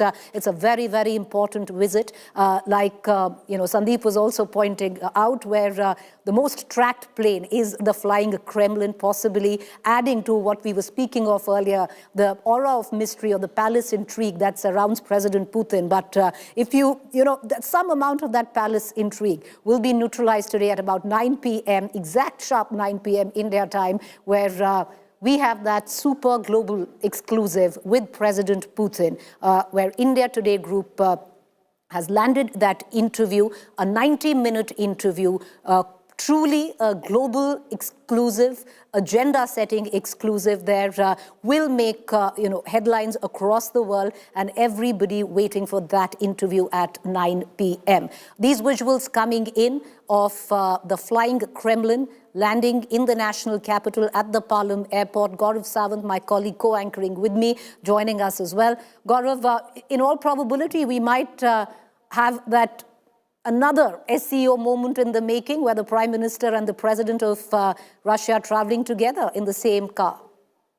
Well, Tianjin was when they traveled together, and once again they're likely to travel together to 7 Lok Kalyan Marg for dinner. The Prime Minister doesn't frequently come to the airport to receive a guest. He's done that in the past for President Donald Trump, for President Barack Obama. He's done that for Prime Minister Shinzo Abe, late Shinzo Abe of Japan. He's done that for Sheikh Hasina. He's done that for the Crown Prince of Abu Dhabi twice.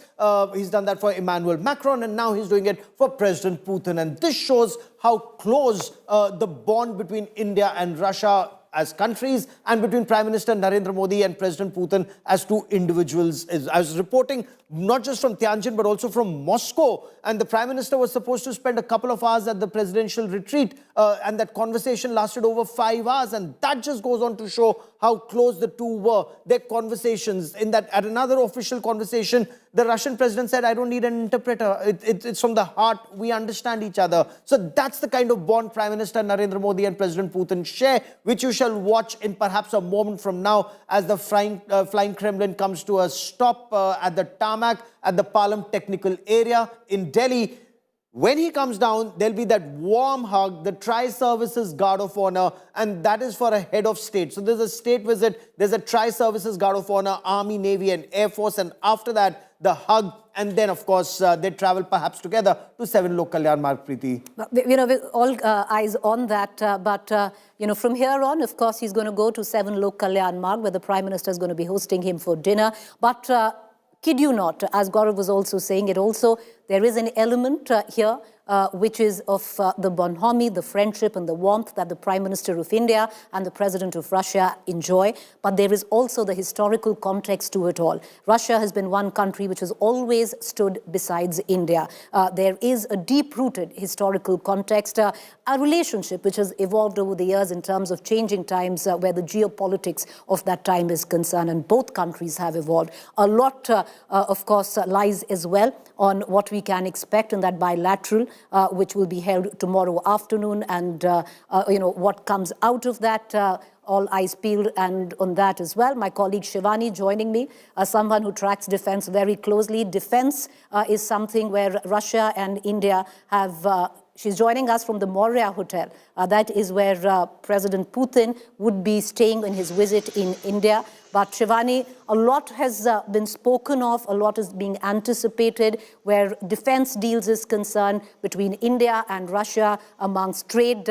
All eyes on that as well, because there is a certain amount of pulls and tugs of it where we're talking about international pressure. There will be consequences of the deals that we make for Russia, internationally speaking. Trade, is going to be a big point of concern, especially because we'll be hosting, the American delegation when it comes down to tariffs. We're facing one of the worst tariffs to about 50%. That could come down to 15%. But even now, America watching very closely on what really transpires in this 30-hour visit and that joint statement that will be issued after the bilateral. For the benefit of our viewers, Shivani, you have President Putin, who has landed any minute now. We'll see him come out and be received by the Prime Minister of India. So all eyes there. But take us through the itinerary of President Putin over the next 30 hours, Shivani.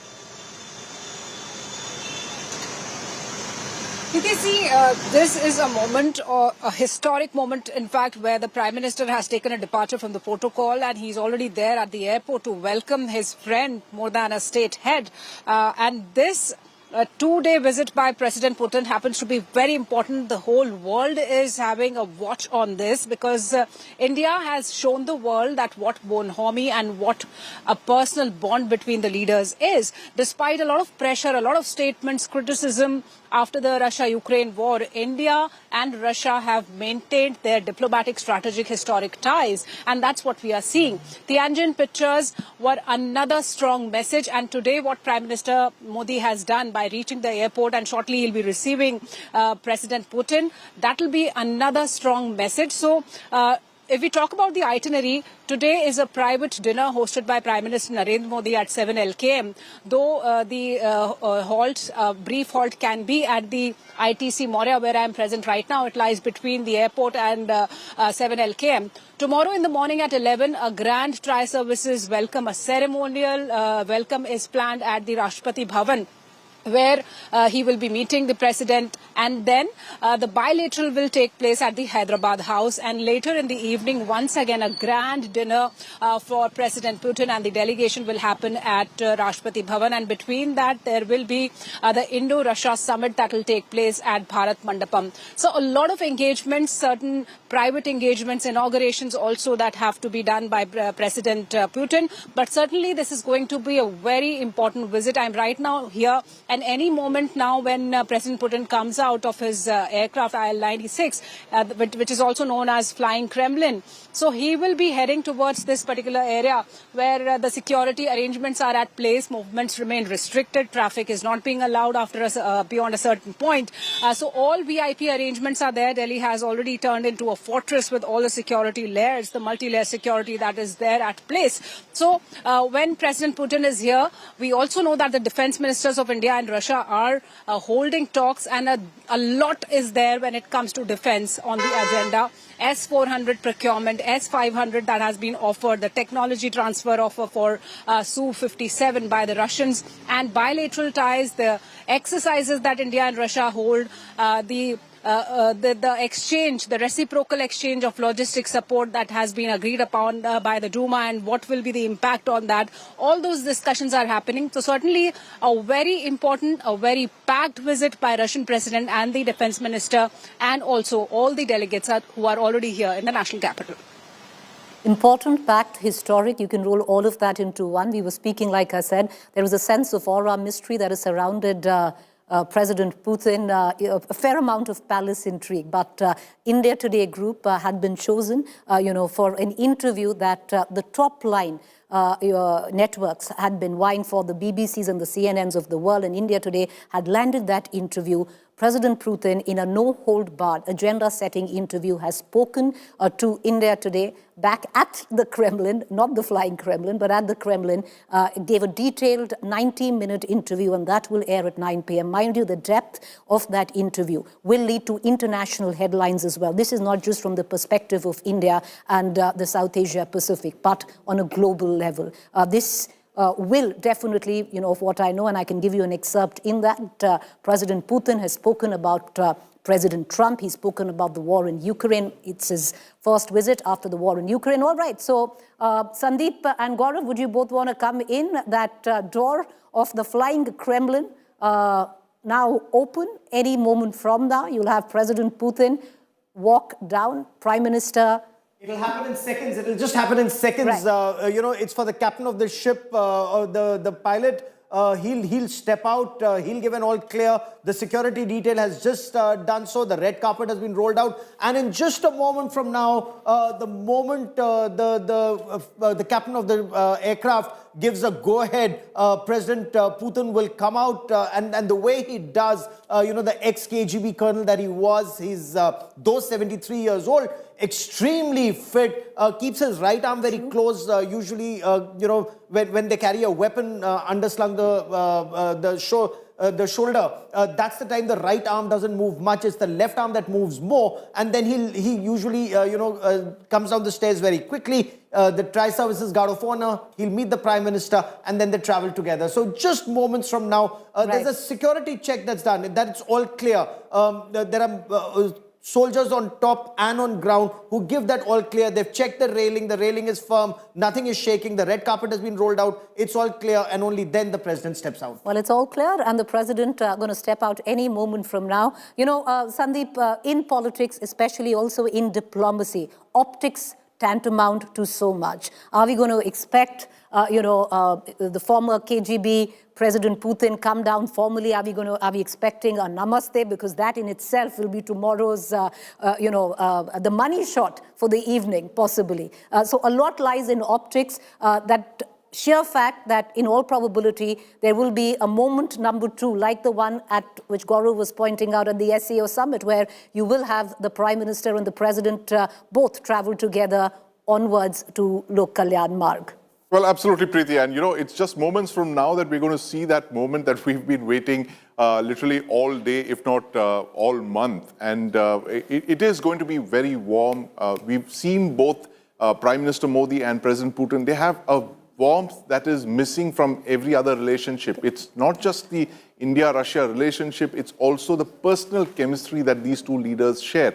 And as President Putin was telling Anjana and Geeta, the fact that it was an unscripted moment at the SCO summit in Tianjin, where they just decided to hop into the same car, just like two friends would. And this is exactly the kind of chemistry both of them share. They have an extremely warm chemistry. They've known each other for more than 2 decades now. And when you know each other for so long, there's a sense of comfort, there's a sense of, there's a sense of personal connect that you have. And it is so important for, relationships as critical as this, the India-Russia relationship that was historically, that you saw with the former Soviet Union, and that has miraculously continued into the 21st century with the Russian Federation. So just moments from now, you're going to see possibly one of the biggest photo events of 2025 unfold before our eyes, Preeti. Which frankly will make headlines across the world. True. Because the world wants to know what Prime Minister Narendra Modi and President Putin will talk, and whether it will lead to peace, whether it will lead to a ceasefire in Ukraine. Remember, initially, there was a lot of pressure on India to criticize Russia. Now the pressure on India is to talk to Russia to ensure that there is a ceasefire. And that kind of indicates, Preeti, that even the West has realized that these are independent thinking countries. They keep their national interests supreme. The West cannot talk down to them. And there is some kind of a realignment of that opinion. By the way, President Putin has a huge business delegation that's traveling with him. The health minister of Russia has just met the health minister of India. The defense minister of Russia has just met the defense minister of India. So at various levels, this cooperation is on. The effort is to ensure that business to business cooperation, more access for Indian pharmaceuticals to Russian markets, more access to Indian agriculture to Russian markets. All of this is also on the agenda in these talks. And that's going to happen because tomorrow after, the bilateral, the joint statement, you also have a meeting where the business heads of both countries would also be meeting at the Bharat Mandapam. So that's all on the card and the itinerary. But the enormity of this visit cannot, be mistaken because viewers, this, of course, the interview at 9 p.m. Also is an agenda-setting interview that will lead to international headlines. But this visit comes in, the first visit to India after the Ukraine war. It is a tightrope walk where India is concerned, where diplomacy is concerned on multiple facets.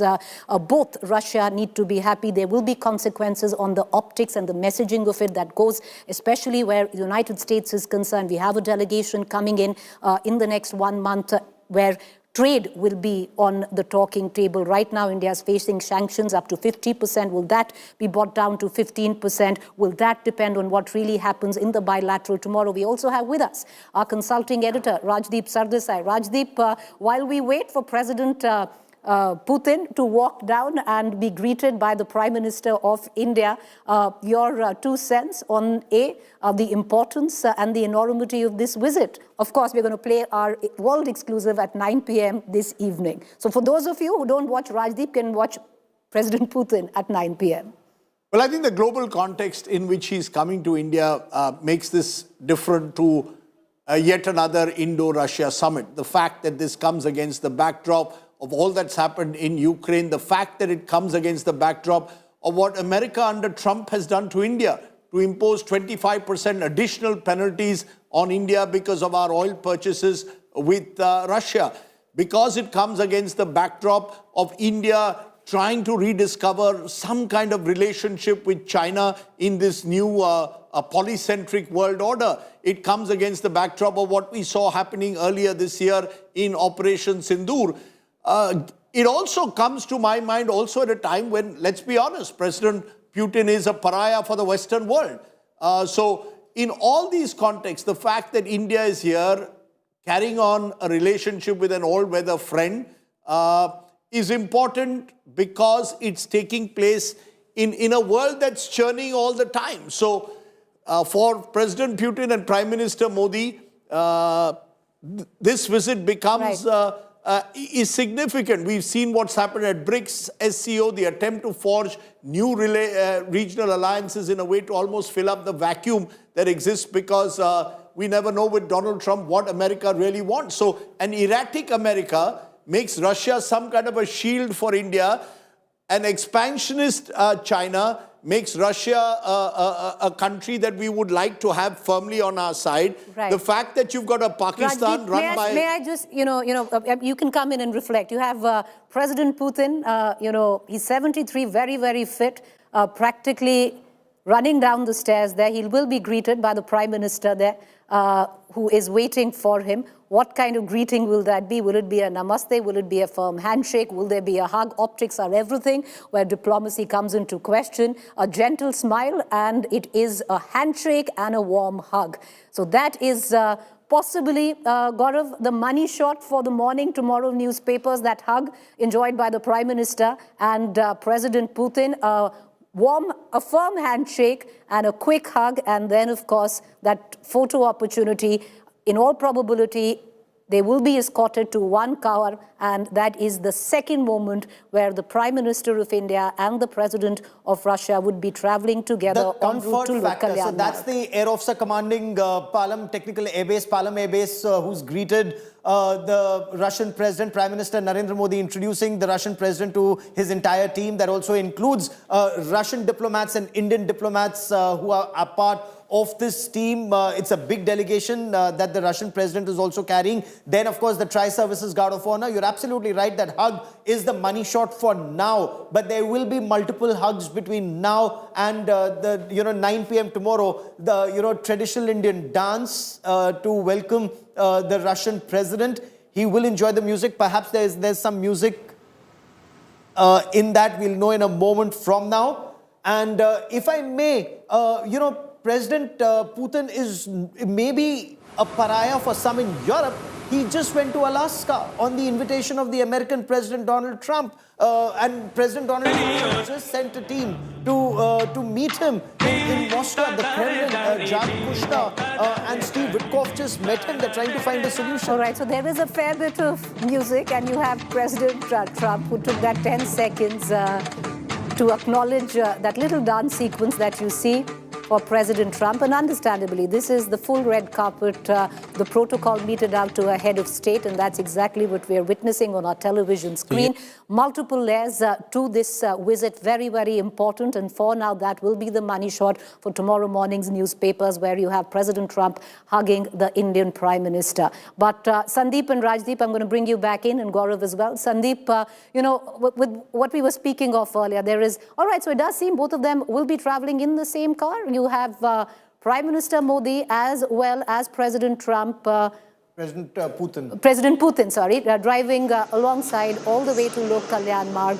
So this is what we were expecting, and that's what's happened. And that question was raised in that super exclusive global interview that we've had with President Putin at the Kremlin in Moscow about the SCO moment where they were traveling together. And he went ahead and said that it wasn't scripted, but he wanted it to happen. He's the one who engineered it at that point of time. So that's a bit of a tidbit from that interview. And this is the Prime Minister's car. This is the Indian car that they're traveling in. And, look at the officials who are all taking selfies, and his team. Everyone wants a selfie of that moment, the Russian flag and the Indian flag on the Prime Minister's official Jeep. They're traveling in that SUV together to 7 Lok Kalyan Marg, where there's a private dinner in honor of the Russian president. And then they take this relationship forward. So these are signals not just to people in both their respective countries, Preeti, but also to the world. Ye dosti hum nahi todenge. That's that big message that goes out. Well, that's the big message that goes out, and one mustn't forget that Russia has been, over decades, a long-standing partner of India. There's a historical context to it. It's a relationship that has evolved, especially in the times of multipolarity and the current global order. Another question, that he was asked, and Rajdeep and Sandeep, I'll bring you in, and Rajdeep, if you'd want to take that, interesting question that was raised, by us to President Putin on the multipolarity and a new global order that could be setting in. That's one answer everybody will stay tuned to at this point of time, with possibly Russia, China, and the Axis coming together where these countries are concerned. Look at, I was speaking to a European diplomat. Look at it from the European point of view. They've said, we see the pictures of Prime Minister Modi, President Putin, and the Chinese President Xi together, and we have our own views on it. But from our perspective and from our strategic objectives, that becomes important. We need to be seen in the present atmosphere as a country that has been able to navigate a very delicate balancing act between the United States, with whom there are trade negotiations going on, even as this visit is going on. The trade negotiators, I'm told, are coming to India next Thursday. So you've got trade negotiators coming next Thursday, and you've got Mr. Putin, who's also got his own agenda that also goes to trade and defense. So for India, the challenge is to balance the two without falling off the rope. Rajdeep, coming right back to you. I just want to cut across to Amit Bhardwaj. He has some visuals coming in right now. Over to you, Amit. Well, the visuals that we were waiting for, these visuals are coming straight from the Palam Technical Airport, and the first vehicle that's going to be out from here will be part of the Prime Minister Modi's carcade, and from here on, PM Modi is taking his friend President Putin to 7 LKM in most likelihood, where the dinner will be also hosted. The gates of the Palam airport is open, and the first car, the pilot car, is out. And after that, the security car kids would be coming out. So those visuals are on your screen. This is Prime Minister Modi's car kit. And in the white car, which you will see in any moment from now, is Prime Minister Modi and President Putin in that particular car. So as we were talking about the repeat of the SCO visuals, possibility of repeat of the SCO visuals, that's happening right now on your screens. And Prime Minister Modi's car is leaving right now the Palam airport. These are visuals on your screen where PM Modi along with President Putin is leaving from the Palam airport, and that's the car of Prime Minister. The Prime Minister's white car is out. PM Modi and President Putin are out of the Palam airport. So the visuals that we were waiting for, the repeat of the SEO summit, those visuals came from the Palam airport tarmac, where, I beg your pardon, PM Modi hugged President Putin, and after that, both of them boarded the same car, PM Modi's car, the white car that we were showing to our viewers at this point in time. From Palam airport, that was Prime Minister Modi's car. So you had the pilot cars and the security car kit. And after that, PM Modi, along with President Putin, in the same car. So a repeat of the SCO moment here in India. And these visuals are certainly going to be recorded in the history as the symbol of strong bond and bonhomie that India and Russia share, and how we are going to strengthen it from here on. The trade between India and Russia has increased many folds in the past 4 to 5 years. There's a focus on the defense sector that Russia would also want, India to increase the deal upon, and India also looking at better negotiations. And the carcade of the Indian officials, the MEA was here, S. Jaishankar, other officials from the Russian embassy, the Russian defense attaché, all of them are leaving the Palam airport, and they would be, heading towards ITC Moria as the place where President Putin is leaving, will be staying here. And PM Modi is all set to host a very private dinner for President Putin at 7 LKM. So the visuals from the Palam airport, whatever we expected and told our viewers, were actually at play at Palam airport. You have you are correct, Amit. You are correct. Aircraft, all right, let's cut across to Pranay for a brief while. My colleague who's joining us from Lok Kalyan Marg. Pranay, it does seem that the motorcade of the Prime Minister, and it's a repeat deja vu moment like the SCO summit, where you have the Prime Minister ride alongside President Putin to Lok Kalyan Marg. Can you give us what the next 30 hours for President Putin will look like, and what will be on the table for discussion? Of course, we're talking about trade, we're talking about defense, we're talking about, labor pact. So a lot there, but give us a sense of what to expect. First of all, the full spread of food will be on spread for President Vladimir Putin, because Prime Minister. So you talk about food, and we'll bring everybody in. On a lighter note, Pranay, on a lighter note, will President Putin actually partake? Because like I said, with this whole palace intrigue and mystery and that aura around him, does he actually, will he eat the food that has been laid out, for the president, or will it be what he's brought with him? So, what is the official communique on that front? Certainly, because we really don't know, Preeti, what will be what will be his dinner, how he will be taking his dinner here at 7 LKM. But see the venue, see the setting. If Prime Minister Narendra Modi has gone there at Palam technical area to receive him, if he's traveling along with President Vladimir Putin, if they are in the same motorcade, and if they are coming to the same place, they will be having dinner together. So definitely, this is the kind of message of a mutual bond. This is a mutual respect, and this is about the mutual confidence on each other. And that is why President Vladimir Putin, who's known, and whose security establishment is known for, checking everything, and they do not take any risk, because the threat to his life is way high. But still, they trust friend, and India is a friend. And there is a special arrangement, if I can ask my camera person to zoom a bit so that you can take a glimpse of certain lighting. There is a special lighting in Prime Minister's residence, 7 Lok Kalyan Marg, and this is specially lit for welcoming President Vladimir Putin here at Lok Kalyan Marg. And if as far as the next 30 hours are concerned, President Vladimir Putin will be hosted here for the private dinner, but thereafter, his main day would be tomorrow. He will be ceremonially received at the Rashtrapati Bhavan. Tri-Service Guard of Honor will be given to President Vladimir Putin. Thereafter, as part of the state visit, he will go to Rajghat, and thereafter, the bilateral talks will take place in Hyderabad House. Both the leaders their meeting has already started, but they will have different phases: in-car meeting, on-dinner meeting. Thereafter, they will be having a restricted talk between both the leaders at Hyderabad House. Thereafter, there will be a delegation level talks, and then both the leaders will come before the media cameras. They will be giving out media statement. They will be announcing that what is their vision to take forward India and Russia partnership for next decade. What are the areas where India and Russia want to expand their partnership?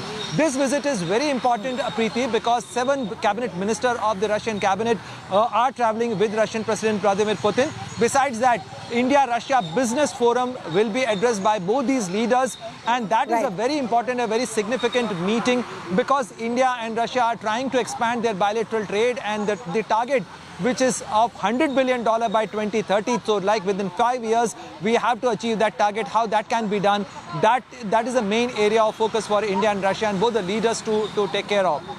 Right. So fair amount of one-on-one time, like Pranay pointed out, the Prime Minister will spend with President Putin. But Rajdeep, Sandeep and Gaurav, to bring you in, Rajdeep, the point that you were finishing earlier, it is, as historic it might be, it's multifaceted, multi-layer in the current geopolitical context. Just about a week ago, we had European envoys who did, in fact, write a critical piece on India inviting President Putin.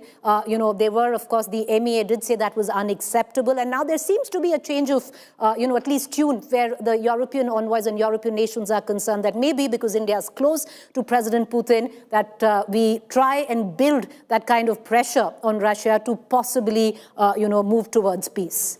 It's very interesting. Something happened which I haven't seen in many years. Probably it never happened unprecedentedly. 3 ambassadors, Germany, France, and the United Kingdom, wrote an editorial piece on Monday where they claim to have targeted Putin. They say we had nothing. It wasn't about India. It was about Russia. One day later, the Russian ambassador hit back and spoke about European betrayals. Now, I haven't seen when you have a diplomatic war being fought in the Indian media in this manner. So clearly, look, let's be honest. Mr. Putin is a divisive figure. Gaurav says he's not a pariah. The fact, though, is that several countries continue now to have embargoes, and the United States itself, it's the hypocrisy of the United States. Why have they, if he's not a pariah, imposed 25% penalties on us for doing our dealings with Russia, when large parts of the world continue to do it without the same impact? Certainly, China hasn't had the same impact. So there are a lot of double standards and hypocrisies there. But the truth of the matter is, Vladimir Putin is seen, after Ukraine, as someone who splits the world.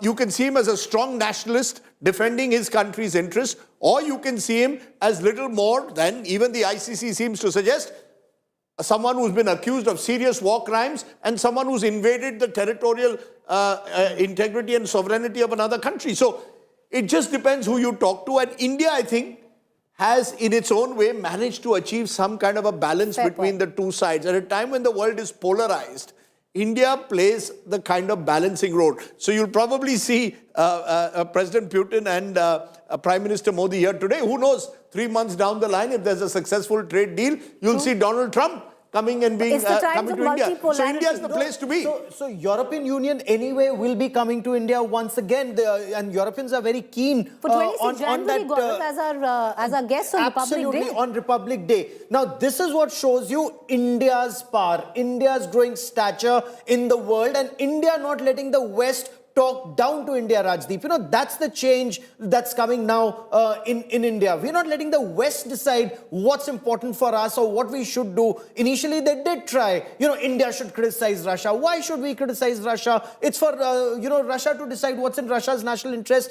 and it's for India to decide what's in India's national interest. So that's exactly what is happening. And now the West is coming around to what India can actually do, play a big role in ensuring that there is peace. India is the only country, Prime Minister Narendra Modi and Rajdeep, I reported both, Rajdeep and Preeti, I reported when Prime Minister Narendra Modi was in Moscow, and then when Prime Minister Narendra Modi went to Kiev, and then when he went to Kazan once again.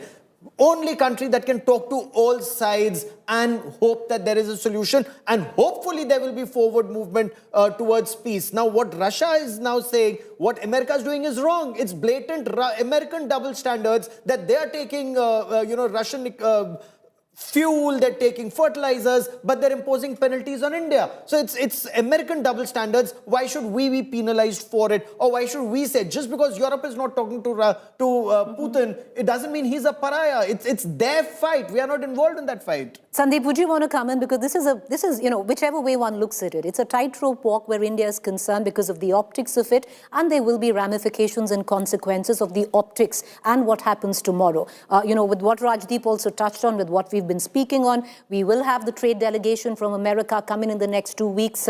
Hopefully, we are looking at, the tariffs coming down from a 50% to a 15%, but all of that could very well be contingent on what our, deal with Russia is, where oil is concerned, where trade is concerned, importantly, where defense is concerned.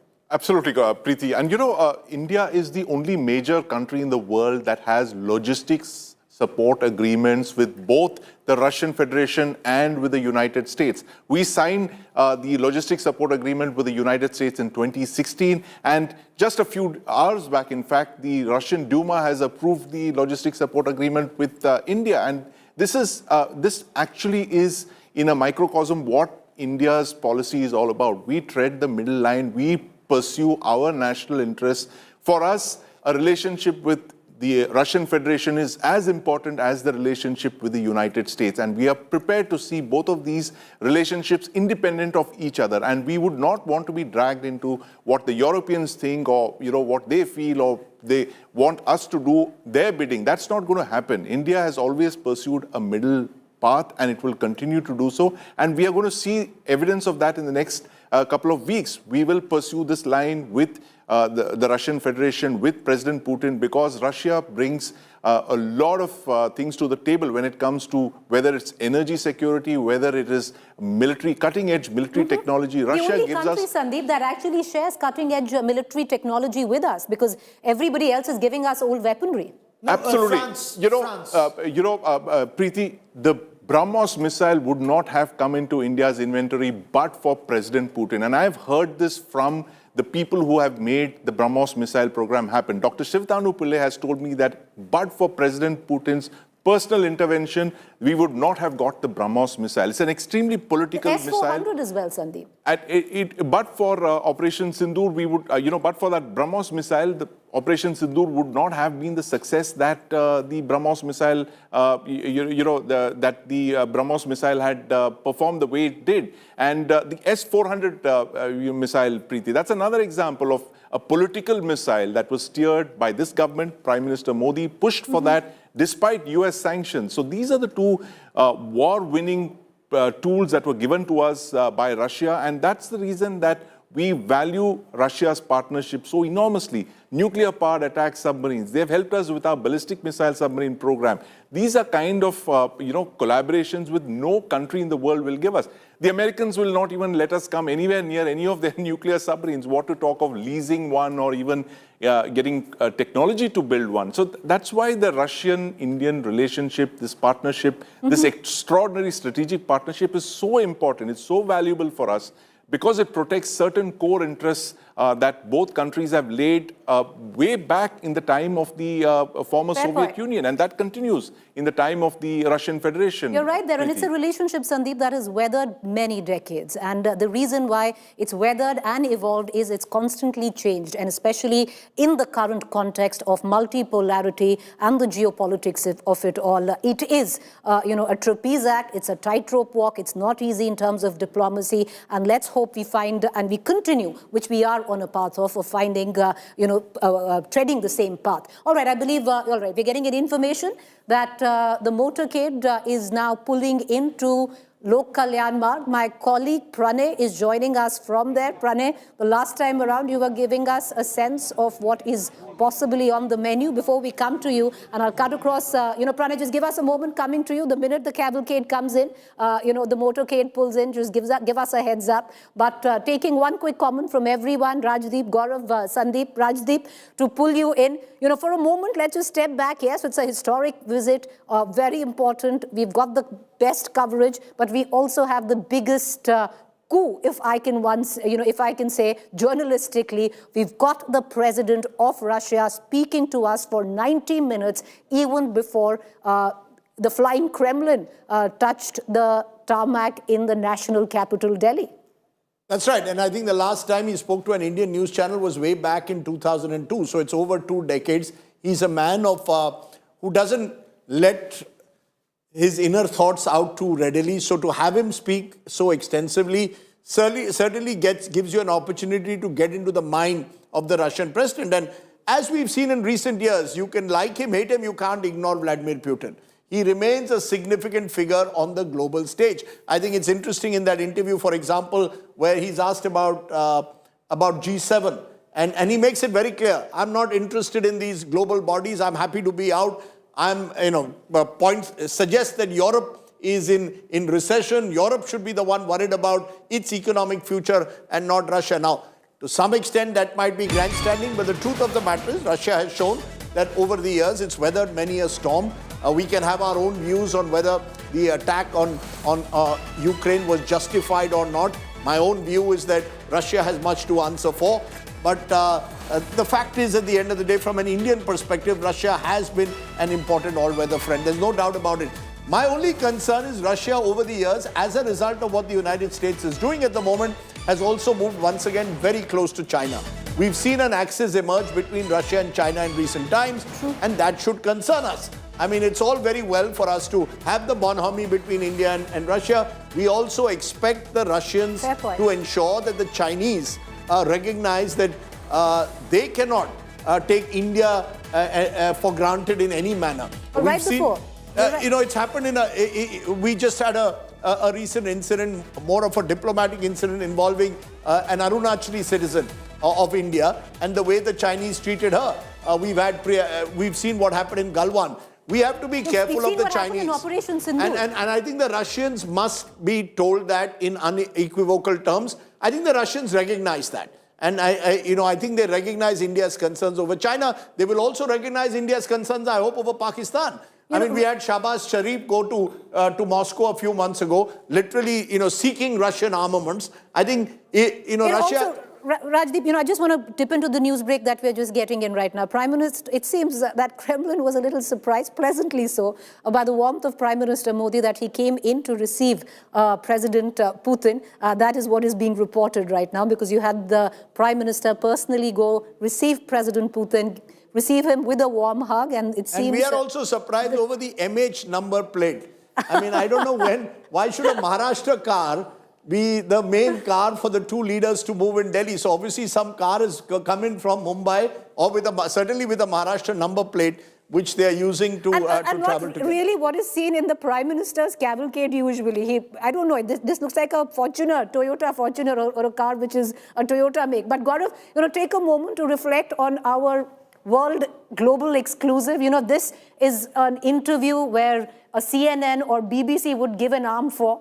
And you had President Putin choose, India Today to give that interview, because once this interview airs today at 9 p.m., this is not just in context of Southeast Asia. This is a global interview which will make international headlines.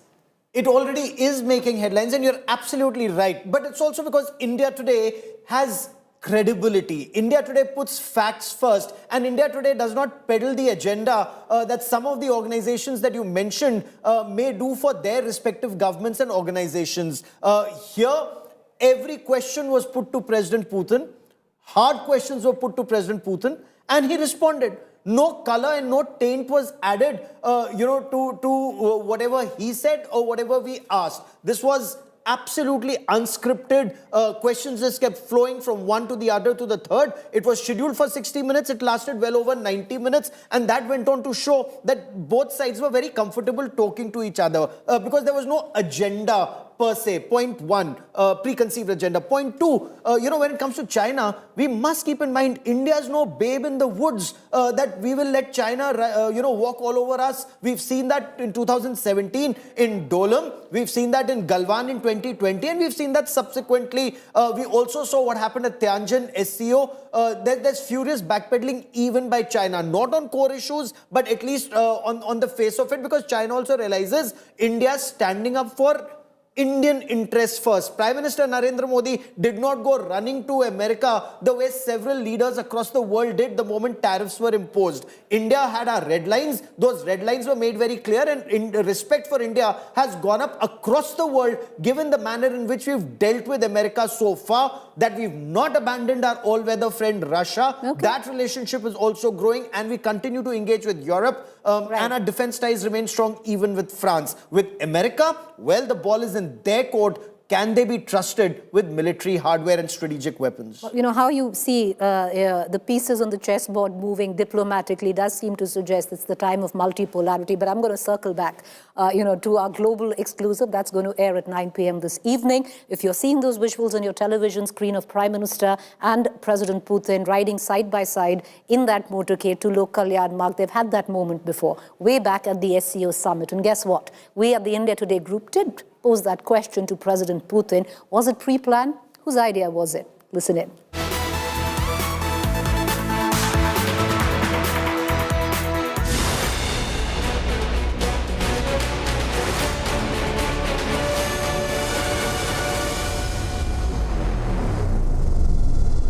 Very interesting question, because when you met Prime Minister Narendra Modi in SCO, and there was this picture and video of you and him going in a car, and we're showing it to our viewers right now. You were traveling in a car with him.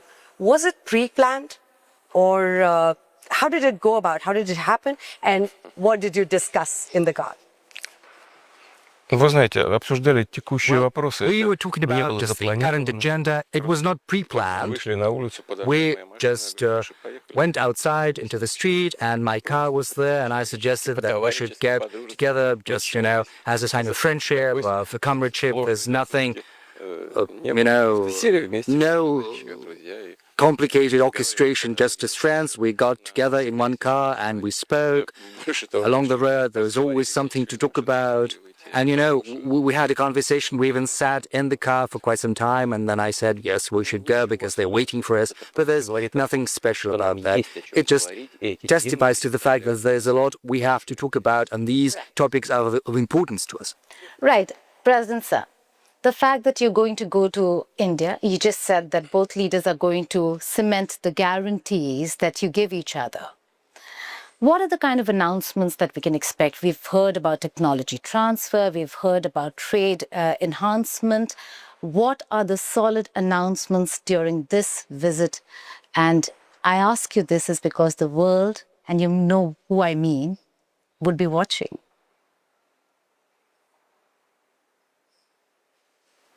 Ну, то, что мир будет следить за the world is going to be watching. I don't think there's anything special about that. Because, India is a great country, 1.5 billion people. It's a developing economy where the rate of growth is 7.7%. This is the first result in the world. Prime Minister Modi has managed to achieve that, and this says a lot. The Indian nation can take pride in. There's a lot to be proud of. Of course, there are always detractors, critics who believe that this can be done better, but that said, the result is evident. We've got a whole plan for cooperation which covers the most important spheres and fields. The most important ones are certainly oriented towards the future, and one of them is high technology. India and Russia are working together in outer space exploration, in energy, nuclear energy in particular, which is well known because, you know, one of the leaders in that field, also shipbuilding, aircraft building. We have very many interesting directions which are oriented towards the future. Or let's take artificial intelligence. We'll probably talk about that later. But this is one of the key technologies of the future which is reshaping the world as we speak, because it manages to multiply things many-fold, but at the same time it creates certain challenges to be addressed. And we'll talk about all of that. And as Prime Minister Modi thinks and what I think, well, we'll choose what is of the greatest significance at this stage, and we'll help with that. Agreement, sir? Well, of course. But we should probably not announce them right now because, you know, all of that is going to be announced in the course of the visit. We will present that to the public. And then the colleagues will present all of these agreements to us, and we'll have to give our final approval to these agreements.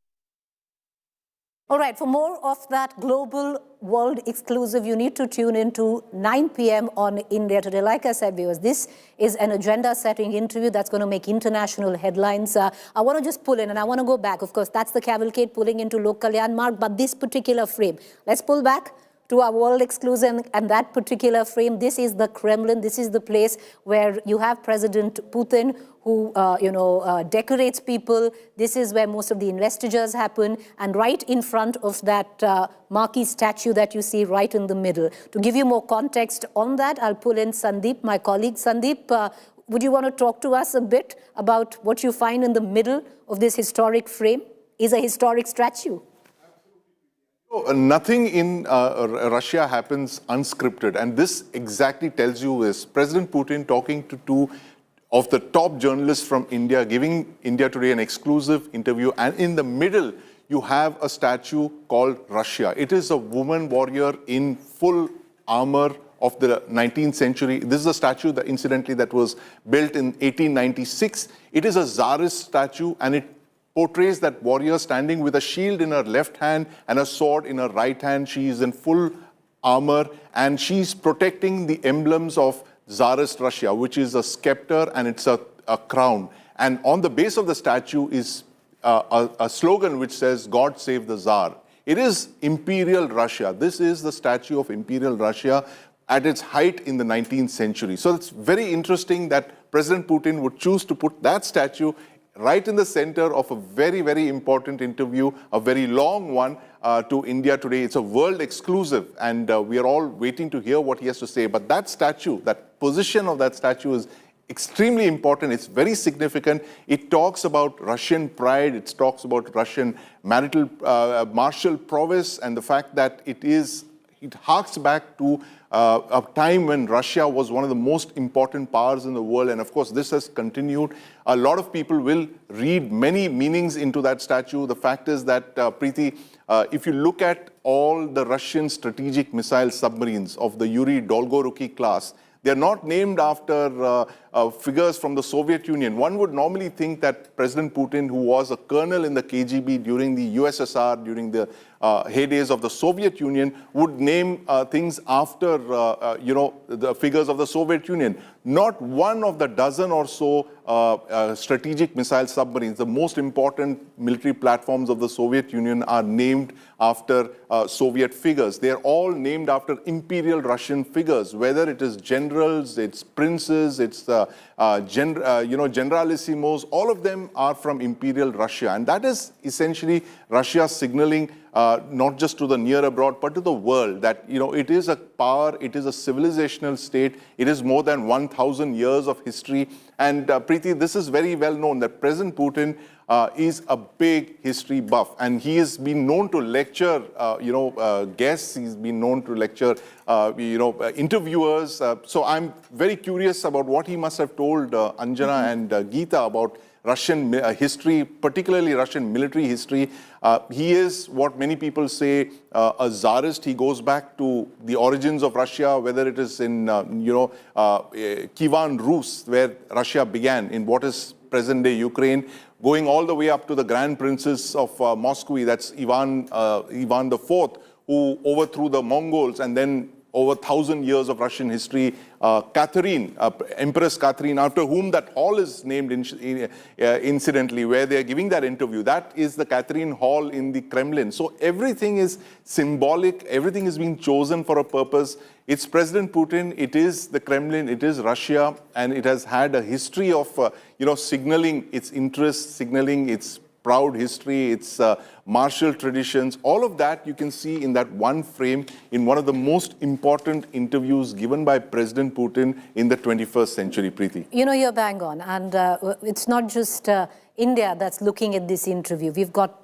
buyers across the country. We've got journalists across the country clocking down. And now it's just about an hour, 7 minutes where that interview, that world exclusive actually airs. And like we pointed out, definitely an agenda-setting interview that will make headlines.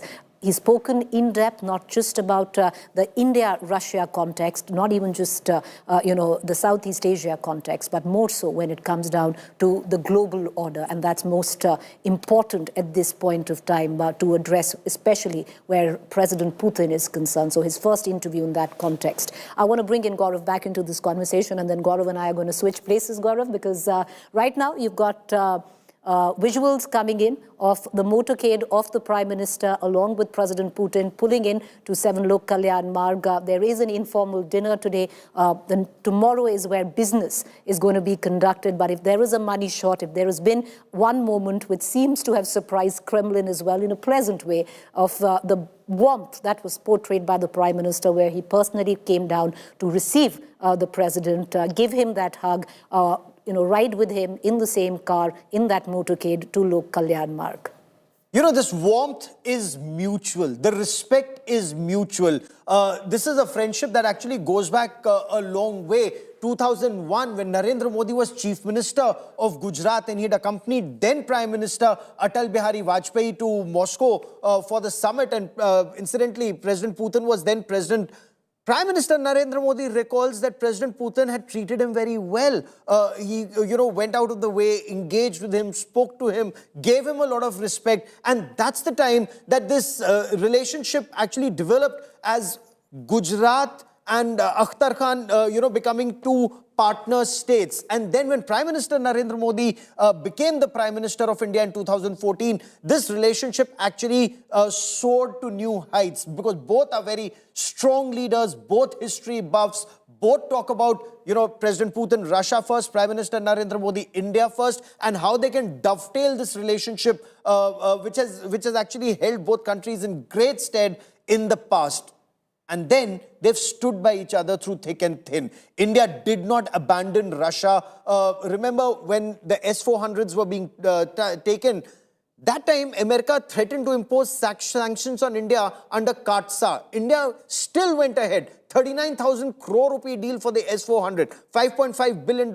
India still went ahead, risked the CAATSA sanctions, ultimately got a waiver. And you've seen in Op Sindoor, they've held us in good stead. Even now, America wants to put a lot of pressure on India, including 25% additional tariffs. India's still going ahead and engaging with Russia. And we'll just watch for those conversations. President Putin just said that I'm going to meet my good friend Narendra Modi. That meeting with good friend Narendra Modi is happening right now. Let's see what comes out of this, Preeti.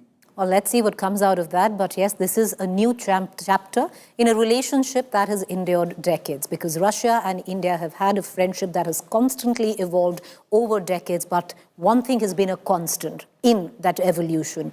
They have had each other's back. I want to cut across to what President Putin spoke in the context of the Russia-India friendship when we spoke with him at the Kremlin in Moscow. Listen in.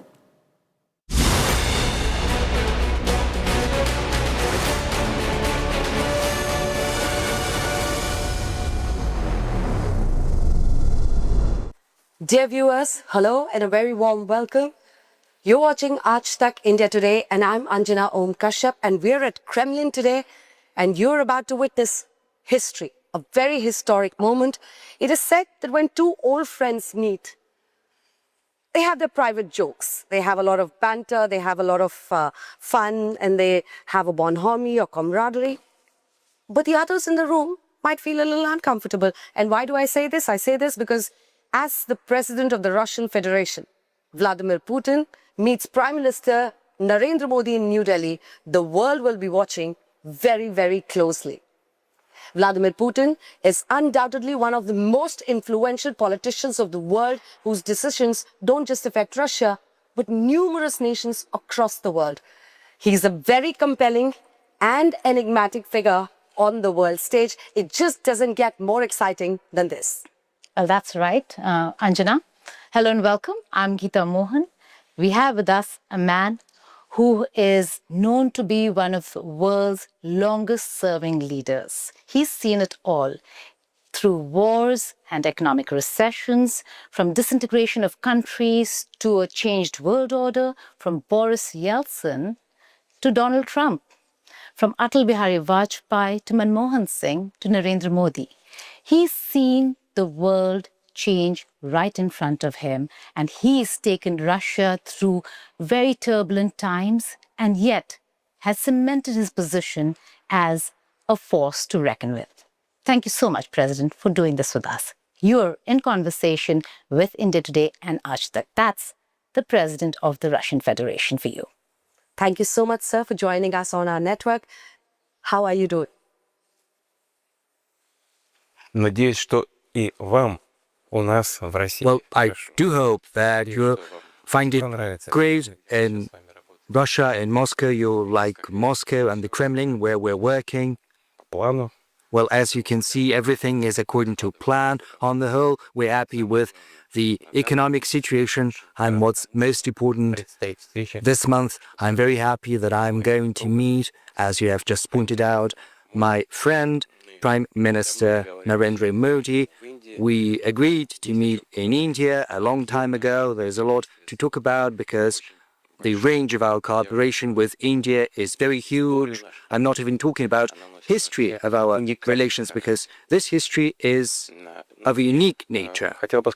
And I would also like to point out that the path that India has traveled since gaining its independence, just over the 77 years, which is a very short span in the scale of history, and India has managed to travel a great way. And I'm going to dwell on that a little bit later. But, you know, when we live our daily lives, we hardly notice the changes that are currently afoot. It rarely happens when we notice these changes. But if we have a look back at the history, we'll see that what transpired in India is, to a large extent, a miracle. Well, I don't think there are many people living in India who know that the longevity, the life expectancy of India over the 77 years has... We will talk about longevity in some time from now.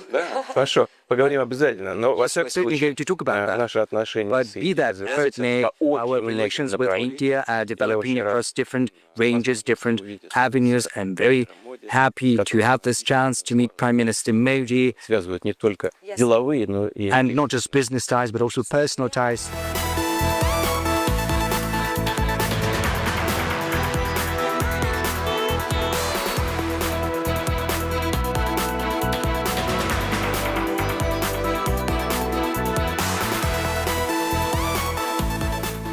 The countdown has begun. Just under 1 hour to go for that world-exclusive interview of the Russian President Vladimir Putin by India Today's Geeta Mohan and Anjana Om Kashyap. And he's taken all questions. You would want to know what next when it comes to the Russia-Ukraine war.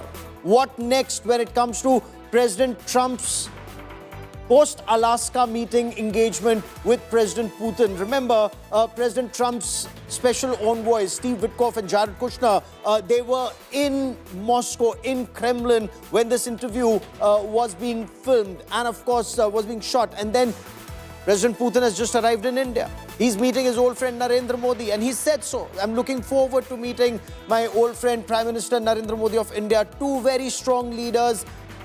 Their vision taking India-Russia relationship forward.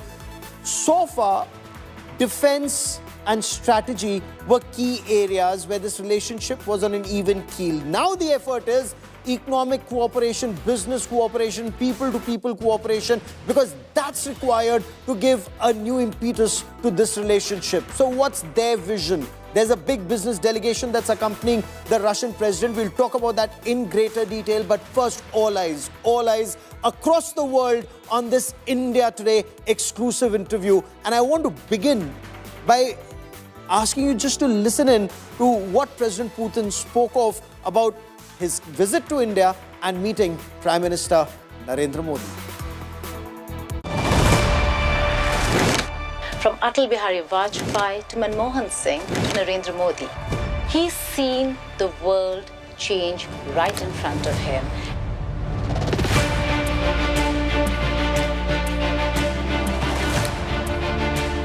Undoubtedly one of the most influential politicians of the world. He's a very compelling and enigmatic figure on the world stage. The President of the Russian Federation for you.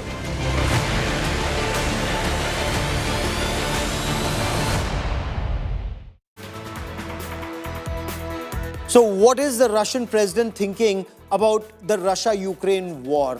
What's the road ahead? In this India Today world exclusive, global exclusive, we bring you an interview of unprecedented access and significance. For the first time on world television, Russian President Vladimir Putin, he speaks candidly and he's spoken at length. He was to speak for about an hour. This interview lasted more than 1.5 hours. The interview airs in about 55 minutes from now. President Putin, his comments on US President Donald Trump's tariff pressure tactics on India. The way America was trying to arm twist India not to be so close to Russia. Did that really work? When you look at those images at the Palam technical area in Delhi, when the Russian president's aircraft arrived, and the images that you will see tomorrow, clearly pressure tactics have not worked on India. It's a very clear, it's a forceful message. President Putin underscores Russia's support for India and Prime Minister Narendra Modi. And of course, vice versa is something that you will see. So in this pointed observation, he emphasizes India is a major global power. India is no longer some British colony, no longer some former British colony, and that the West cannot talk down to India, cannot be addressed in the manner in which India may have been addressed by the West 77 years ago. And he's saying why, he's also explaining why. He says Prime Minister Narendra Modi is not the one to give in to pressure. Listen in.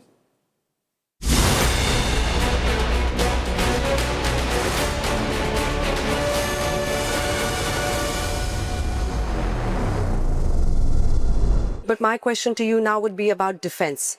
And India continues to be the biggest defense buyer. Roughly 38% of the market from Russia is bought by India. My question to you, sir, is in view of the sanctions by the US or the tariffs they have laid on India, the arm twisting methods that are being adopted, and I name it's America. How do you plan to circumvent all this? Will you pull back or push harder? Но мне кажется, что и Индия, весь мир увидели. Well, I think both the world and India have seen that one cannot talk to India the way they used to talk to it 77 years ago. India is a great power, not an English or British colony, and everyone will have to take that into account. And moreover, the head of the Indian government, Prime Minister Modi, is not one to give in to pressure.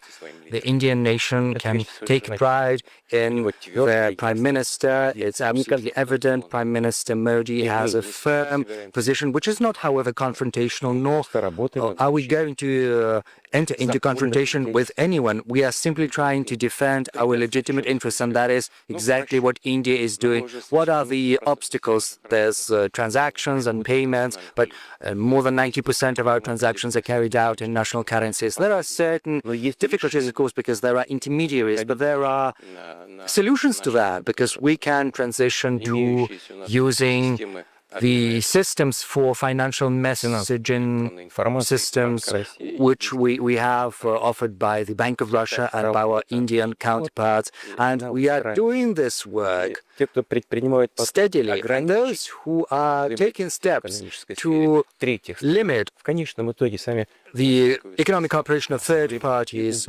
sooner or later will incur losses. And I think once this understanding settles in completely and fully, then this practice of pressure from outside is gone.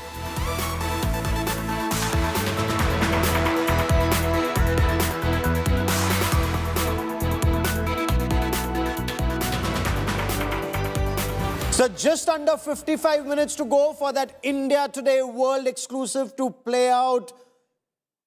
We will tell you what President Vladimir Putin is thinking. So 53 minutes to go, that biggest global exclusive. I also want to bring into this conversation General Deepak Kapoor, former Chief of Army Staff, joining me on this broadcast. With me, Sandeep Puneethan stays with me on this broadcast, as does my colleague Preeti Chaudhary. General Kapoor, welcome as always. Your view of what President Putin said about Prime Minister Narendra Modi and the fact that you cannot talk down to India today the way you could 77 years ago. Prime Minister Narendra Modi is not the one to give in to pressure. Thank you, Gaurav. I tend to agree with what President Putin said, and it implies that India today is a growing power, and therefore it can hold its own on the world arena. And to that extent, President Putin has said that Prime Minister Narendra Modi would stand his ground if he has to in national interest, which I feel definitely he would do so, and ensure that the Indian interests are best served while interacting at the regional as well as the global level. Okay, sir, permit me to interrupt you for a moment. These are live images that are coming in from 7 Lok Kalyan Marg residents of Prime Minister Narendra Modi, specially decked in Indian and Russian colors. The Prime Minister received the Russian President at his official residence, the 7 Lok Kalyan Marg. So not only is this pathway draped in the Indian tricolor and the Russian flag, but also the lights that you notice, the Indian flag and the Russian flag. The two very comfortable together. Preeti, both of them, the Indian Prime Minister and the Russian President, they've been friends for a very long time and they're very, very comfortable with each other. You know, the history stands testimony to that, Gaurav, you know, because it's not just coming together of two leaders who are fairly very, very comfortable with each other.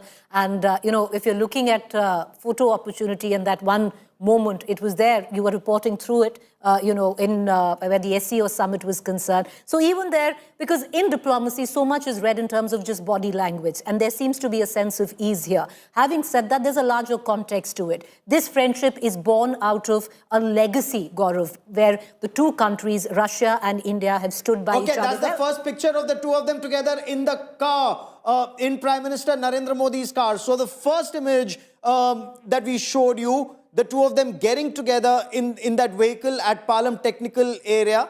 And this is a selfie. It's actually a picture that's been taken by somebody on the front seat of the Toyota. And they're very, very comfortable together. Prime Minister Narendra Modi and the Russian President Vladimir Putin. In Tianjin, we saw President Putin wait quite some time for the Prime Minister to arrive, and then the two sat in the car and had a long conversation, and then they drove out together. India Today's Geeta Mohan and Anjana Om Kashyap put that question to President Putin, and in about 50 minutes from now, you'll hear the answer. He explains why he waited for Prime Minister Narendra Modi, why they spoke in the car, and how they traveled together to that destination. Let me also tell you, Kremlin has just reported that they were pleasantly surprised to see Prime Minister Narendra Modi at the airport to receive President Putin. They're expected, India's External Affairs Minister, Dr. S. Jaishankar, to receive the Russian president. But Prime Minister Narendra Modi was there to receive him, and they traveled together in the Prime Minister's car. The signal to the world is ye dosti hum nahi chhodenge. Kitna bhi pressure dunya bana le. Sandeep, the world may want to mount a lot of pressure on India, impose an additional 25% tariffs, but then ye dosti hum nahi todenge. That's the signal that goes out from New Delhi tonight. Absolutely, Gaurav. And just look at that photograph. Look at that bonhomie. Look at that camaraderie. It's like, Jay and Viru literally from Sholay. And, that is the kind of bonhomie, the chemistry that these two leaders share. And Gaurav, very importantly, today is Navy Day. And I have to raise this here, the fact that it was 54 years back tonight that the Indian Navy carried out one of the most devastating naval attacks in the 20th century when they used Russian-supplied equipment, Russian missile boats, Russian P-15 missiles to inflict a very big, catastrophic naval defeat on the Pakistan Navy. They bombed sank Karachi. 3 ships. They bombed Karachi, and this was it. December 4th, 1971. It was this night, 54 years back, that the Indian Navy made its fiery debut in this war, the 14-day war against Pakistan. And that war, again, Gaurav, could not have been possible but for Russian hardware. So you're literally looking at the anniversary of that great moment 54 years back. And it continues, Gaurav. That support from Russia continues with the BrahMos missiles, with the S-400, and let's not forget, with the diplomatic support that Russia gives us on the world stage. It was the vetoes. So give me a moment as I try and bring in a perspective from Moscow. I have Fred Wire joining me from Moscow. Fred, welcome. How is Moscow viewing this? We're getting opinion from the world, but I would want to understand from you, sir, how's Moscow viewing President Putin's visit to India? Well, it's always a big deal. I mean, these summits have been a regular feature since the 90s. Post-Soviet feature, and it has always loomed large on Russian diplomatic agenda. That relationship is solid, and you've had a lot of people on talking about that. But it is changing, and one of the things that is driving that change is the Ukraine war, which has been a catalyst that's accelerating all the global shifts that have been taking place. And one of the things that's happened is that Russia has decided that its former aspirations to integrate economically, to some extent politically, especially with Europe. It was a big thing in the first decade of the Putin era, that's finished. The experience that Russia has had, especially with Europe, and it goes on to this moment, has put Russia off Europe and also severed its economic links with it. So Putin comes to India with a whole new perspective about Russia's future. The war is winding to a close, and he is looking beyond that to the shape of a global order, Russia's place in it, and who its friends will be. And it's not a surprise that top of the agenda is India. This is,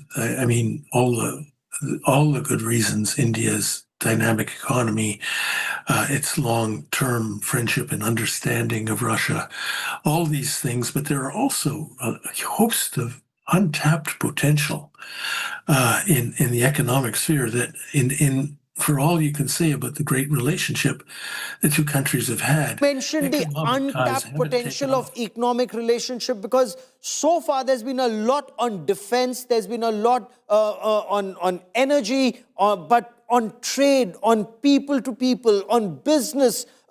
This visit of President Putin makes that effort. But Fred, request you to stay with me. Deepak Kapoor is with me. I want to quickly cut across to Washington, D.C. Seema Sirohi is a senior journalist and analyst, wrote a best-selling book, Friends with Benefits, on India-US relationship. Seema, welcome.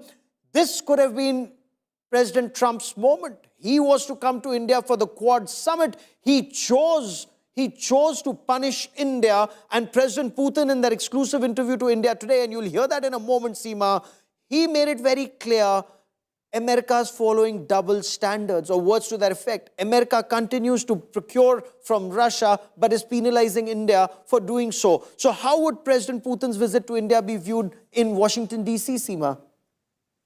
Thank you, Gaurav.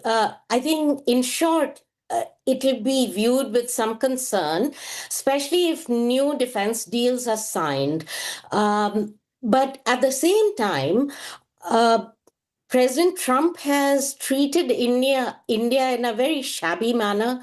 He's put the maximum tariffs, on India compared to any other country. So the relationship with the US has gone down, and it's in a kind of holding spot, I would say. They'll be watching this visit with very keen eyes, but I think they will get the message that India wants to engage with all major countries. Nobody can sort of veto India's relations with another major partner. And Russia has been a very major partner for India over the years. For Mr. Putin, the message would be that he has options. India is a major option. Now, you were talking about the economic relationship between Russia and India. I think we should remember that the trade deficit is in Russia's favor to the tune of $65 billion. That's not a very happy thing. So, of course, India is keen that Russia should buy more from India, and that, I think, would be a point of difference between the two sides. But overall, this is a very important visit. The message is going out to Europe and to the US that India is standing firm in its attempt to have friends with all major poles in the world right now. And nobody can talk down to us. President Putin said so in as many words. Seema, stay with me. I want to bring in General Deepak Kapoor. It's just 42 minutes to go for that India Today World exclusive, because 42 minutes from now, you will hear the Russian president speak and give out his worldview. And there are very important signals there for Europe, for Ukraine, for the United States, and of course, for friends like India, and especially India. General Kapoor, would India risk additional sanctions if India were to go in for 5 more regiments of S-400s and look at the S-500s and look at the Su-57s? There are some who say that we are looking at 2 squadrons of Su-57 as an interim. Gaurav, let me say this, that India has always followed a policy of strategic autonomy. And that is something which has carried through right since independence. I think that's a policy which will hold India in good stead.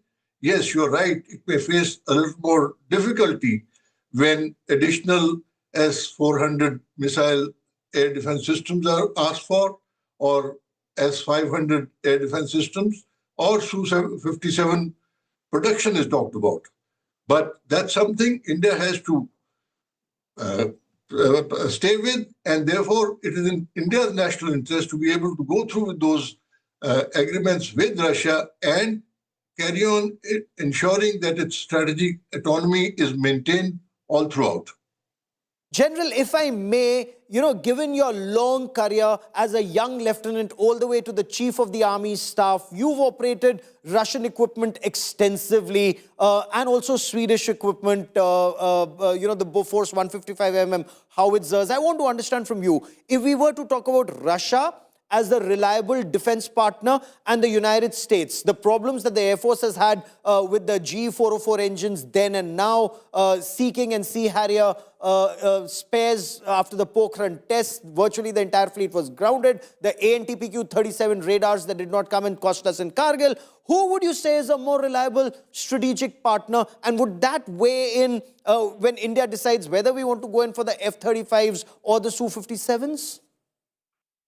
Gaurav, I'd like to say this, that I have, during 1971 operations, operated with the Russian equipment. Right since then, I have seen the Russian equipment in the not only in the Indian Army, but also the Air Force and the Navy as well. If I may say so, Russia has been an extremely important strategic partner who has stood by India throughout, whether in the military sphere or at the diplomatic level, even at the Security Council of the United Nations.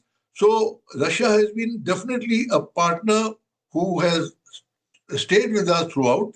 And just because of all that, the acquisition of weapon systems that are there with India today are approximately 2/3 of Russian origin. So there may be a problem about compatibility of weapons between the Western technology weapons and the Russian. So even if we are looking for any kind of changes, it's going to take time. All these changes have to take place over a period of acceptance by the services after trials, etc., which is a long drawn-out process. So to that extent, we are still dependent to a large extent on Russian weapon systems, and their support has to continue. While the overall content of the Russian equipment may have gone down from this period of 2012 to 2016 from 68% to 59%, we are still quite dependent on the Russian equipment and their spares, etc., to carry on. And let me say this, that in Op Sindoor, we've been able to use that equipment to advantage, and it has stood by us very well. So in the future, I see this continuation of this relationship and assistance from Russia, especially in the field of getting a fresh lot of aircraft, naval ships, as well as within the army, S-500 air defense systems, as well as additional tanks like we are manufacturing today, the T-90 tank. The T-72 and the T-90 Bhishma. Sir, give me a moment, 37 minutes to go for that big India Today world exclusive to come. And Preeti, if I could draw you in for a moment, President Putin saying Prime Minister Narendra Modi is not a man you can put under pressure. India today is not the India of 77 years ago. That's a signal actually to Europe and the United States of America that Prime Minister Narendra Modi will not buckle under pressure. Bang on, Gaurav. You're very right there because, this is messaging, this is global messaging, but this also stems from the fact that today you have a Russia which stands globally isolated where at least the West is concerned. So you see that Asia pivot where Russia is looking at India. And with India as an old friend. Russia is also looking at China, but China will bring its scale. India will bring it global legitimacy. But for India as well, on our part, we are looking at Russia primarily. I think our biggest reason would be global neutrality. That where the geopolitics of the world is concerned, especially where you're talking about China vis-a-vis India, that Russia remains geopolitically neutral, having its interests lie in China as well. So it is, in a way, a symbiotic relationship which is built on past history. And therefore, you see that kind of bonhomie which stems from comfort because Russia has always been on our side of the divide in the historical context. But there is that current layer to it as well, which one can't really deny. I will get Ambassador Trigunayat to respond to that. 35 minutes to go for that India Today world exclusive to come up. But before that, what's the end game in Ukraine? Because that's the question on everybody's mind. While you hear that interview at 9 o'clock, let me give you a teaser, a little trailer. Listen into what President Trump said. Fred, coming to you in Moscow in just a moment, but listen in to President Putin on the end game when it comes to Russia-Ukraine conflict.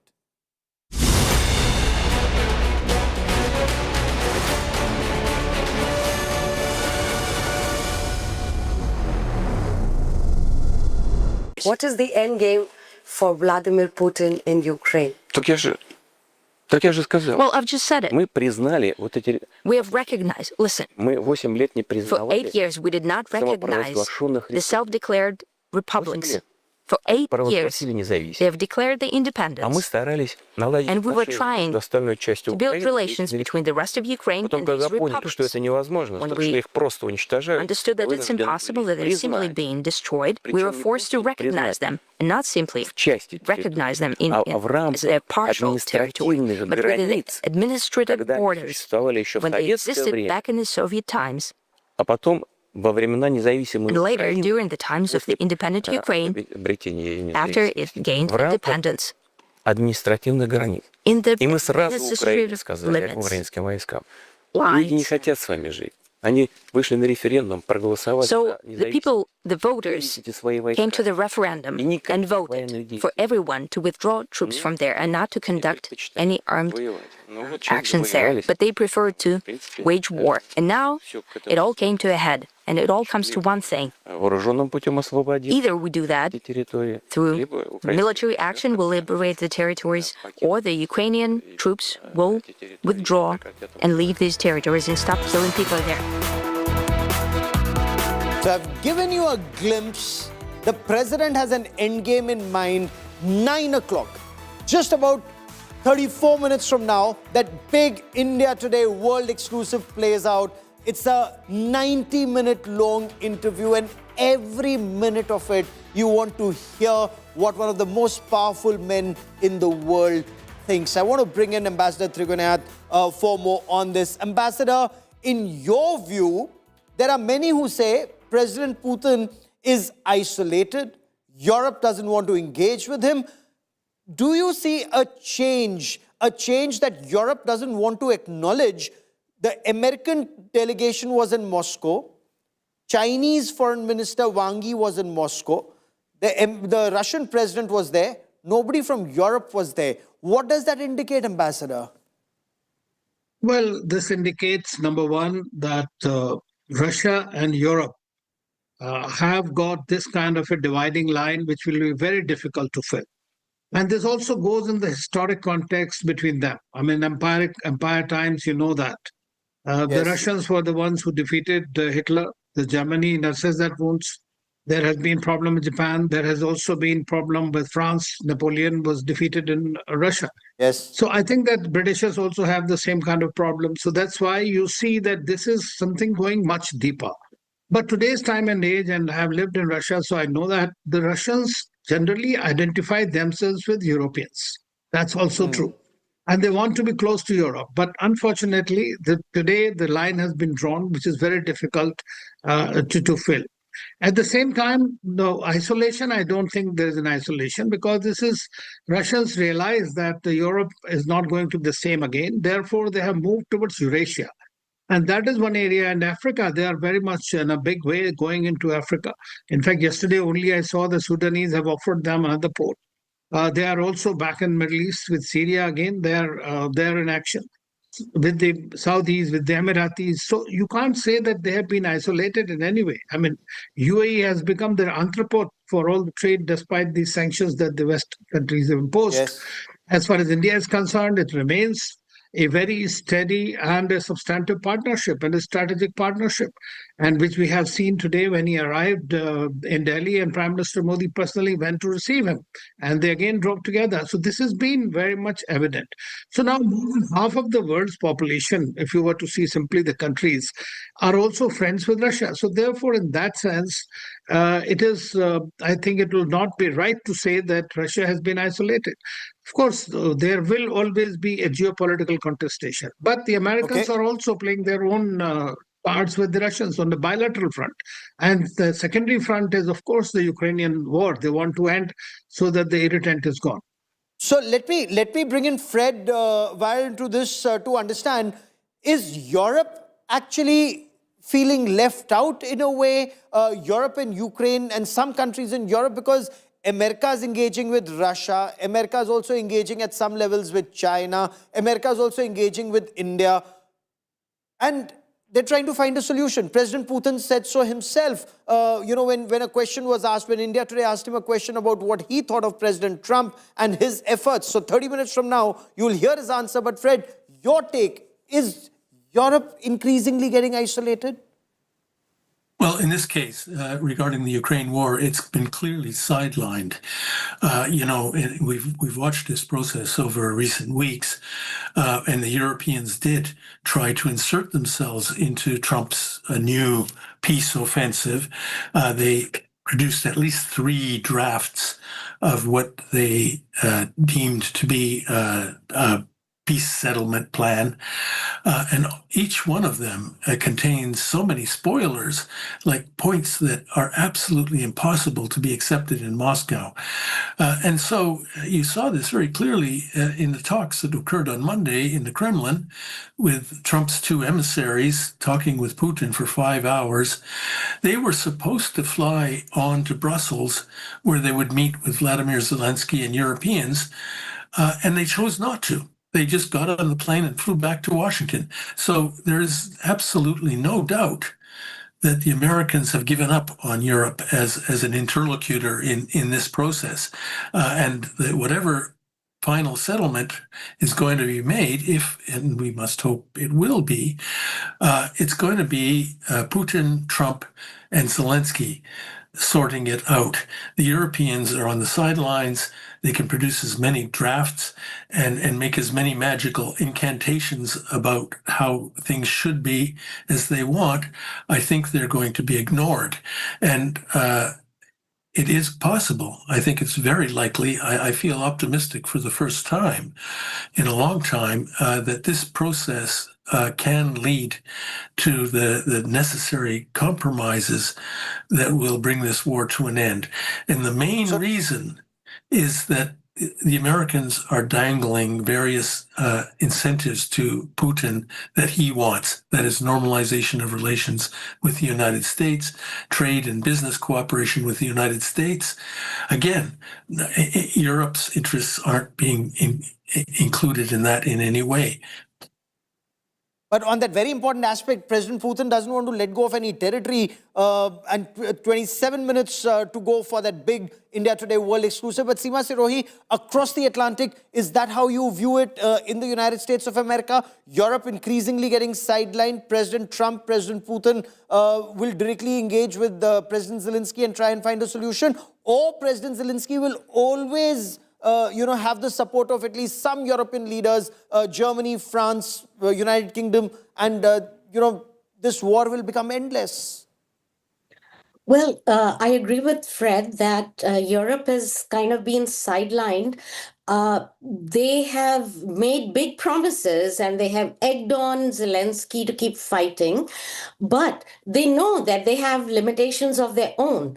Now, President Trump is dealing directly with the Russians. So, Europe has actually a lot of stake in this whole thing, but no power to sort of enforce what it wants.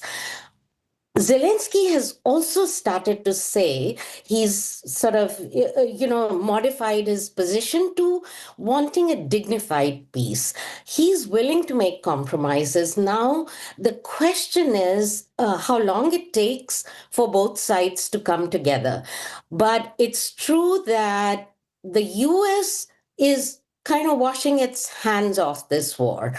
If this time it doesn't work, people are saying over here in Washington that President Trump is just going to give up on this. I'm not sure. I'm sure that Putin realizes that.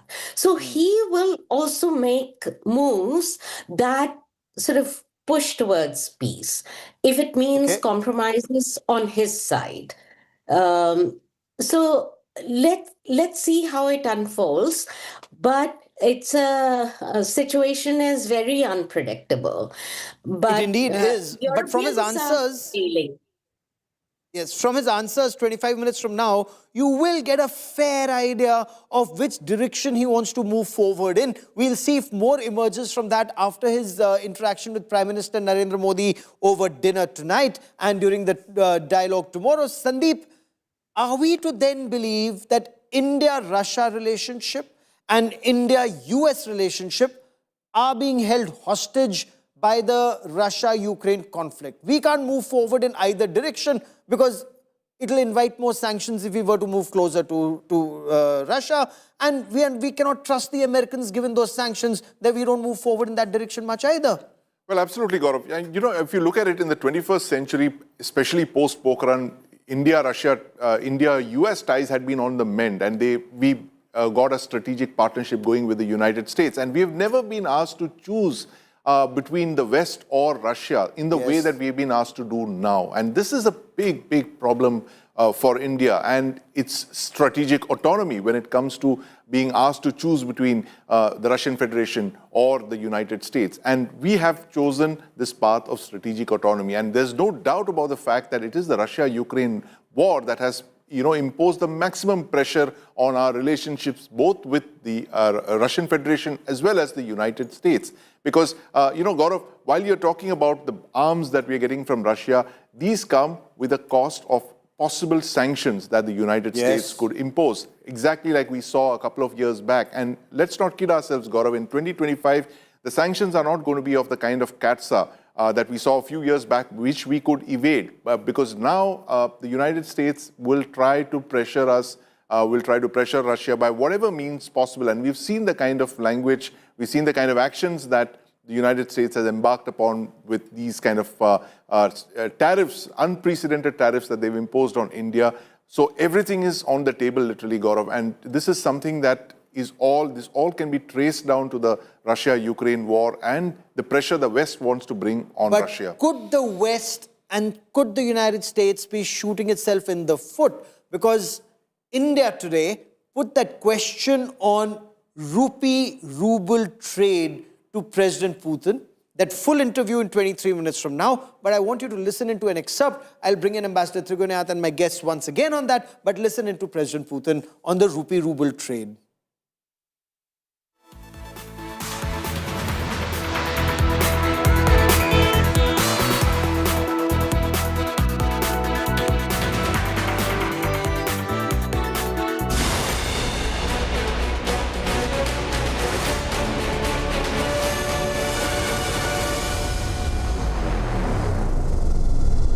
The biggest thing when you have these blocks is how do you make it economically viable?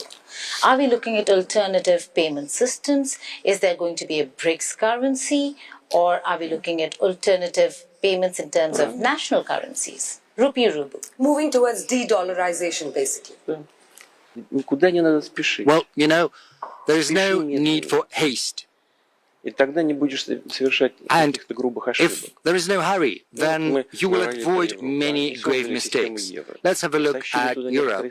They created the Euro system and they involved in that Eurozone several countries that were economically unprepared for a single currency.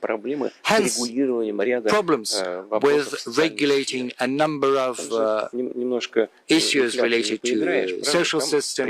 You cannot simply work with the national currency because there is one single currency, hence problems with the budget. We do not have this goal of building a single currency in BRICS at this stage and point. This has to be done very carefully, prudently. And we need to use national currencies. We need to use wider the capacity of the new development bank of BRICS. For example, we've proposed to create a new investment platform that would use electronic payments with a minimum capital of $100 billion to begin with, in order to create conditions for joint investment both in our economy and the economies of the developing global south. So 20 minutes to go for that India Today world exclusive interview with the Russian President Vladimir Putin. He's right now in 7 Lok Kalyan Marg having dinner with Prime Minister Narendra Modi. This interview was shot just before he left Moscow at the Kremlin. So 20 minutes to go for that interview. Ambassador Trigonath, de-dollarization doesn't appear to be happening in a hurry. Is that the impression you also get from this conversation that India Today had with President Putin? But rupee-ruble trade, the Mir system and India's rupee system, do you see that that deal happening, forward movement there? Well, as you know, that nearly 85 to 90% of our trade with Russia is being settled through national currencies, and rest through UAE and other mechanisms. And we have mastered this since the Soviet times, if you remember, the Russia rupee-ruble trade. Yes. So that is a mechanism that works. and that is being worked upon. And now that we have the Bank of Russia opening their office in Delhi, I think this will be smoothed out even further. Now, as you know, that the dollar is essentially some kind of a sovereign identity of the United States. So therefore, they feel that anything that is dented is direct impact on their sovereignty.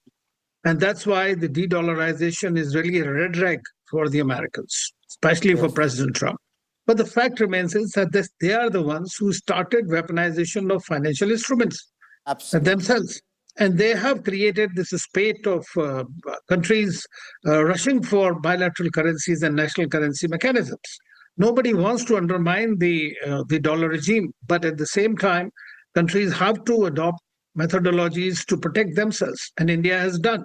UPI with 23 countries, actually, we have signed the agreements. And we should perhaps expect one of the agreements on UPI and the Russian system to be signed this time, because that is what is going to help the Russians also in getting more tourists from India. That's one of the major drawbacks at the moment as far as the tourism is concerned, apart from the trade. Okay. And Seema Sirohi, would you see America weaponize this further against India in case India were to procure additional regiments of the S-400, go in for the S-500, go in for the Su-57s? Not that it's happening overnight, but will all of this depend on peace between Russia and Ukraine, or India risks additional sanctions? See, I know there's a lot of excitement around President Putin's visit to India, but I think the government of India would not want the fallout from this visit to affect the US relationship too much. So, because you might notice that while President Trump has gone all out to punish India, the government of India has been extremely careful in what it has said over the last few months. So what India wants is to maintain a good partnership with the US and ride it out for the next 3 years. Now, if Russia will push for the Su-57s, no doubt. But and the Americans are pushing for their 5th-gen fighters for India to buy. That's a huge decision. And if there is any announcement on the Russian planes during this visit, I think it will not go down well in Washington, that's for sure. But whether they impose, more sanctions, that remains to be seen, because, it'll affect other parts of the relationship and other equations, including with Russia, because Trump is trying to make peace with, on the Ukraine war. So absolutely. He's deploying... so the Quad summit is not happening right now. The Quad summit is not happening, but there's a Quad anti-terror meeting that's happening in Delhi right now. Even as the Russian president is here, the Russian defense minister, health minister, all of them are here. There's also a Quad summit, Quad officials meeting on anti-terrorism also happening. Fred, the last 30 seconds I have on this part of the show, I want to understand from you, what does Russia expect to take back from this summit between Prime Minister Narendra Modi and President Putin? Incredibly important. All the things that people are saying about the messaging of this summit are awfully important to Russia, because it is sort of still beleaguered in the line of fire. It is experiencing the biggest wave of sanctions ever leveled against the country. So that's important. But I think Putin seriously wants to cement a new, higher level relationship with India, with in-depth economic relations. I think you'll see a lot of overtures from the Russians to solve problems like that trade deficit, to make Russia more friendly to Indian workers and business investors. they're very conscious of this. They're very, I think they're eager to get this relationship on a new footing. I think they believe the Ukraine war is going to be ended soon. I think they're right, and that episode will be behind us, and there'll be a whole new world. And Putin really wants to set the groundwork for that.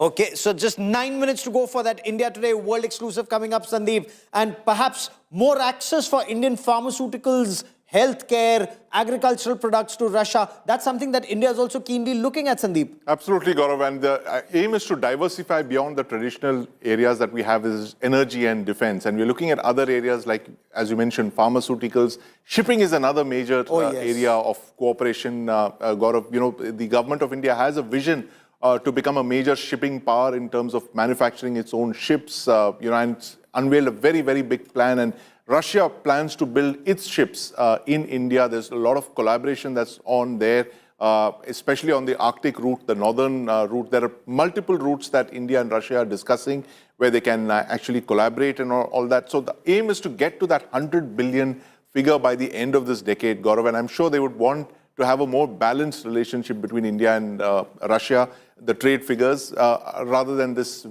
hugely skewed trade deficit that's usually in favor of Russia, and to move away from those traditional areas to go into other new areas like, pharma, electronics, automobiles, another very big area. Yes. President Putin has praised India's automobile sector repeatedly, and he's, spoken about how India has created this huge automobile sector all by itself in the last couple of decades. Those are areas that we can talk about. The fact is that a lot of Indian manufacturers do not have a presence in Russia. Why is that?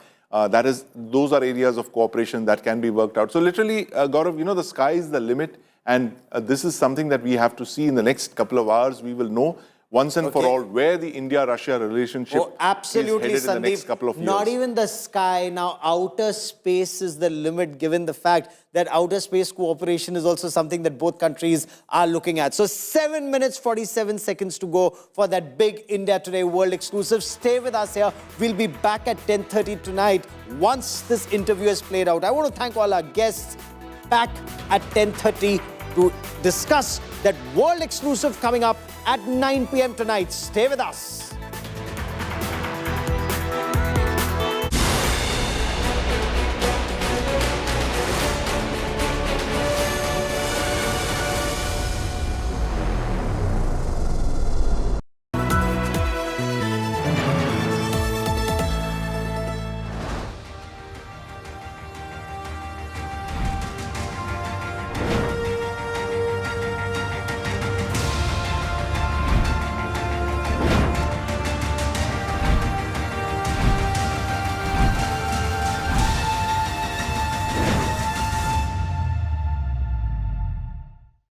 in association with Century Ply Club Prime. रहो बेफिक्र। Salute है जी, आप देश की रक्षा में जान लगा देते हैं और आप घर घर में तार लगाते हैं जी। ई बीम टेक्नोलॉजी से बनी, न जले न पिघले, सबकी रक्षा करे। हम सरहद पर लोगों की रक्षा करते हैं और आप देश के अंदर। सैल्यूट तो बनता है जी। अपार अणुशक्ति फायर प्रोटेक्ट वायर, अपार देश का तार। पैसा लगाना है तो सेंचुरी प्लाई क्लब प्राइम पे लगाओ। डूबेगा नहीं, जलेगा भी नहीं, कोई खा नहीं जाएगा, धोखा नहीं देगा, ऊपर नीचे भी नहीं होगा, सेफ रहेगा, सिक्योर्ड मिनिमम 30 साल का रिटर्न देगा। अब इससे बेटर इन्वेस्टमेंट है तो बताओ। सेंचुरी प्लाई क्लब प्राइम, रहो बेफिक्र।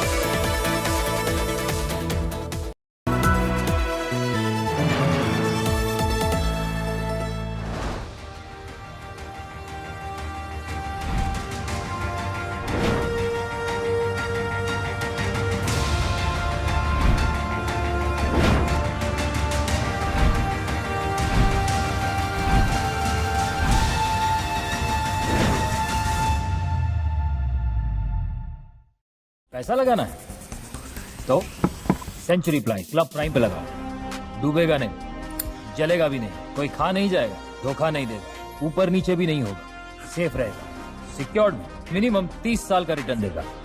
अब इससे बेटर इन्वेस्टमेंट है तो बताओ। सेंचुरी प्लाई क्लब प्राइम, रहो बेफिक्र।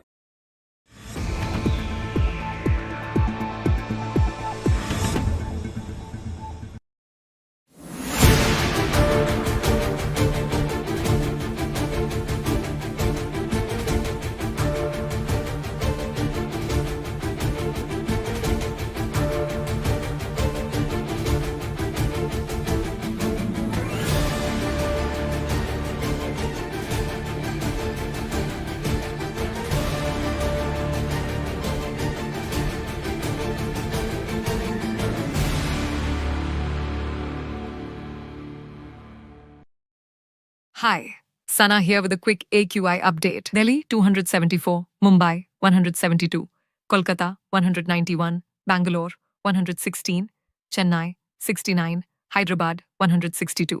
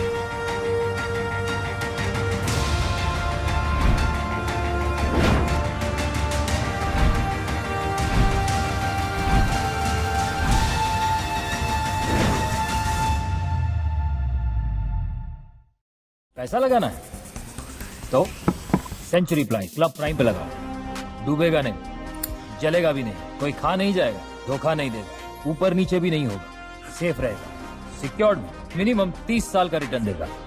अब इससे बेटर इन्वेस्टमेंट है तो बताओ। सेंचुरी प्लाई क्लब प्राइम, रहो बेफिक्र।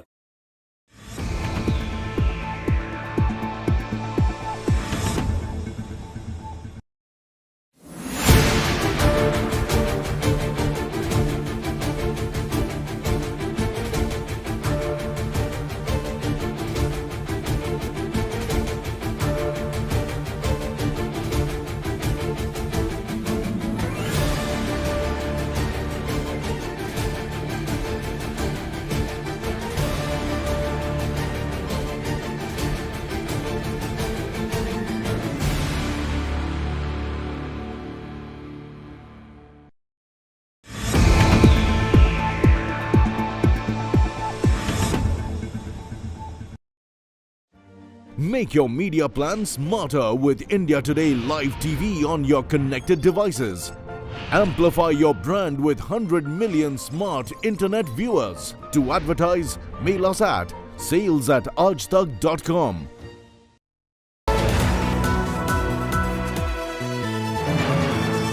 Co-presented by Kia, movement that inspires.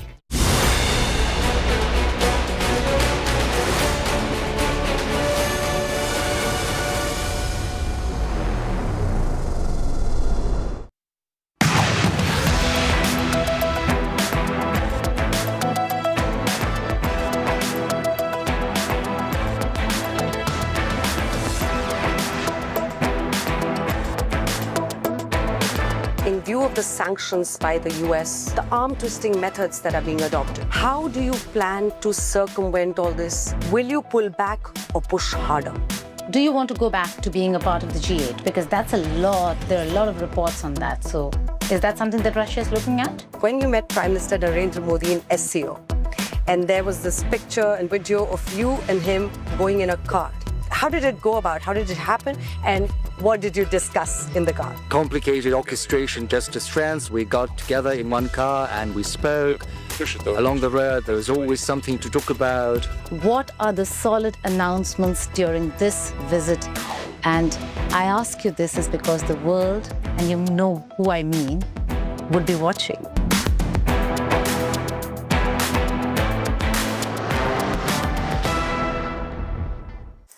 Dear viewers, hello and a very warm welcome.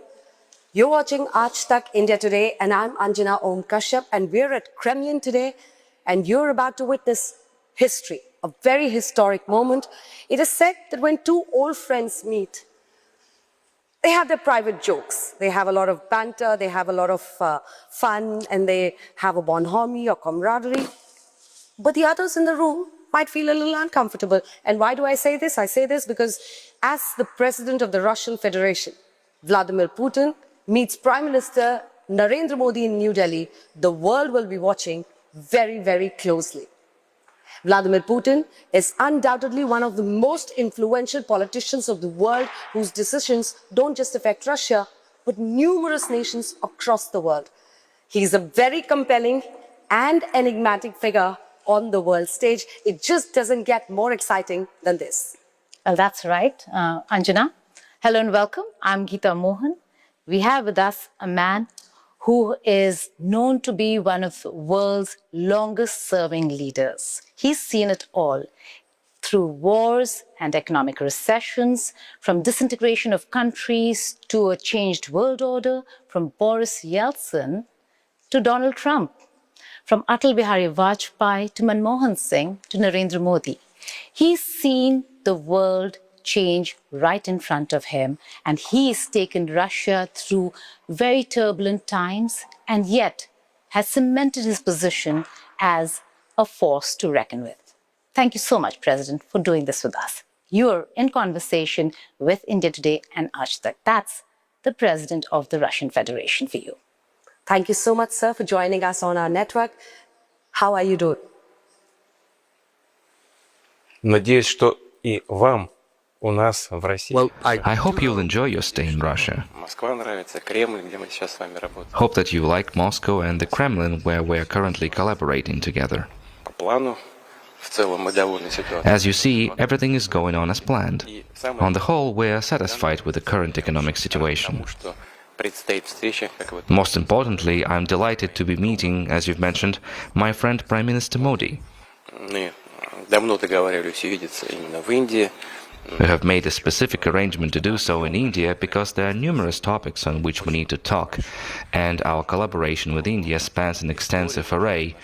And of course, the unique nature of our relationship adds another layer of significance. Ну и хотел бы сказать, что и путь, который прошла Индия с момента завоевания. I also want to highlight that India's progress over the past 77 years since gaining independence, an extremely brief span in historical terms, has been substantial indeed, and India has truly come a long way in development. Знаете, когда мы живем в текущей... I will discuss this further below. You know, as we go about our daily lives, we often fail to notice the changes happening right before our eyes. We scarcely ever take note of them. Если посмотреть чуть-чуть назад, то Yet, if you glance even slightly into the past and reflect on what has occurred in India, it's almost like a miracle.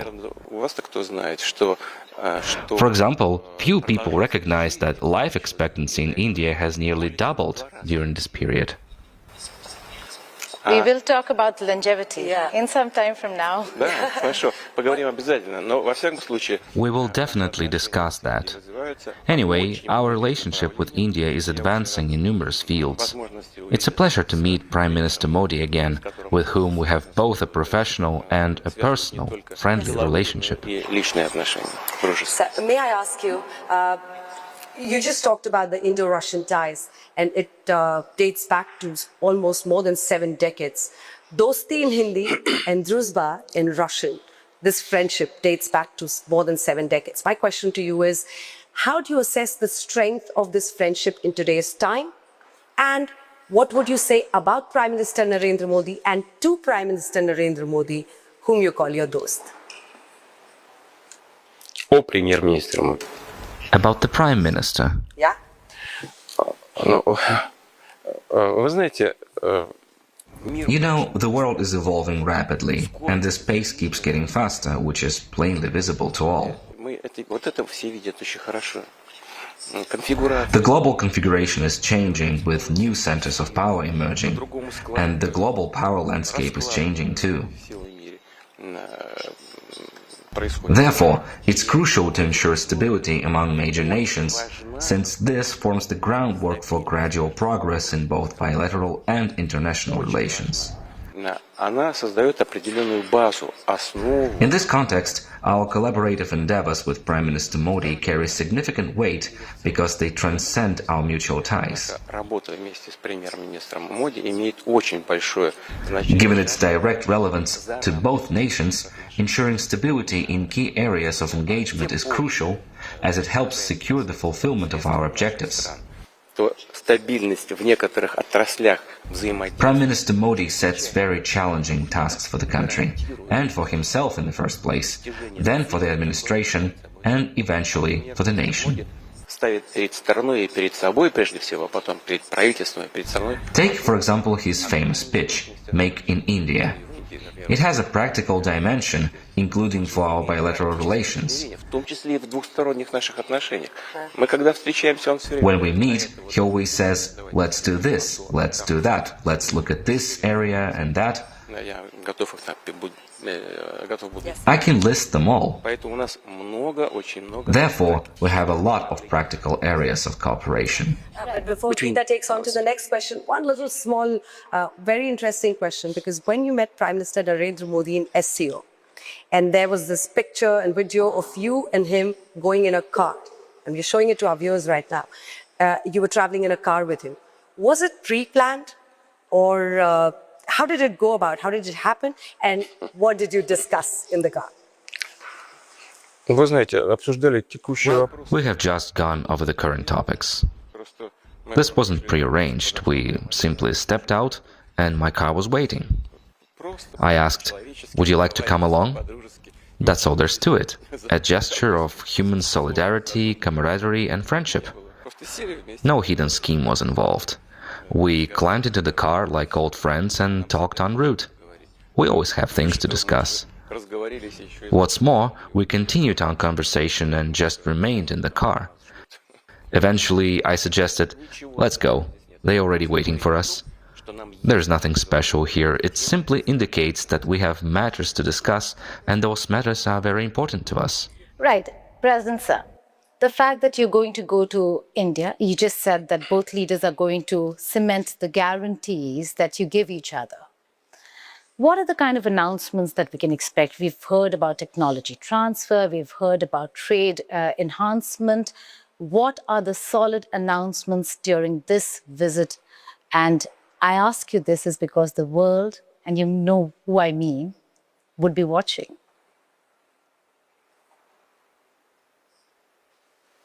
The world would be watching our visit. There is no big deal here.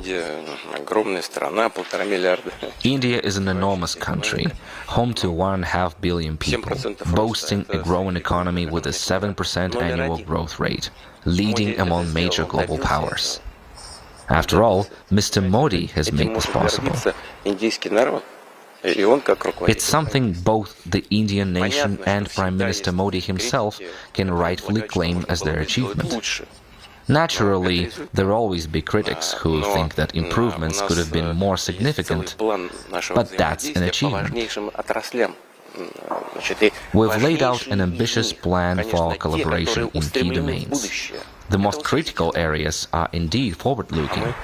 I'm referring specifically to high technology. Our partnership with India encompasses such fields as space exploration, energy, notably nuclear power, exemplified by the prominent Kudankulam nuclear power plant project, shipbuilding, and aviation. There are many interesting areas for cooperation that are looking to the future. Take, for example, artificial intelligence. We'll likely discuss it further down the line. AI represents a crucial technology shaping the future, rapidly transforming the world, amplifying possibilities exponentially while simultaneously presenting certain challenges. There are the matters we will discuss, choosing the ones that are the most significant for us, as both Prime Minister Modi and I believe. That's what we will focus on and what we will work on. Any specific agreements, sir? Well, of course. However, perhaps we shouldn't reveal them just yet. We will do that during the visit, when we can unveil everything publicly. Then our colleagues will first share with us all the documents they have prepared, and it would require our final approval. We'll now come to the energy sector, yeah. Okay, just talking about sustainability and trade. There's immense pressure on India and on Russia. When it comes to oil, India has suffered in terms of the kind of pressure that we're seeing from West. How can both countries handle this Western pressure and sanctions? The issue here is that the pressure you have referred to typically involves employing political instruments to influence normal competition. Our energy cooperation with India remains unaffected by current conditions, fleeting political swings, or indeed the tragic events in Ukraine. Regarding hydrocarbons, well before the Ukrainian situation, our business entities had already built a solid and efficient commercial relationship that is based on mutual trust. It's widely known that one of our leading companies acquired an oil refinery in India. This investment represented one of the largest foreign inflows into the Indian economy, totaling more than $20 billion. Our company has been continuously expanding operations of this refinery, working with its partners, and operating successfully year after year. As a result, India has become one of the major refined product suppliers to Europe, not just because it buys our oil with a discount. It took years to achieve and is in no way connected to the current economic environment. Certain actors clearly dislike India's growing role in international markets owing to its ties with Russia. Consequently, they're seeking means to constrain India's influence for political reasons by imposing artificial obstacles. Right. Right, President, sir, we did... Important point to make, but my question to you now would be about defense. And India continues to be the biggest defense buyer, roughly 38% of the market from Russia is bought by India. My question to you, sir, is in view of the sanctions by the US or the tariffs they have laid on India, the arm-twisting methods that are being adopted, and I name it's America. How do you plan to circumvent all this? Will you pull back or push harder? Но мне кажется, что и Индия, весь мир увидели. It appears that both India and the world recognize that India cannot continue to be treated the way it was treated 77 years ago. India is a major global player, not a British colony, and everyone must accept this reality. Furthermore, Prime Minister Modi is not someone who succumbs to pressure easily. The Indian people can certainly take pride in their leader.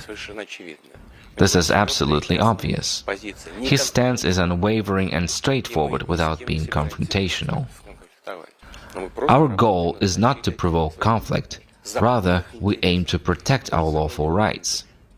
India does the same. What are the obstacles? Obstacles in settlements. However, over 90% of our transactions are already conducted in national currencies. While some complications arise due to the presence of numerous intermediaries, there are also solutions. We can switch to the existing systems for exchanging electronic messages on financial transactions of the Bank of Russia and of our partners in India. These efforts are ongoing and advancing. Those who attempt to hinder economic ties with third countries ultimately encounter difficulties and suffer losses. I am confident that once this perspective becomes firmly established, such tactics of applying external pressure will fade away. 3 specific questions, sir. Number 1, because during Operation Sindoor, the weapons we had acquired from Russia proved very crucial in our victory. And that is why I would like to ask you specifically about S-400, the air defense system, the 5 S-400s that are awaited by when can we expect that? The second question is on S-500, the more advanced air defense system. And the third question, 5th generation fighter jet, Su-57. How are you going to push for this and what's the update, sir? You seem to be an expert on the issue, as if we're engaged in negotiations on military technical cooperation. If we delve into the substance, India stands out as one of our reliable and privileged partners in this area. We are not merely selling something to India, and India isn't merely buying something from us in the sphere of defense and security. No. It is a different level, a different quality of relations we have with India, and we value this. We see how India values this relationship too. Why? Allow me to emphasize again. We are not simply selling technology, we are sharing it, and it is a very rare thing to see in the sphere of military technical cooperation. It speaks to the level of trust between the two countries and the level of trust between the two peoples, I would put it this way. We have a broad portfolio indeed, including naval construction, rocket and missile engineering, and aircraft engineering. You have just mentioned the Su-57 aircraft. India operates several other Russian-made aircraft too. And there's the production of armored vehicles. India is manufacturing our renowned T-90 tanks. Trust me when I tell you that these tanks rank among the best in the world. Moreover, the famous BrahMos missile, a joint venture between Russia and India, is manufactured primarily at Indian facilities. Therefore, Prime Minister Modi's Make in India initiative should be implemented in this area as well. The Kalashnikov is certainly an important weapon, but we have been discussing high, one might even say cutting-edge technologies. Given the combat experience in using certain types of weapons, their value has multiplied manifold. Now, Indian military specialists, thanks to their strong ties with our military, understand clearly how and in what circumstances a particular weapon performs best, and where and when it should be deployed. This is an extremely important understanding, which is shared by both the Indian and Russian sides. Right. President, sir, I have to go back to your oil question because you spoke about strategic autonomy, which is what India has been talking about. Strategic autonomy, decide for India's interests. But has India reduced Russian intake of oil after pressure from the West?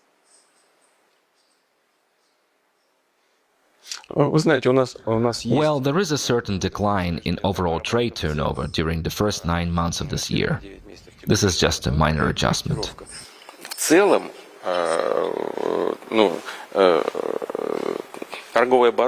Overall, our trade turnover stands almost at the same level as before. I can't give you exact monthly figures right now, but trade in petroleum products and crude oil, as well as the production of petroleum products for consumers of oil, Russian oil, is running smoothly in India. Российской нефти в Индии идет абсолютно ритмично. Я знаю настроение российских. I know the sentiment of Russian partners, of Russian companies. Они считают, что их индийские. They believe their Indian counterparts are reliable and very serious people. Right. The other important aspect in terms of cooperation between India and Russia is the nuclear front. Russia has been one of the biggest movers when it comes to nuclear facilities in India. Are we looking at important announcements on the nuclear front? Nuclear today is a sensitive issue for Russia. Есть. Yes, of course, we have some announcements to make. We are indeed one of the biggest movers, as you have noted.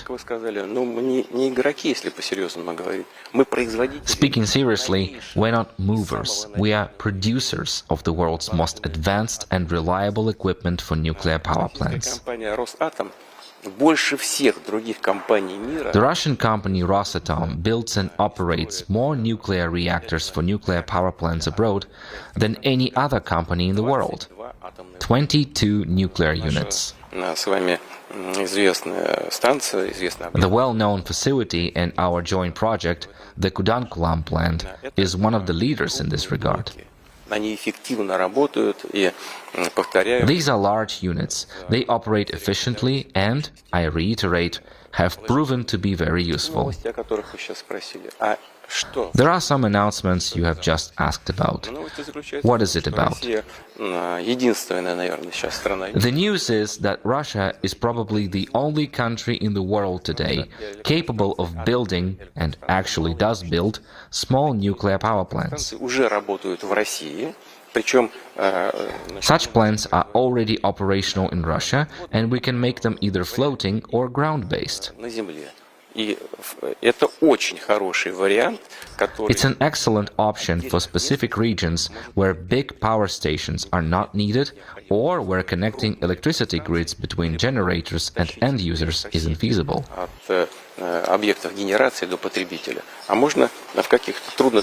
These compact nuclear power modules can thus be deployed in isolated and hard-to-access locations.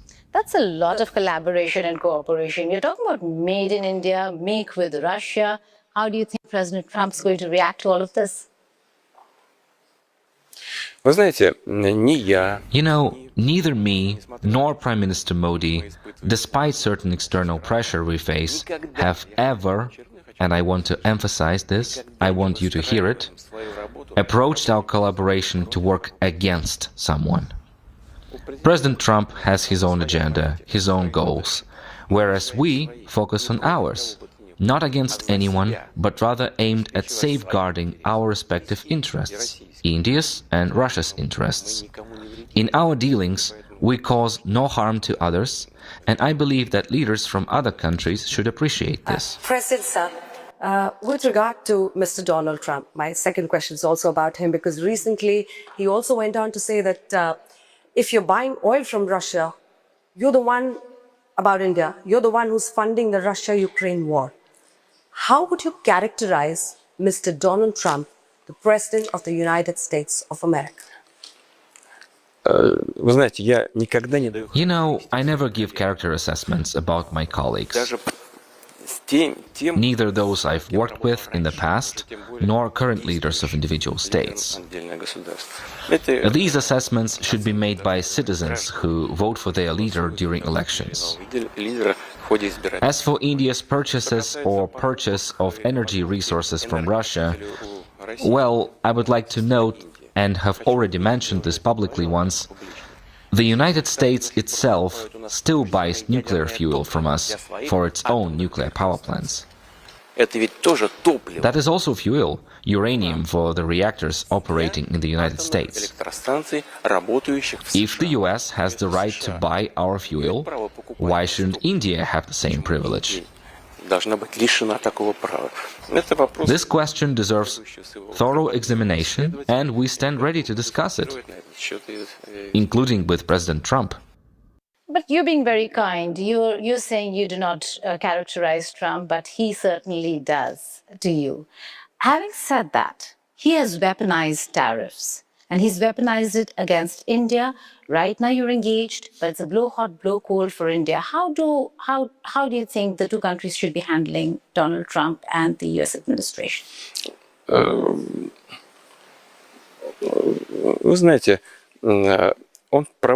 You know, he pursues his own policy, and he has advisors. His decisions aren't made out of thin air. He has advisors who believe that implementing such tariff policies, involving the imposition of additional duties on trade partners, ultimately benefits the US economy. He is acting in good faith, I presume. Our experts believe there are risks involved, but it is the choice of each country and its leadership to decide which economic policy to adopt. We have never engaged in such practices. Do not do so now, and have no intention of doing so in the future. Our economy is open. We hope that, in the end, all violations of World Trade Organization regulations will be rectified. Right.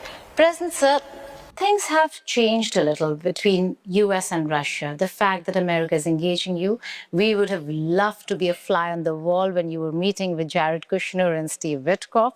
That was an important meeting. Were there red lines that Russia reiterated? What really happened? It's premature to discuss that now. I doubt it would interest you to hear about it, as it lasted 5 hours. Frankly, even I grew wary of it. 5 hours is too much. 5 hours. Да. Mr. Witkoff and Mr. Kushner. Да, а я один, представляете, безобразие какое. Вот. Но если говорить серьезно, то она была очень полезной, потому что то, что нам привезли американские коллеги, было основано так или иначе на наших договоренностях до моей встречи с президентом Трампом на Аляске. Мы так или иначе говорили об этих вопросах на встрече в Анкоридже, но все-таки то, что нам привезли американцы сейчас, этого мы пока не видели, и поэтому нам пришлось пройтись практически по каждому пункту, поэтому и это заняло столько времени. Так что это была, это нужная была беседа, абсолютно конкретная и обстоятельная. Okay, can I ask this question this way, sir? Was there a certain specific point where you disagreed? Was there a specific point of disagreement where the versus one was just not going forward? Да. Yes, such issues were raised, we discussed them. But this is a complex task and a challenging mission that President Trump took upon himself. Fair enough, I say without irony, because achieving consensus among conflicting parties is no easy task. But President Trump, truly, I believe, he sincerely tries to do this. We went through each point again, let me reiterate this. Sometimes we said, yes, we can discuss this, but with that one we cannot agree. That was how the work proceeded. To say now what exactly doesn't suit us or where we could possibly agree seems premature, since it might disrupt the very mode of operation that President Trump is trying to establish. But that's what they do, shuttle diplomacy. They spoke with Ukrainian representatives, then with Europeans, came here, had another meeting with Ukrainians and Europeans. Я думаю, что надо включаться в эту работу. I think we should engage in this effort rather than obstruct it. So you're saying the 28-point peace proposal is now not on the table, but there were leaked conversations. Как раз они и обсуждают. Просто они разбили эти 28, потом 27 пунктов на 4 пакета и предложили обсуждать вот эти 4 пакета. Но по сути это те же самые 27 пунктов. We'll go back to that and try and understand how it's going forward, sir. But what happened in Alaska? You met President Trump, and it was all about the peace deal, right? What happened? Did anything come out of it? Did you actually see a clear and sincere intent? Да. Yes, there was indeed a sense. No, more than just a sense.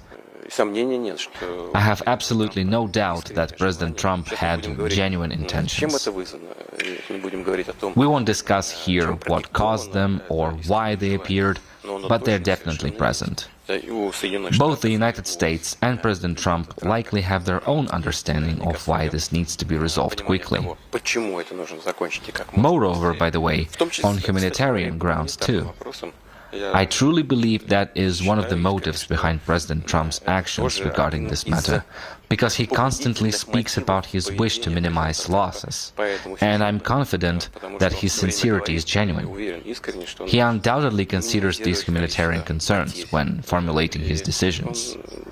However, other factors also come into play: political considerations and economic interests. Therefore, I believe that the US is actively seeking a solution to this problem. Right, he has spoken about intentions. You're right about that. You know, he's claimed to have ended wars. He's been claiming, much to India's disappointment, that he brought about or brokered a ceasefire between India and Pakistan. And now he's looking at Russia, Ukraine, he's looking at Israel. Do you really think Trump is a peacemaker? Ну, в случае, касающегося ситуации на Украине... Regarding the situation in Ukraine, yes, let me repeat once again. I am absolutely certain, with no doubt at all, he sincerely aims for a peaceful resolution. Let me stress once again. The United States may have various reasons for this. И гуманитарного характера, лично для Трампа. Humanitarian ones, personally for Trump, because he genuinely wants to end hostilities and prevent further loss of life. But there could also be political interests tied to ending the confrontation between Russia and Ukraine. И экономические тоже. Кстати говоря, в сфере... Or economic motives too. By the way, they can be in the energy area and in other areas. Восстановление отношений экономического характера между... There are numerous areas where restoring economic relations between the US and Russia would benefit both sides. I showed you some letters, I won't go into this right now, large US companies sent to us. We should remember this. Не забывать о том, что они есть. Really? Of course. About their existence. They're waiting until all problems are solved and they are ready to return to us. They want this, asking us not to forget about them. The letters are there. What's so surprising about that? Many want to return. So, of course the Indian government is saying, right, why should we leave? But for Trump to make the bidding is what we were stuck at. For Trump to make the bidding, to come with companies, letters from companies, that's a different ballgame altogether. No, I believe there has been a misunderstanding. We have letters from American companies, letters they have sent us, where they urge us not to forget about their existence. These are our former partners, who did not leave by choice. They express a clear desire to resume cooperation and are waiting, among other things, for a corresponding political signal. This interview, this conversation is becoming very interesting, sir, because there are so many highlights of understanding it. It's really pleasant to see you and your sense of humor and how you're putting things forth. But now we'll go on to a very serious matter, and that is the Russia-Ukraine war. So what, in your view, would constitute a victory for Russia in the Russia-Ukraine war? What are the red lines? Because you have, and I quote you, you have said very clearly that Russia will lay down arms only if Kyiv's troops withdraw from territory claimed by Russia. Which parts would that be? You know, it's not about victory, like you have said. The point is that Russia is determined, and will certainly do so, to protect its interests, protect its people living there, protect our traditional values, Russian language, and so on. Protection by the way of religion that has been cultivated on these lands for centuries. Yet you know that the Russian Orthodox Church in Ukraine is almost banned. They seize churches, drive people out of temples, and so on. It is a problem. отнимают храмы, людей выгоняют из церквей и так далее. And I'm not even mentioning the ban on the Russian language and so on. It is all part of a big set of issues. Let me remind you, we were not the ones to start this war. The West egged Ukraine on and supported the events orchestrating a coup d'etat. Потворствовал и способствовал, организовал госпереворот на Украине.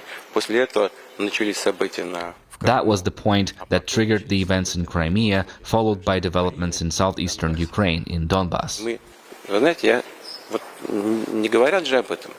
Мы 8 лет пытались... They don't even mention it. We've tried to resolve these issues peacefully for 8 years, signed the Minsk agreements, hoping that they could be resolved through peaceful means. мирными средствами урегулировать эту проблему. But Western leaders openly admitted later that they never intended to honor those agreements, signing them merely to allow Ukraine to arm itself and continue fighting against us. After 8 years of relentless violence against our citizens of Donbass, something the West hasn't uttered a word about, we were forced to recognize these republics first, and secondly, provide support. Our special military operation isn't the start of a war, but rather an attempt to end one that the West ignited using Ukrainians' nationalists. That's what is really happening right now. That's the crux of the problem. We will finish it when we achieve the goals set at the beginning of the special military operation, when we free these territories. That's all. So what is that goal? What is the end game for Vladimir Putin in Ukraine? I have said that already. Listen, we didn't recognize these self-proclaimed republics for 8 years. 8 years. They declared independence while we were trying to establish relations between the rest of Ukraine and those republics. But when we realized this was impossible, that they were simply being destroyed, we had no choice but to recognize them. And not just their existence on part of the territory, but within administrative boundaries established during Soviet times, then later under independent Ukraine after its independence, still within those administrative borders. And right away we told Ukraine, the Ukrainian troops, people don't want to live with you anymore. They voted in a referendum for independence. Withdraw your troops from there, and there won't be any military actions. No, they chose to fight instead. Now they have pretty much fought themselves into a corner. All this boils down to one thing. Either we take back these territories by force, or eventually Ukrainian troops withdraw and stop killing people there. Just one last question, Geeta, before we move to the other one. Just one last question, sir. March 8, 2014, during the annexation of Crimea, you were addressing the Federation Council, and you said, Kyiv is the mother of all Russian cities. What did you mean? Here I haven't made up anything. Historically, this is how it was said. Originally, the Russian state was formed from several centers. The first capital, according to history, was in Novgorod in the northwest. Later, the federal status moved to the city of Veliki Novgorod, and then it moved to Kiev. This was ancient Rus. And since then, Kiev has been known as the mother of all Russian cities. И с тех пор Киев называли мать городов русских. Later, historical events unfolded in such a way that the ancient Russian state split into two parts. One part began developing with Moscow as its center, while another part fell under other countries. For instance, the part with Kiev, along with some other lands, These parts first formed a state with Lithuania, subsequently merged with Poland, forming the Polish-Lithuanian Commonwealth. Thus, this part of the ancient Russian state ended up in Poland, and by the 17th century, it sought to return back to Russia. Right. President Sir, the fact that, you're mentioning the history, and it brings me to what I did when the conflict was underway.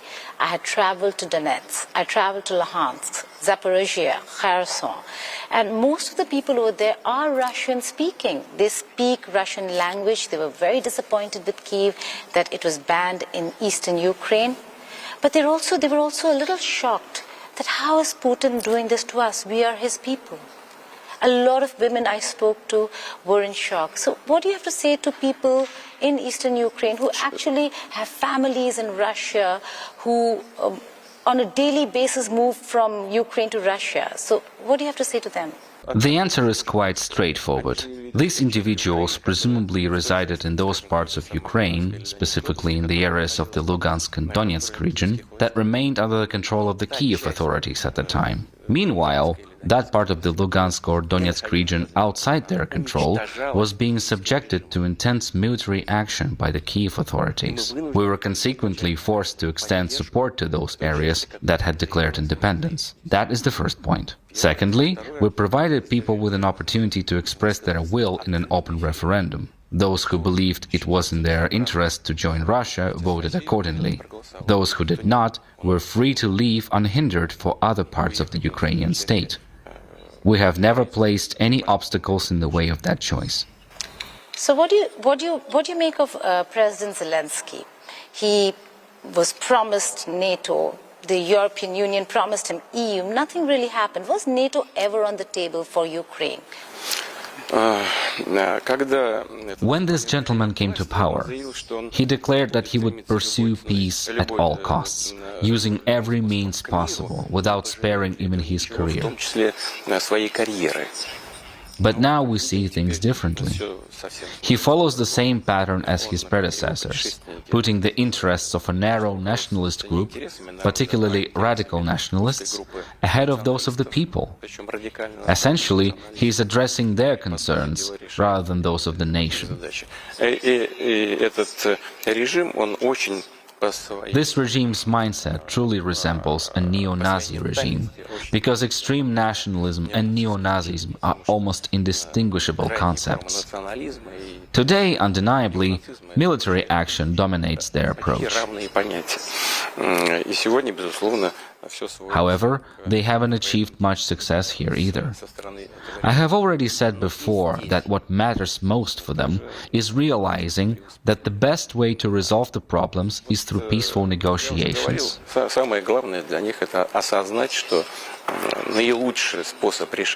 And we attempted to negotiate with them back in 2022.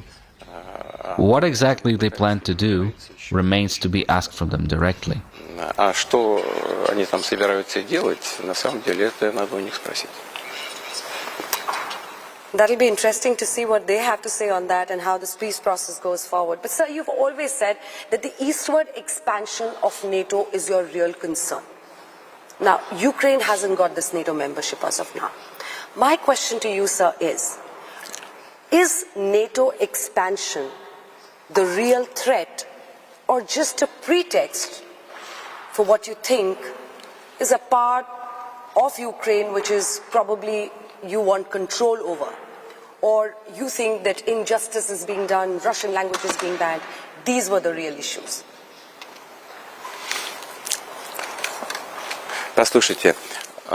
Listen, NATO is another matter altogether. The Russian language, Russian culture, religion, and even territorial issues. These are very important topics. One subject. NATO is something entirely different. We don't demand anything exclusive for ourselves here. First of all, there are general agreements that the security of one state cannot be guaranteed by undermining the security of others. This idea might seem somewhat obscure, but I'll explain it simply. Each country, including Ukraine, has the right to choose its own means of defense and ensure its own safety. Correct? Absolutely correct. Do we deny Ukraine this? No. But it's not acceptable if done at Russia's expense. Ukraine believes it would benefit from joining NATO. And we say, that threatens our security. Let's find a way to secure yours without threatening us. Secondly, we're not asking for anything unusual or unexpected, nothing falling from the sky. We're just insisting on fulfilling the promises already made to us.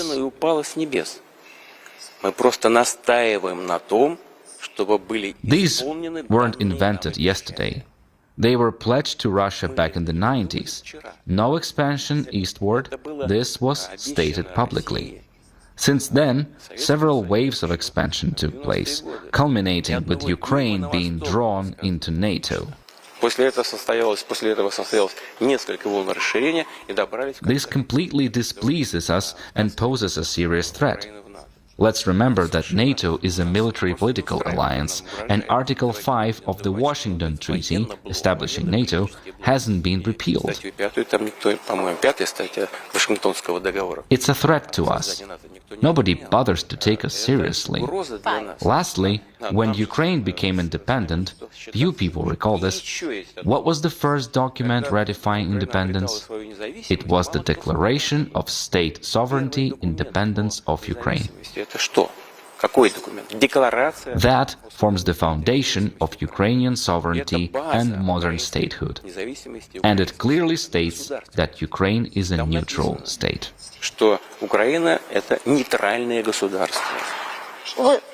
Was that also the basis for what happened when you decided to annex Crimea, your only warm water port, a very important strategic port for Russia, and then Russia was no longer part of G8. Today, the West claims or says that your actions in the recent past is the reason for, and I quote unquote, the isolation of Russia. We didn't need to seize that important port in Crimea because it was ours already.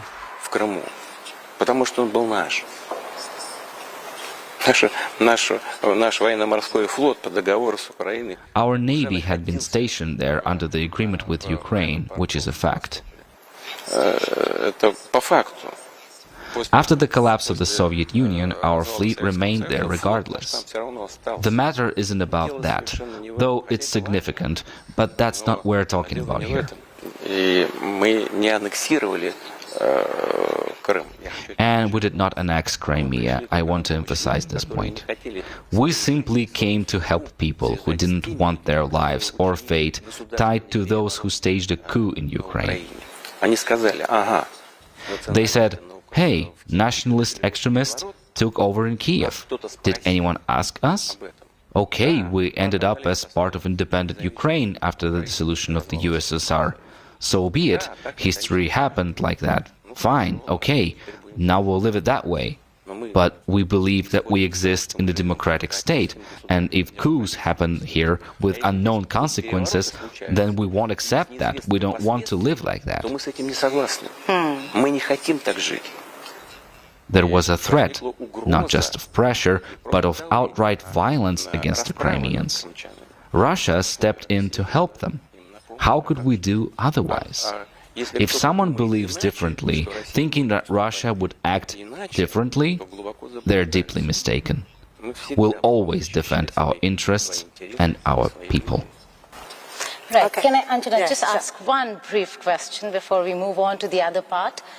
Do you want to go back to being a part of the G8? Because that's a lot, there are a lot of reports on that. So is that something that Russia is looking at? No. That's an interesting answer, sir. You're very clear about that. Well, yes. The thing is,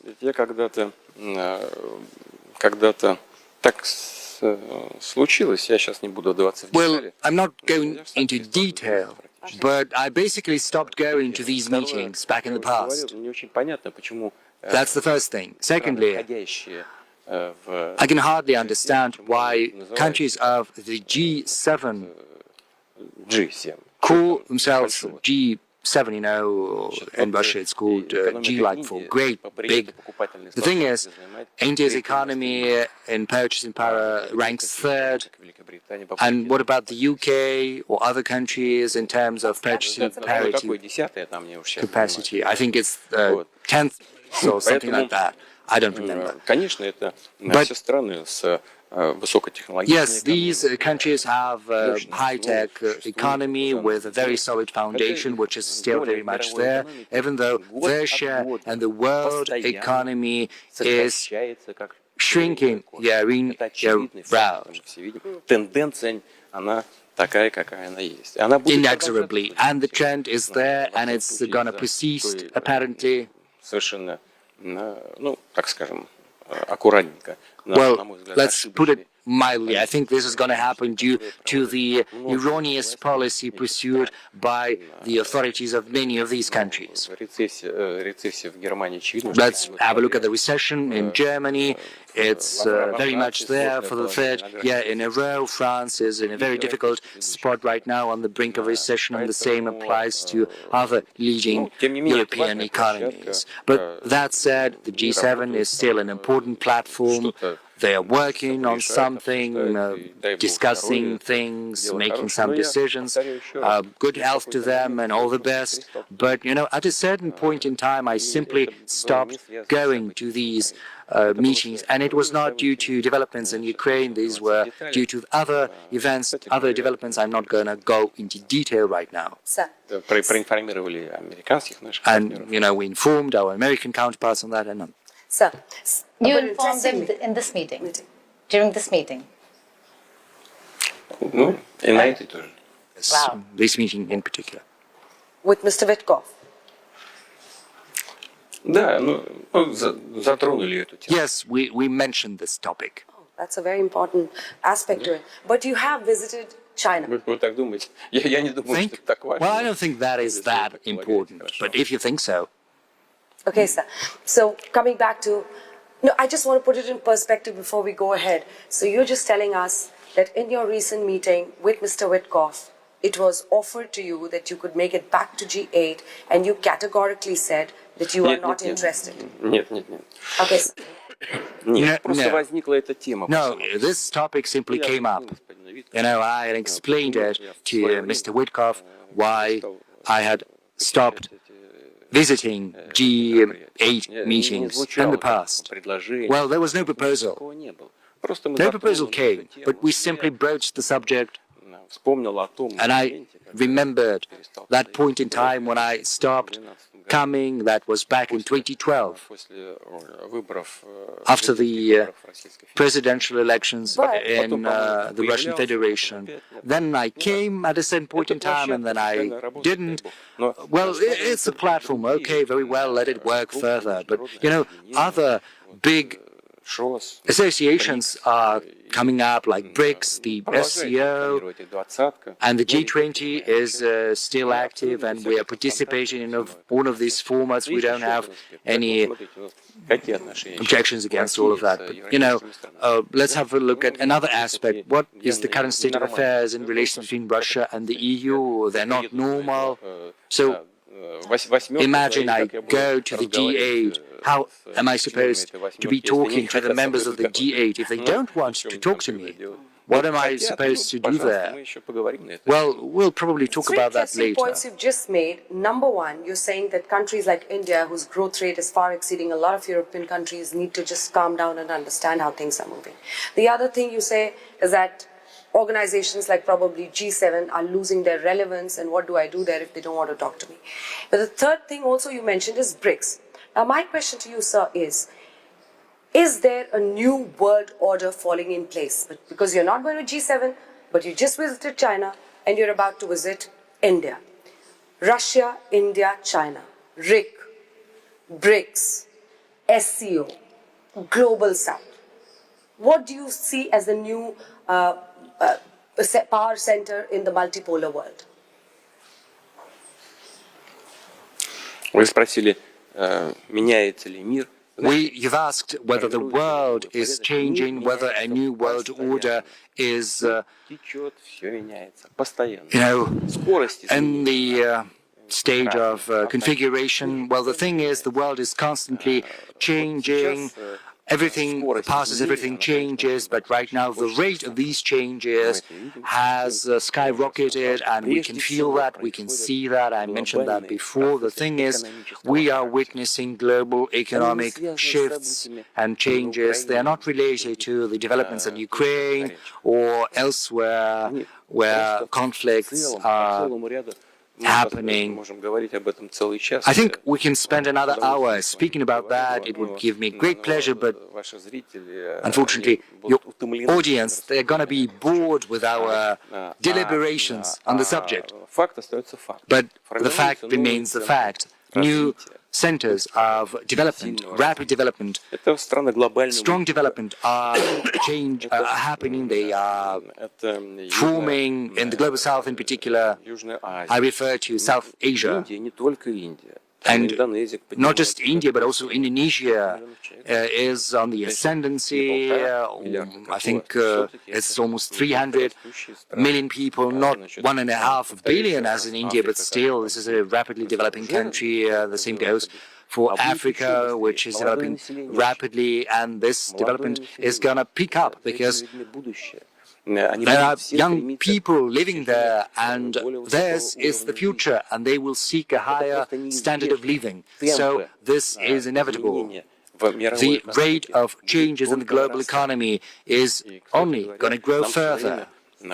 Incidentally, we often hear that recently Russia is readjusting, recalibrating its ties with the global south or with Asia. Well, This picture for me to say we that wanted we've been to doing show that the since president, 2000. because President Sir, this picture actually ruffled a lot of feathers across the world. The Russia and the Vladimir China. Putin, Xi Jinping, and Narendra Modi. 3 nation heads together. And people were going all over social media and America. But even if we look at that picture, President Sir, how do you have these alternative blocs, and how can they become a real force if there are fundamental unresolved issues between key member states in that bloc?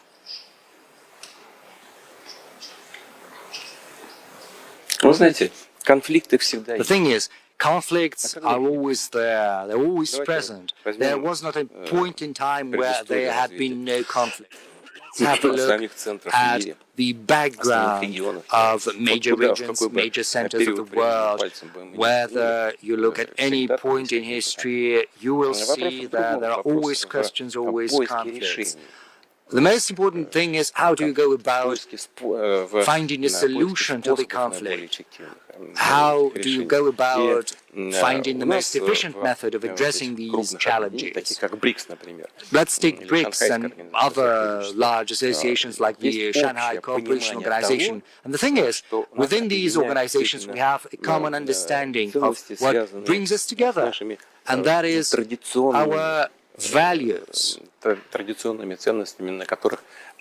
values, on the basis of which our civilizations have existed for hundreds, if not thousands of years. And based upon these values handed over to us from previous generations, we're trying to advance and move forward, bringing our efforts together rather than trying to repress these opportunities. And when you pull efforts together, then the end result is based on synergy, and it turns out to be unprecedentedly good, unprecedentedly impressive.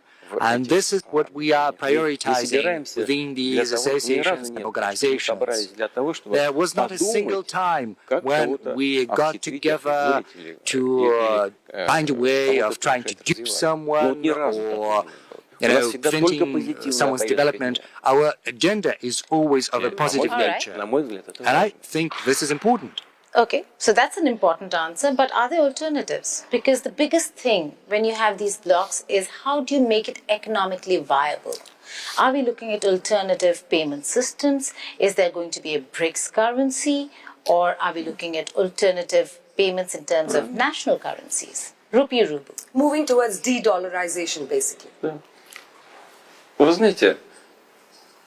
знаете, никуда не надо спешить. Well, you know, there is no need for haste. И тогда не будешь совершать каких-то грубых ошибок. If there is no hurry, then you will avoid many grave mistakes. Let's have a look at Europe. They created the Euro system and they involved in that Eurozone several countries that were economically unprepared for a single currency.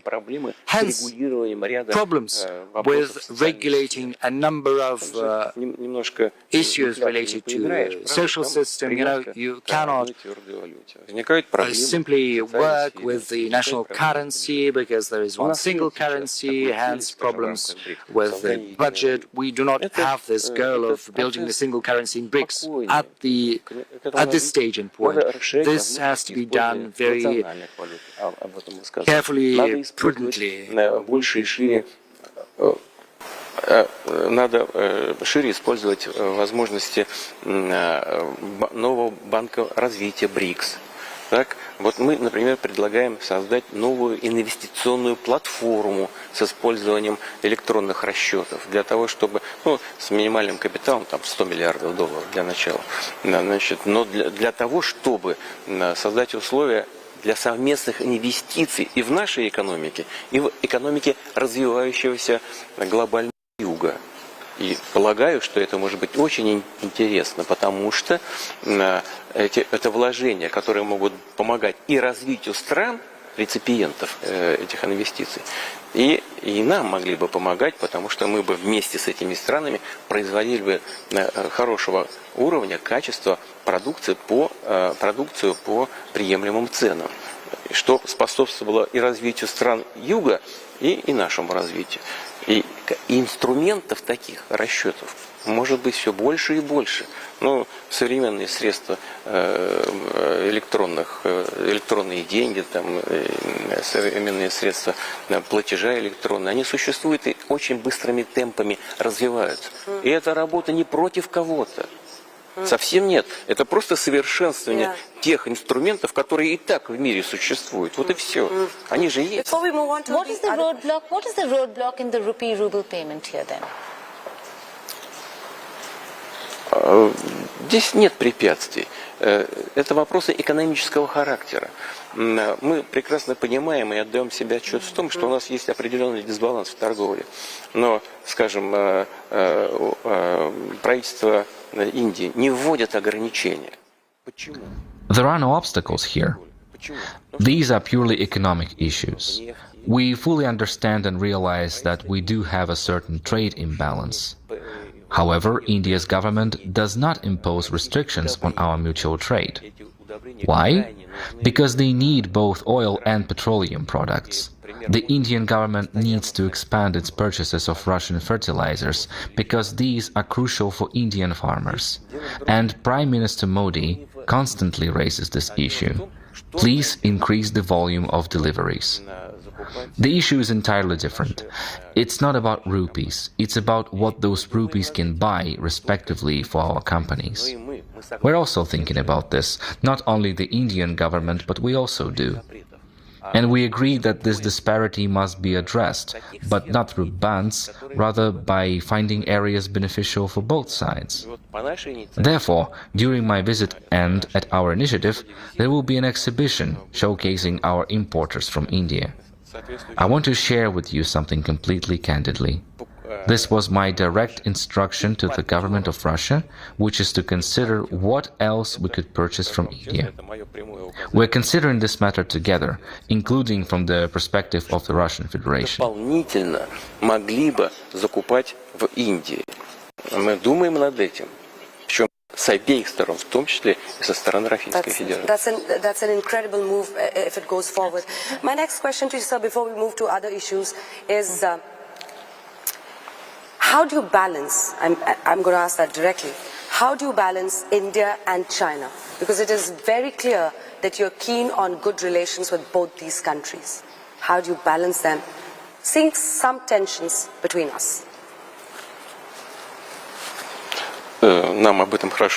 We know this very well. India and China are our closest friends.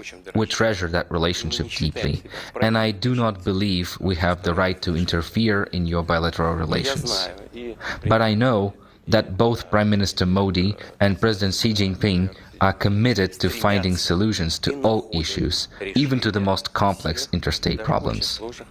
I know about it because both Prime Minister Modi and President Xi Jinping see that some specific tension is rising, and they both try to find solutions to these issues, exerting maximum effort.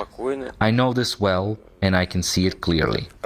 And the key reason why they would succeed would be their wisdom, which we appreciate immensely. At the same time, Russia does not feel entitled to intervene, because these are your bilateral affairs. И мы этому очень рады, но не считаем себя вправе как-то туда вмешиваться. Это двусторонние отношения. The next important issue with regard to India, sir, is terrorism.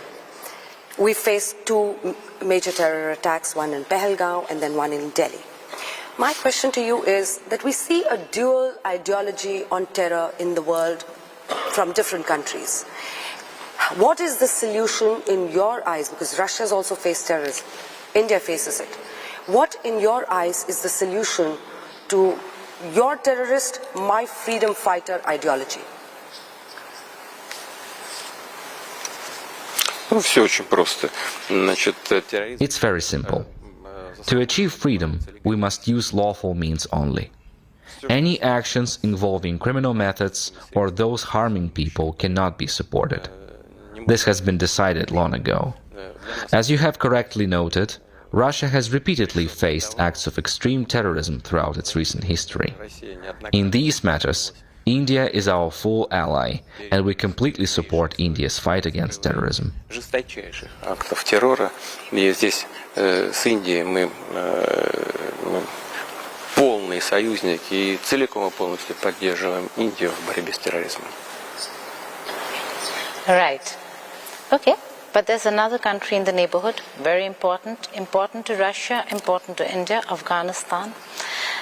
You are a very rare country to have recognized the Taliban regime. What made you really look at that as a strategic interest to recognize the Taliban at a time when the world is still saying they have not given equal rights to women, where there are still a lot of issues with Afghanistan actually coming to becoming a country that holds women and men equally, and there are many other human rights issues there.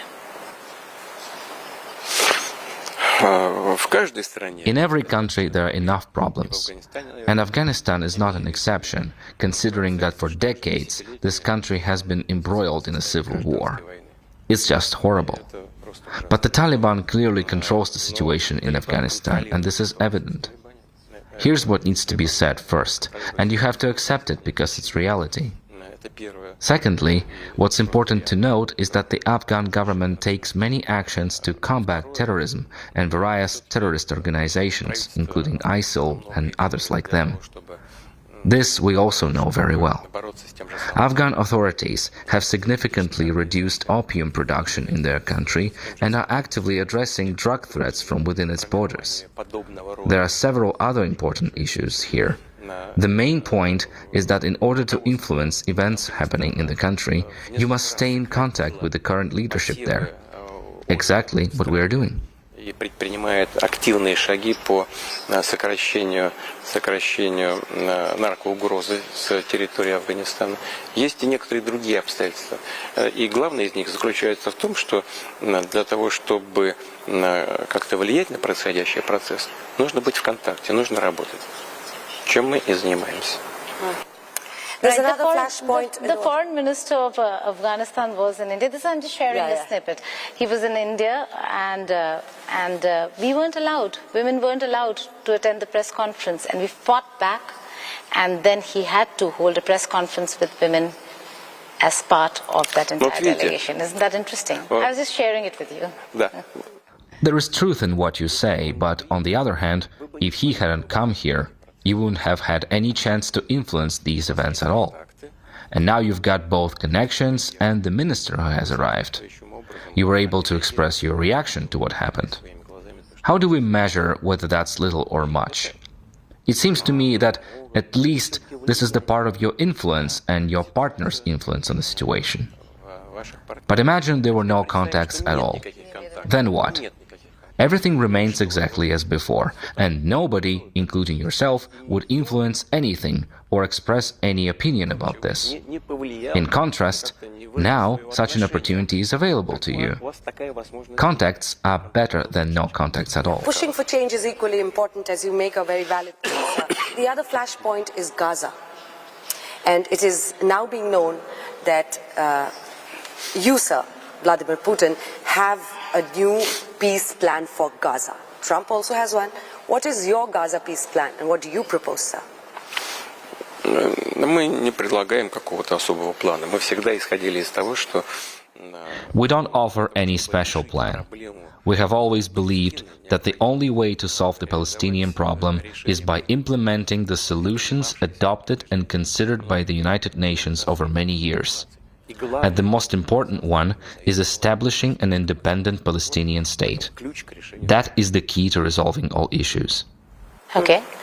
The other important issue when you talk about Israel and Gaza that Anjana just did is the fact that the Arab world, when it comes to the issue of Gaza and people of Palestine, did not really do as much as your ally, your friend Iran did. How do you look at this entire scenario where this is a changed world order? We never thought that Iran would fight back for Palestinians more than the Arab world. Вы знаете, каждый... Each of these countries, in its way, is concerned about Palestine and the Palestinian people, worrying for them. And each of them tries to contribute in resolving the situation. Some things are obvious, others remain hidden in the shadows. But it doesn't mean that no one is doing anything. This is a complex issue that no one has managed to resolve over the years. Hence, it can be fixed in just a few months by clicking a button. However, we should aim precisely at achieving this goal, establishing a Palestinian state. What has been done until now was done by President Trump. Naturally, primarily the return of Israeli hostages and Hamas took this step. I think, frankly speaking, this was the most important thing that was done as part of the latest steps for the settlement in Gaza. I believe it would be correct, perhaps, to think about the possibility of organizing the governance in such a way as to transfer all authority to the Palestinians. There are such options. They are being discussed both by Arab countries and the neighbors and beyond it. It's being discussed in the United States as well, I know it. As part of the United Nations, we have always taken part in this process. We will continue to do that with our friends. Такие варианты есть, такие варианты обсуждаются и арабскими странами, и с соседями, и не только, и в Штатах обсуждается, я знаю. Но и мы в рамках Организации Объединенных Наций, мы всегда были участниками этого процесса и продолжим эту работу вместе с нашими друзьями. Right. President Putin, we've discussed a lot of geopolitics. We'll stick to a bit of that in a while, but let's talk about your journey. You're a man from the intelligence community. How would you rate intelligence agencies today? Which one do you think is the best? I'm sure you'll say Russia, but I'm still saying, which one is the second best then? And how does CIA fare?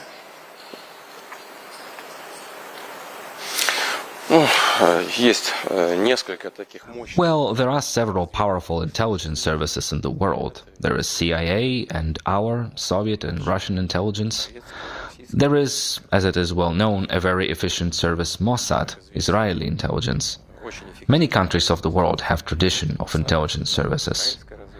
You know, I think it's better not to give evaluation to the efficiency of other people's intelligence. I'm happy with the quality of work of our intelligence service. Знаете, мне, наверное, лучше не давать оценок эффективности работы чужих разведок. качеством работы своей я доволен. Okay, fair. So we would like to, because this is a rare opportunity and we get to interact with you. We want to understand what shaped Vladimir Putin. And as we peep into your early years, we've read a little about your KGB days when you were working in Germany, and then you moved on to St. Petersburg and Moscow, where you worked with Mr. Yeltsin. What actually shaped the man you are today, the leader you are today? Which were the days? My family, the family that I lived in and that I was born into. My parents, my closest people. I think that everyone is shaped primarily by our closest surroundings. Naturally, the social situation around, the colleagues, and, as you have fairly noted, that work in the intelligence service because it has strict discipline, strict ideology, and primarily has to do with the defense of the interests of motherland. And that was the entire point of the intelligence service of the Soviet Union, and I lived in that system for many years. Связанная прежде всего с защитой интересов Родины. На это направлена вся работа была советской внешней разведки. И я жил в этой среде много-много лет. I was watching one of your interviews where I think you were interacting with school children. And one of the children asked you, one girl there asked you, what has been the most shattering experience of your life? And you said, the disintegration of USSR. How did that affect you? And what is your vision of Russia? It had an impact in the sense that we always need to very carefully look at our every step, and we need to understand the consequences of that. That's number one. Number two, it is very important not only for the former Soviet Union, but it applies also to Russia. What was the conclusion that I came to? It is that the Soviet Union, at a certain point of time, was in such a state that its leadership, and possibly even ordinary citizens, believed that it was so big, so great, that nothing, ever, under any circumstances would happen to it. And this idea of grandeur is the point when a country starts to make one mistake after another, thinking that everything is all right. Yes, we made a mistake here and was a small failure there, but we're so big that it will always pass, we'll survive. And the number of mistakes grows like a snowball and is getting harder to manage that. I see the same as happening with some other countries today.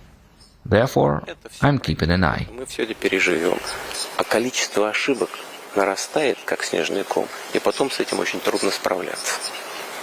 Так же происходит, я смотрю, в некоторых других странах мира сегодня. Поэтому я внимательно... Are you going to name them? Нет. Okay, but we go back to USSR, sir, because you talked about how one mistake was rolling into another. Who do you hold responsible for this situation? I mean, you're talking about people also who thought that probably it'll never happen with us. There'll never be any disintegration. But I'm sure you must have seen the Gorbachev years. You saw how Yeltsin went on. Whom do you hold responsible? What was the phase in which decisively USSR was disintegrating, breaking up? Здесь я бы не стал сейчас искать виноватых, менее, более виноватых. В целом сложилась такая система. I would not want to pinpoint the guilty and who is to blame more. In general, it was the system that turned out not to be viable. We need to recognize that and we need to think about it. We should not look for specific culprits, but we need to think how to create a system that will not simply protect itself, but develop. That's the point. And if such system is in place, it would be self-sufficient, autonomous, and effective. Are you looking at reintegration then? Реинтеграцию чего? Советского Союза? Of the Soviet Union. Нет, конечно, это просто исключено. Reintegration of what? Of the Soviet Union? Бессмысленно. Вы знаете, есть еще вопрос целесообразности. No, of course not. That's simply not on the table. We do not have such a goal and it won't make any sense. There is also a question of rationality. It does not make sense in current circumstances because it would critically change the national and religious composition of the Russian Federation. It does not make sense. You should tell that to some of the Western papers who keep writing about how you really want the old Soviet Union back, because that's what they keep doing. Я не буду им говорить, знаете почему? Потому что они все равно не хотят слушать то, что я говорю. Они хотят слушать. I won't tell it to them. You know why? Because they still do not want to listen to what I'm saying. They want to listen to themselves only, or they want to comment on what I'm saying the way they like it. Right, a lot about saying that you want to build the empire back. Да, они это делают для того, чтобы напугать свое население. Они злоупотребляют своим... Yes, they do that in order to scare their population.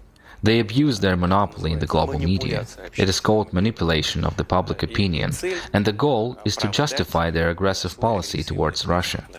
I don't see another goal. Right. Then if you're different, how would you, Vladimir Putin, summarize Vladimir Putin's life and ideology? No, I think it is too early for me to summarize my life. I have some work ahead of me. I like that, because we're going to talk about longevity. But before that, there's a very important question. You're going to India. The prime ministers of India have had a huge role to play in this strengthening of India-Russia ties. Who do you think, in your span of being a leader here in Russia, really made that difference since you were in power in enhancing India-Russia ties? Which are the prime ministers? Well, you have already asked me to characterize other leaders of other countries. I do not think it is very polite. You know, now we're working with Prime Minister of India, His Excellency Narendra Modi. Indeed, we have very trustworthy and friendly relations. He is a very reliable person. In that sense, I'm speaking very sincerely. India got lucky. He lives India. I'm talking to him and I know him. I hope he won't be cross with me. I'm just saying what I'm seeing and what I'm thinking. It is very pleasant to me to talk to such a person of integrity, you know. And that's number one. Number two, indeed, he's very sincere when it goes about strengthening India-Russian ties across the whole range of areas, especially crucial issues of economy and defense and humanitarian cooperation, development of high-tech. It is very interesting to meet with him. He traveled here, and we sat with him at my residence, and we drank tea for the whole evening, and we discussed different topics. We simply had an interesting conversation, purely like humans. So I'm looking forward to this meeting. I'm sure it will be very interesting and useful. Rather than not liking it, sir, I'm sure he has this mutual admiration for you as well. Quick question on the future, sir, because AI is a force to reckon with. Your viewpoint on that, do you think it is a force for chaos or it's a force for good? And where is Russia in this AI weapon war that's like in a prep situation world over? Ну, вы знаете, это так же, как любые достижения прогресса, это может быть и злом, это может быть... You know, like any other achievement of progress, it can be both good and evil. It is clear that it's cross-cutting technology that changes the life of an ordinary person, and, of course, in the near future, it will change the lives of the whole humanity. Those who will be the first to master this technology, use it most effectively, would gain a tremendous benefit in the economy, in social sphere, in defense, as well as in every sphere, in education, in science, healthcare, everywhere, because the effective use of artificial intelligence in each of the spheres will have a multiplier effect for efficiency and productivity. There are also challenges here, and specialists know it fully well. The fact is that it is all based on processing major data sets, big data. Here comes personal data of people as well. That's number one. And naturally, we need to take steps to guarantee safety and protection to ensure human rights in the widest sense of the word. But here is yet another very important thing.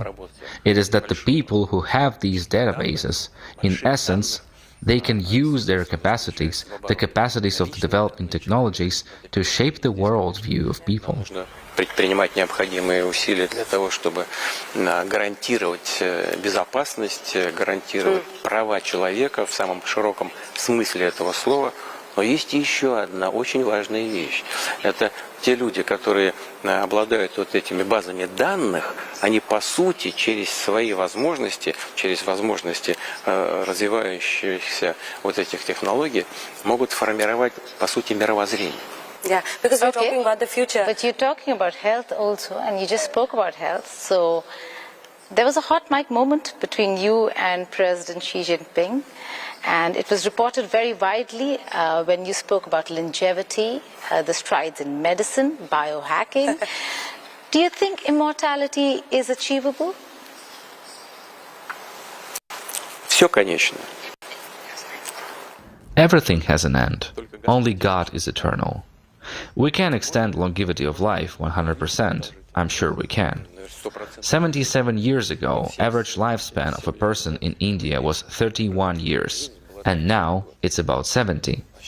That's what healthcare does. In India, infant mortality was cut fourfold. We congratulate you. These are all the results of the healthcare effort, and if you use AI in healthcare and you use it to produce medical drugs, for example, using genetic engineering and so on, that means it would have a tremendous effect.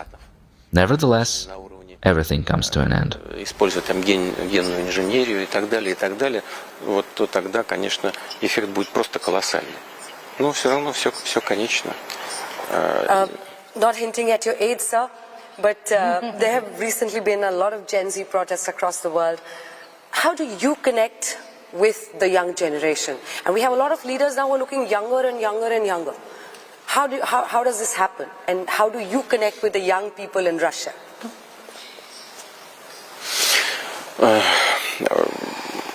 Знаете, здесь нет ничего нового. Ведь и у нас в литературе... You know, there's nothing new here. In literature and in art, this topic of contradiction of the older generation and the younger generation of fathers and sons in our classic literature, these images have always existed.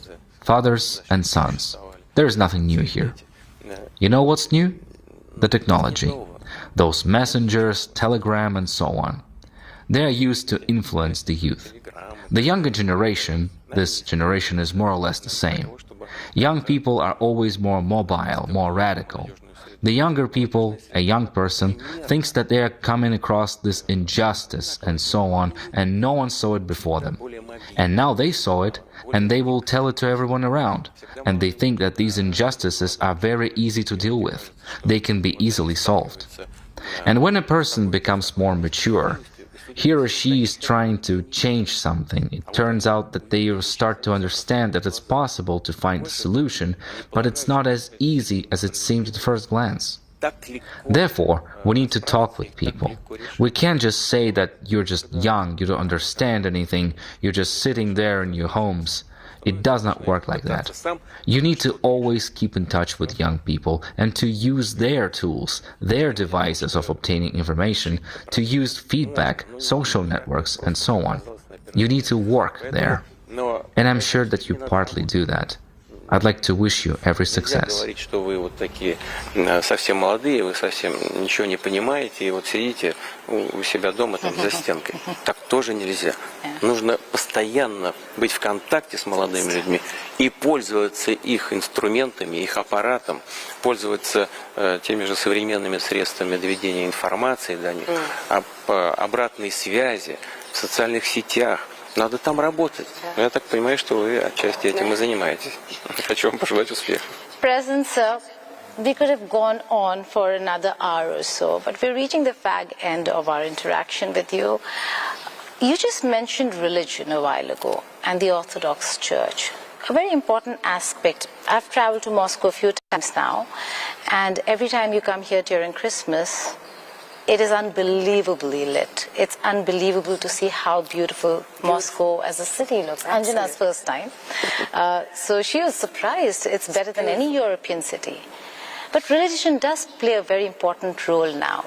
how do you see spirituality when it comes to the morality question in leadership, the Russian society, and for you personally? Ну, это основа. Мы все время, во всяком случае, последнее время, все время обращаемся к нашим традиционным, как мы говорим, ценностям. Well, that's the foundation. We always turn to our traditional values, as we call them.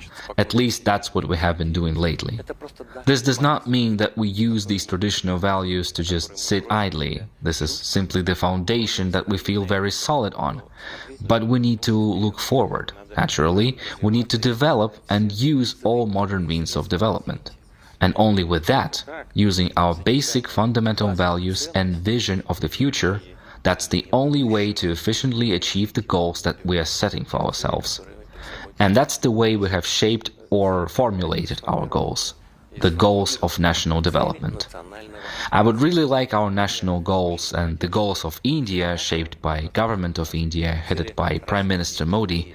I would really hope that they coincide so we could join efforts and achieve maximum results. Совпадали друг с другом. И чтобы мы, объединяя усилия, добивались максимального результата. So we welcome you with open hearts to India, and we look forward to whatever comes out of the meetings. But I don't know how much of Hindi films or songs you've ever heard. There's an old song that was very popular in Russia, which actually just means that there's a red cap on the head. You're wearing a red Russian hat. But the heart is Indian. And it was very popular even in Russia. A lot of people knew about it. Anything that you want to say about India, Indian society, Indian culture, and what is your message to all Indians who like you a lot and who would want to listen to what Mr. Putin has to say to Indians? Вот вы сейчас сказали об индийской культуре. You just mentioned the Indian culture and the Russian culture. You know, I think that we have a lot of citizens in the Russian Federation also having notion of Indian culture as about a fairy tale, a beautiful, bright, colorful fairy tale. From the time of the Soviet Union, people here like Indian movies and Indian music. I would even say that certain known people from Russian society have a cult of the Indian culture, and I like that very much, because I think that it is, as they say, from heart to heart. We'll be doing everything in our power so that this interest would not lose its spark. I would like people in India to know that. Есть такой даже в известных слоях нашего общества культ индийской культуры. И мне это очень импонирует, мне очень нравится это, потому что это вот то, что называется от сердца к сердцу идет. И мы будем делать все для того, чтобы этот интерес этот не угасал. И хочу, чтобы в Индии об этом знали. President Putin, we are very thankful to you for this very open interview that we had with you. And the best part, I think, Geeta, out of this entire interview is that we touched everything we talked about, everything.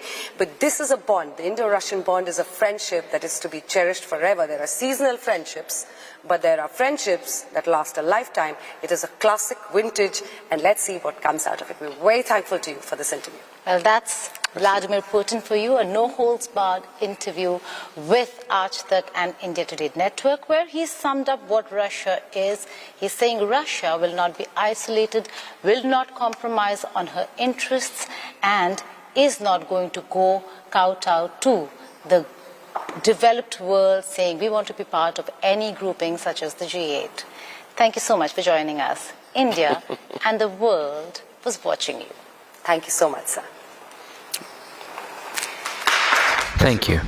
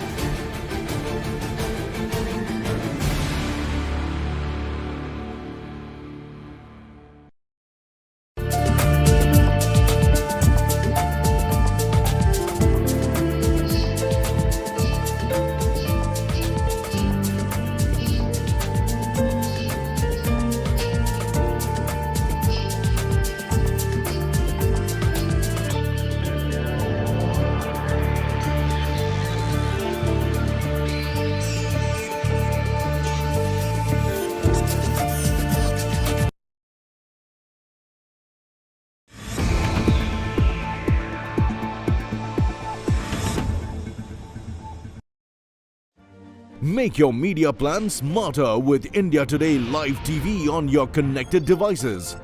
Amplify your brand with 100 million smart internet viewers. To advertise, mail us at sales@aajtak.com.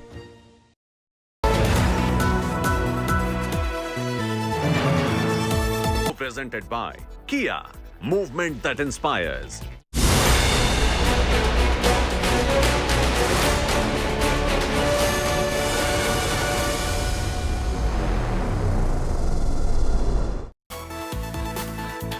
The wait is finally over, a moment that the world has been closely waiting and watching for. Russian President Vladimir Putin is in India and the images of his arrival are already breaking the internet. That Modi-Putin hug, that powerful handshake is once again dominating global headlines. In a move no one saw coming, Prime Minister Narendra Modi went to receive President Putin at the airport. It was a gesture that Kremlin itself called unexpected. And then another headline, a few minutes later, when the two leaders decided to share a car ride side by side. A photo from inside the car has also surfaced, capturing the warmth, the camaraderie, and a bond that's only getting stronger with time. Just a short while ago, Prime Minister Modi hosted President Putin for a private dinner at 7 LKM. That is the official residence of Prime Minister Modi. But tomorrow is a big day. Two global leaders, one formidable friendship, and a geopolitical test watched by every nation in the world.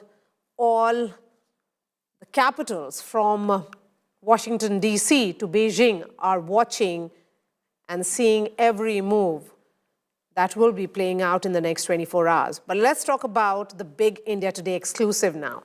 In an exclusive conversation with India Today's Geeta Mohan and Aaj-Tak's Anjana Kashyap ahead of his India visit, Vladimir Putin hailed India's post-independence rise as almost a miracle. He also praised the reliability of India-Russia energy ties and stressed that their partnership has never been used against any other nation. Vladimir Putin also strongly defended India's right to buy Russian fuel and voiced confidence in Donald Trump's sincerity about seeking peace in Ukraine.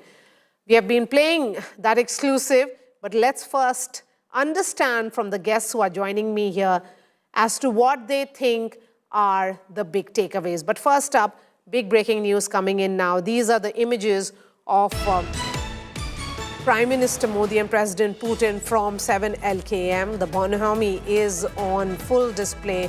Prime Minister Modi, in fact, hosting President Putin for a private dinner after welcoming him at the tarmac. Prime Minister Modi and President Putin chose to travel in the same car and they went straight to 7 LKM. Joining me on this broadcast, Veena Sikri, former diplomat. Dmitry Babich is political analyst and deputy foreign editor at KP. And we also have Sandeep Unnitan, senior journalist who is at our network. Sandeep, let's talk about the interview here. What do you think is the big takeaway? I mean, an interview which is extremely newsy. Just about every global press has been waiting for this interview. They'll be quoting us tomorrow. But for you, as a journalist who has been tracking this world of diplomacy closely, what do you think is the big takeaway? Well, Maria, firstly, this is one of the longest interviews that President Putin has ever given to a foreign journalist. The previous one was last year in 2024 when he spoke to Tucker Carlson. That was his first interview to any Western journalist after the war in Ukraine. He spoke for nearly 2 hours. This is the second biggest interview, and this is a world exclusive because it comes at a time when we are talking peace, the possibility of an end to the Russia-Ukraine war in Europe, but that's not happening right now. That's at a stalemate. But this interview, Maria, is really important because from this you get an idea of where Putin is, where he sees Russia today. And what we are looking at, possibly judging from his responses to Anjana and Geeta, is the fact that we are witnessing one of the biggest events, one of the biggest geopolitical events of the 21st century, which is that Russia, a country that straddles Europe and Asia, traditionally has been in two continents, now is looking at moving towards Asia. It is pivoting towards Asia. It's pivoting towards these two giants, China and India. And that is the sum and substance of what President Putin is conveying over here, that he's invoking the spirit of RIC without saying as much. But he sees Russia, India and China as being a formidable counterweight to the Western-led bloc, Maria. Yes, and Dimitri, what is the mood there in Moscow?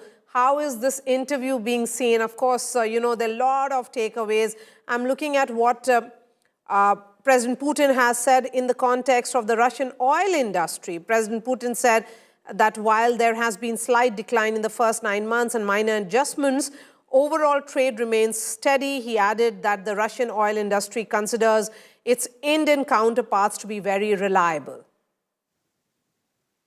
Well, you asked me this question and I can respond to you with dozens of quotes from the Russian media. The main mood is that India has proven its sovereignty, because when President Trump tried to pressure India into refusing Russian oil, you probably remember Prime Minister Modi had the courage just to stop talking to Trump for several weeks. You know, Mr. Modi did not receive the phone calls from Trump, which was, of course, a huge surprise for Washington, because for many years we have spoiled American presidents by making them believe that everyone is waiting for their calls, every call from them is a huge honor. And here we see, I think, sincere honor, sincere respect on both sides during this meeting of Prime Minister Modi and President Putin. And you can read it from these images. And of course, you can read it from the interview. So my impression is that this summit meeting proves one more time that Russia and India have become much wiser in the last few decades, I would say. The West keeps talking about market economy, but actually the sanctions, especially the secondary sanctions, which the West imposes on all of its opponents, these are non-market measures. These are attempts to go against market economy. What is a price cap for Russian oil?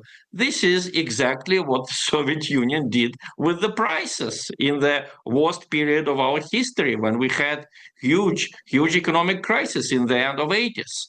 So Mr. Putin, from his experience, he knows that if there is a product and if there is a buyer, the product will find its way to the buyer. So the Russian oil will find its way to India, and India has the capacity to refine this oil, to make it into more valuable products.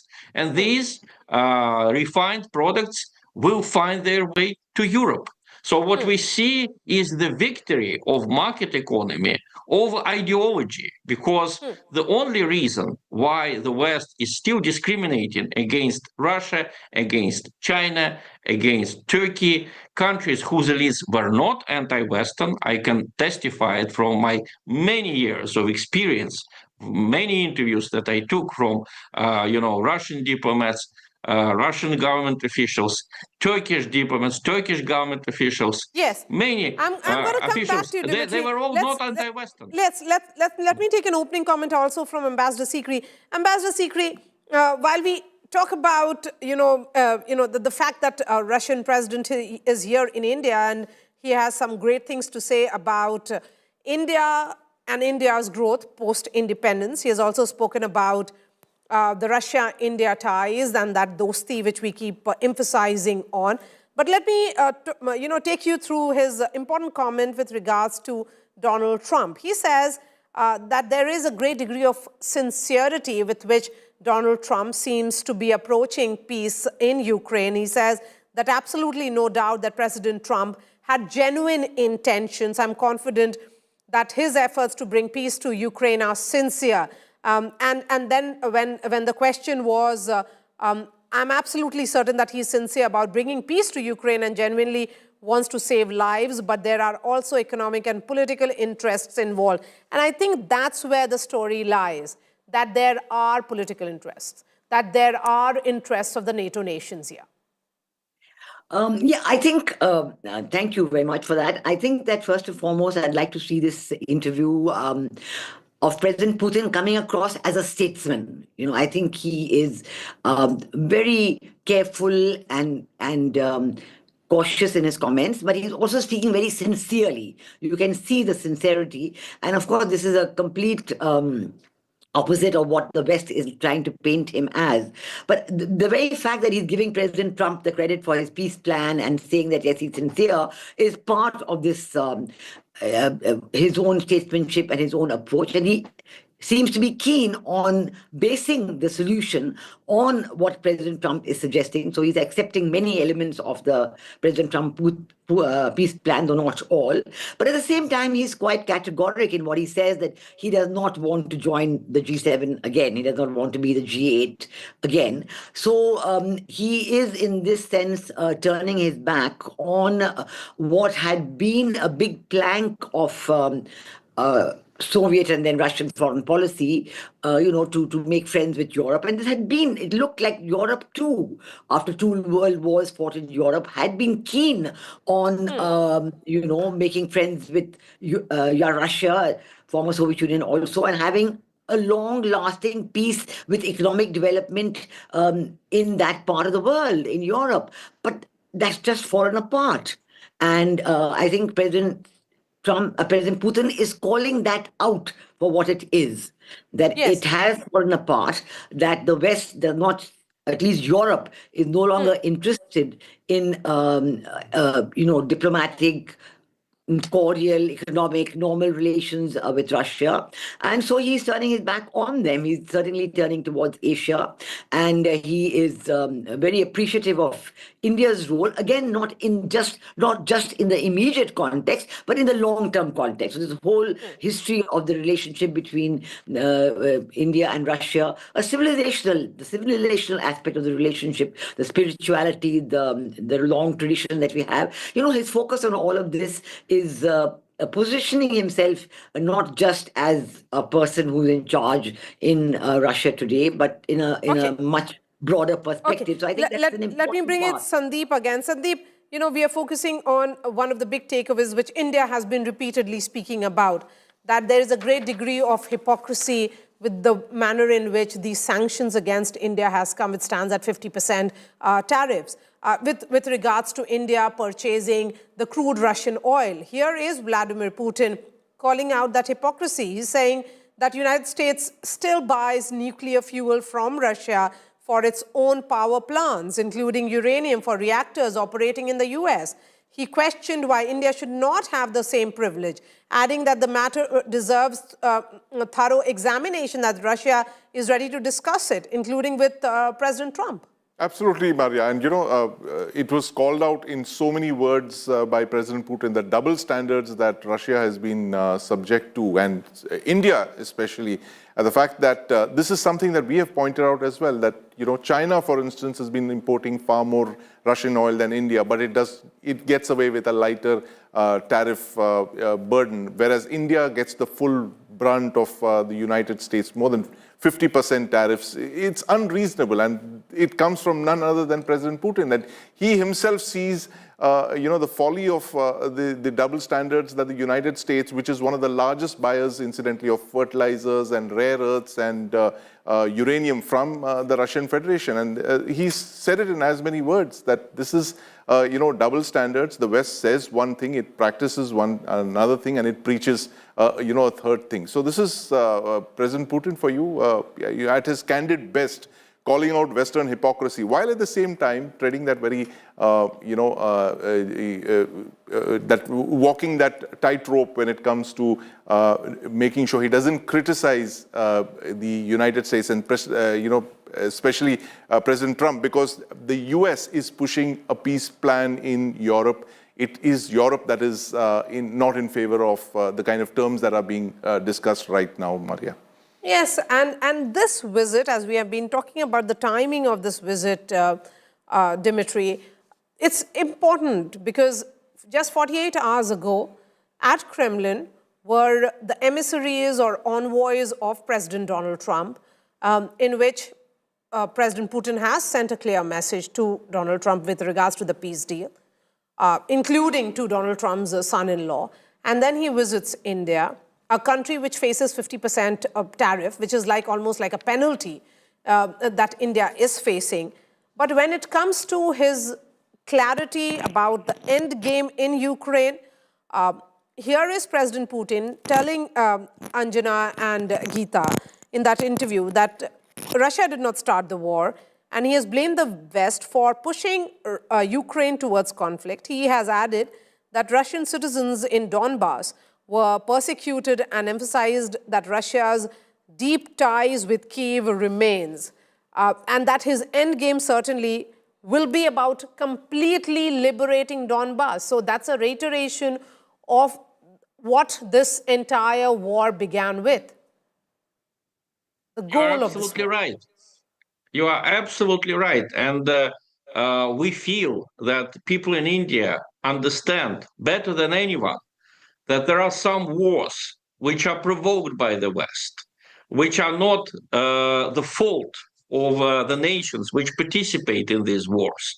We know that the wars that followed the British withdrawal from India, they are not the fault of the peoples of India and Pakistan. They are the fault of the Western elites, which made Muslims and Hindus quarrel and which capitalized on that conflict. In the same way, believe me, in the same way, we are now going through the consequences of the collapse of the Soviet Union.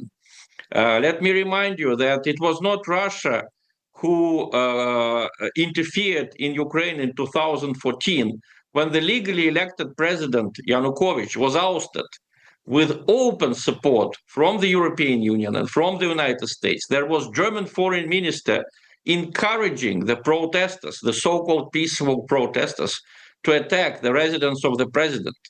When Yanukovych was ousted, 38 policemen were killed and hundreds were maimed by these so-called peaceful protesters, paid and armed by the West.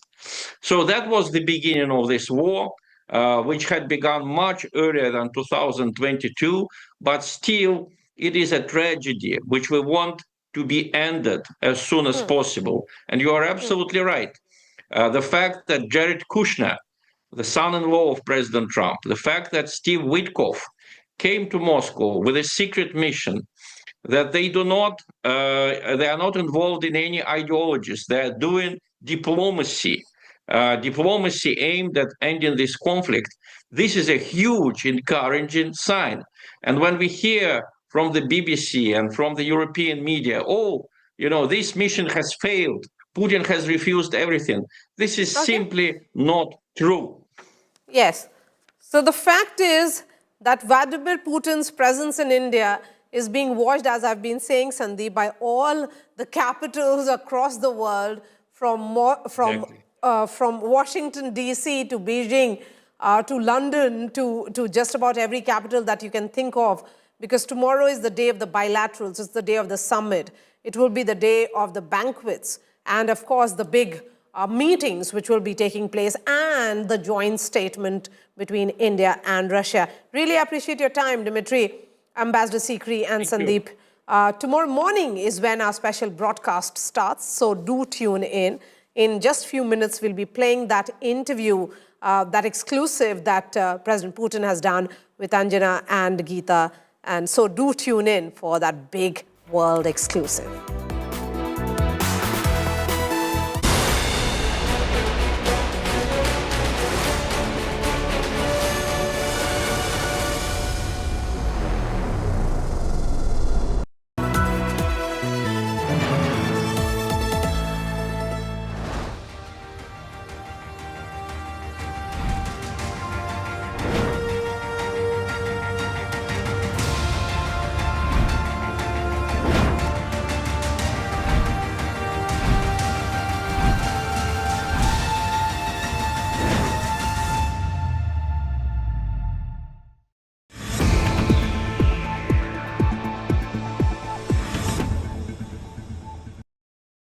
Hi, Sana here with a quick AQI update. Delhi 274, Mumbai 172, Kolkata 191, Bangalore 116, Chennai 69, Hyderabad 162.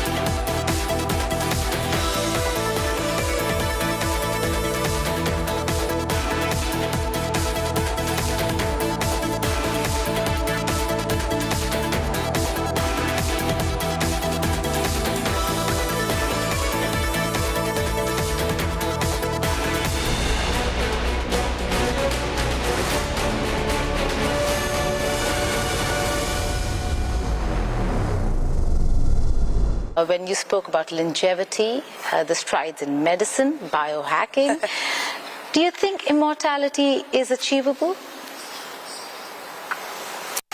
Все конечно. Everything has an end. Only God is eternal.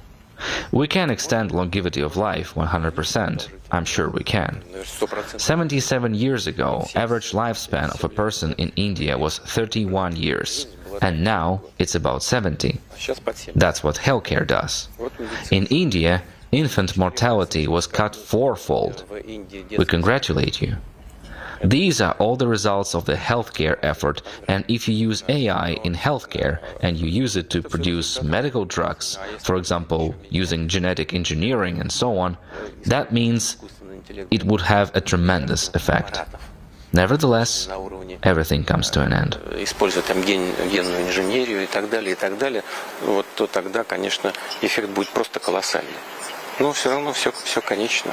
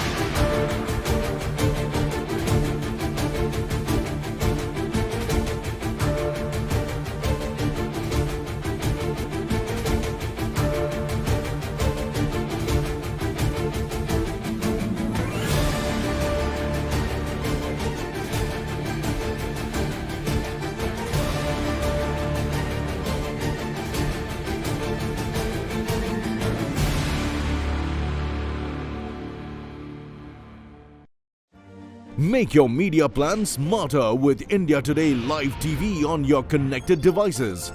Amplify your brand with 100 million smart internet viewers. To advertise, mail us at sales@aajtak.com.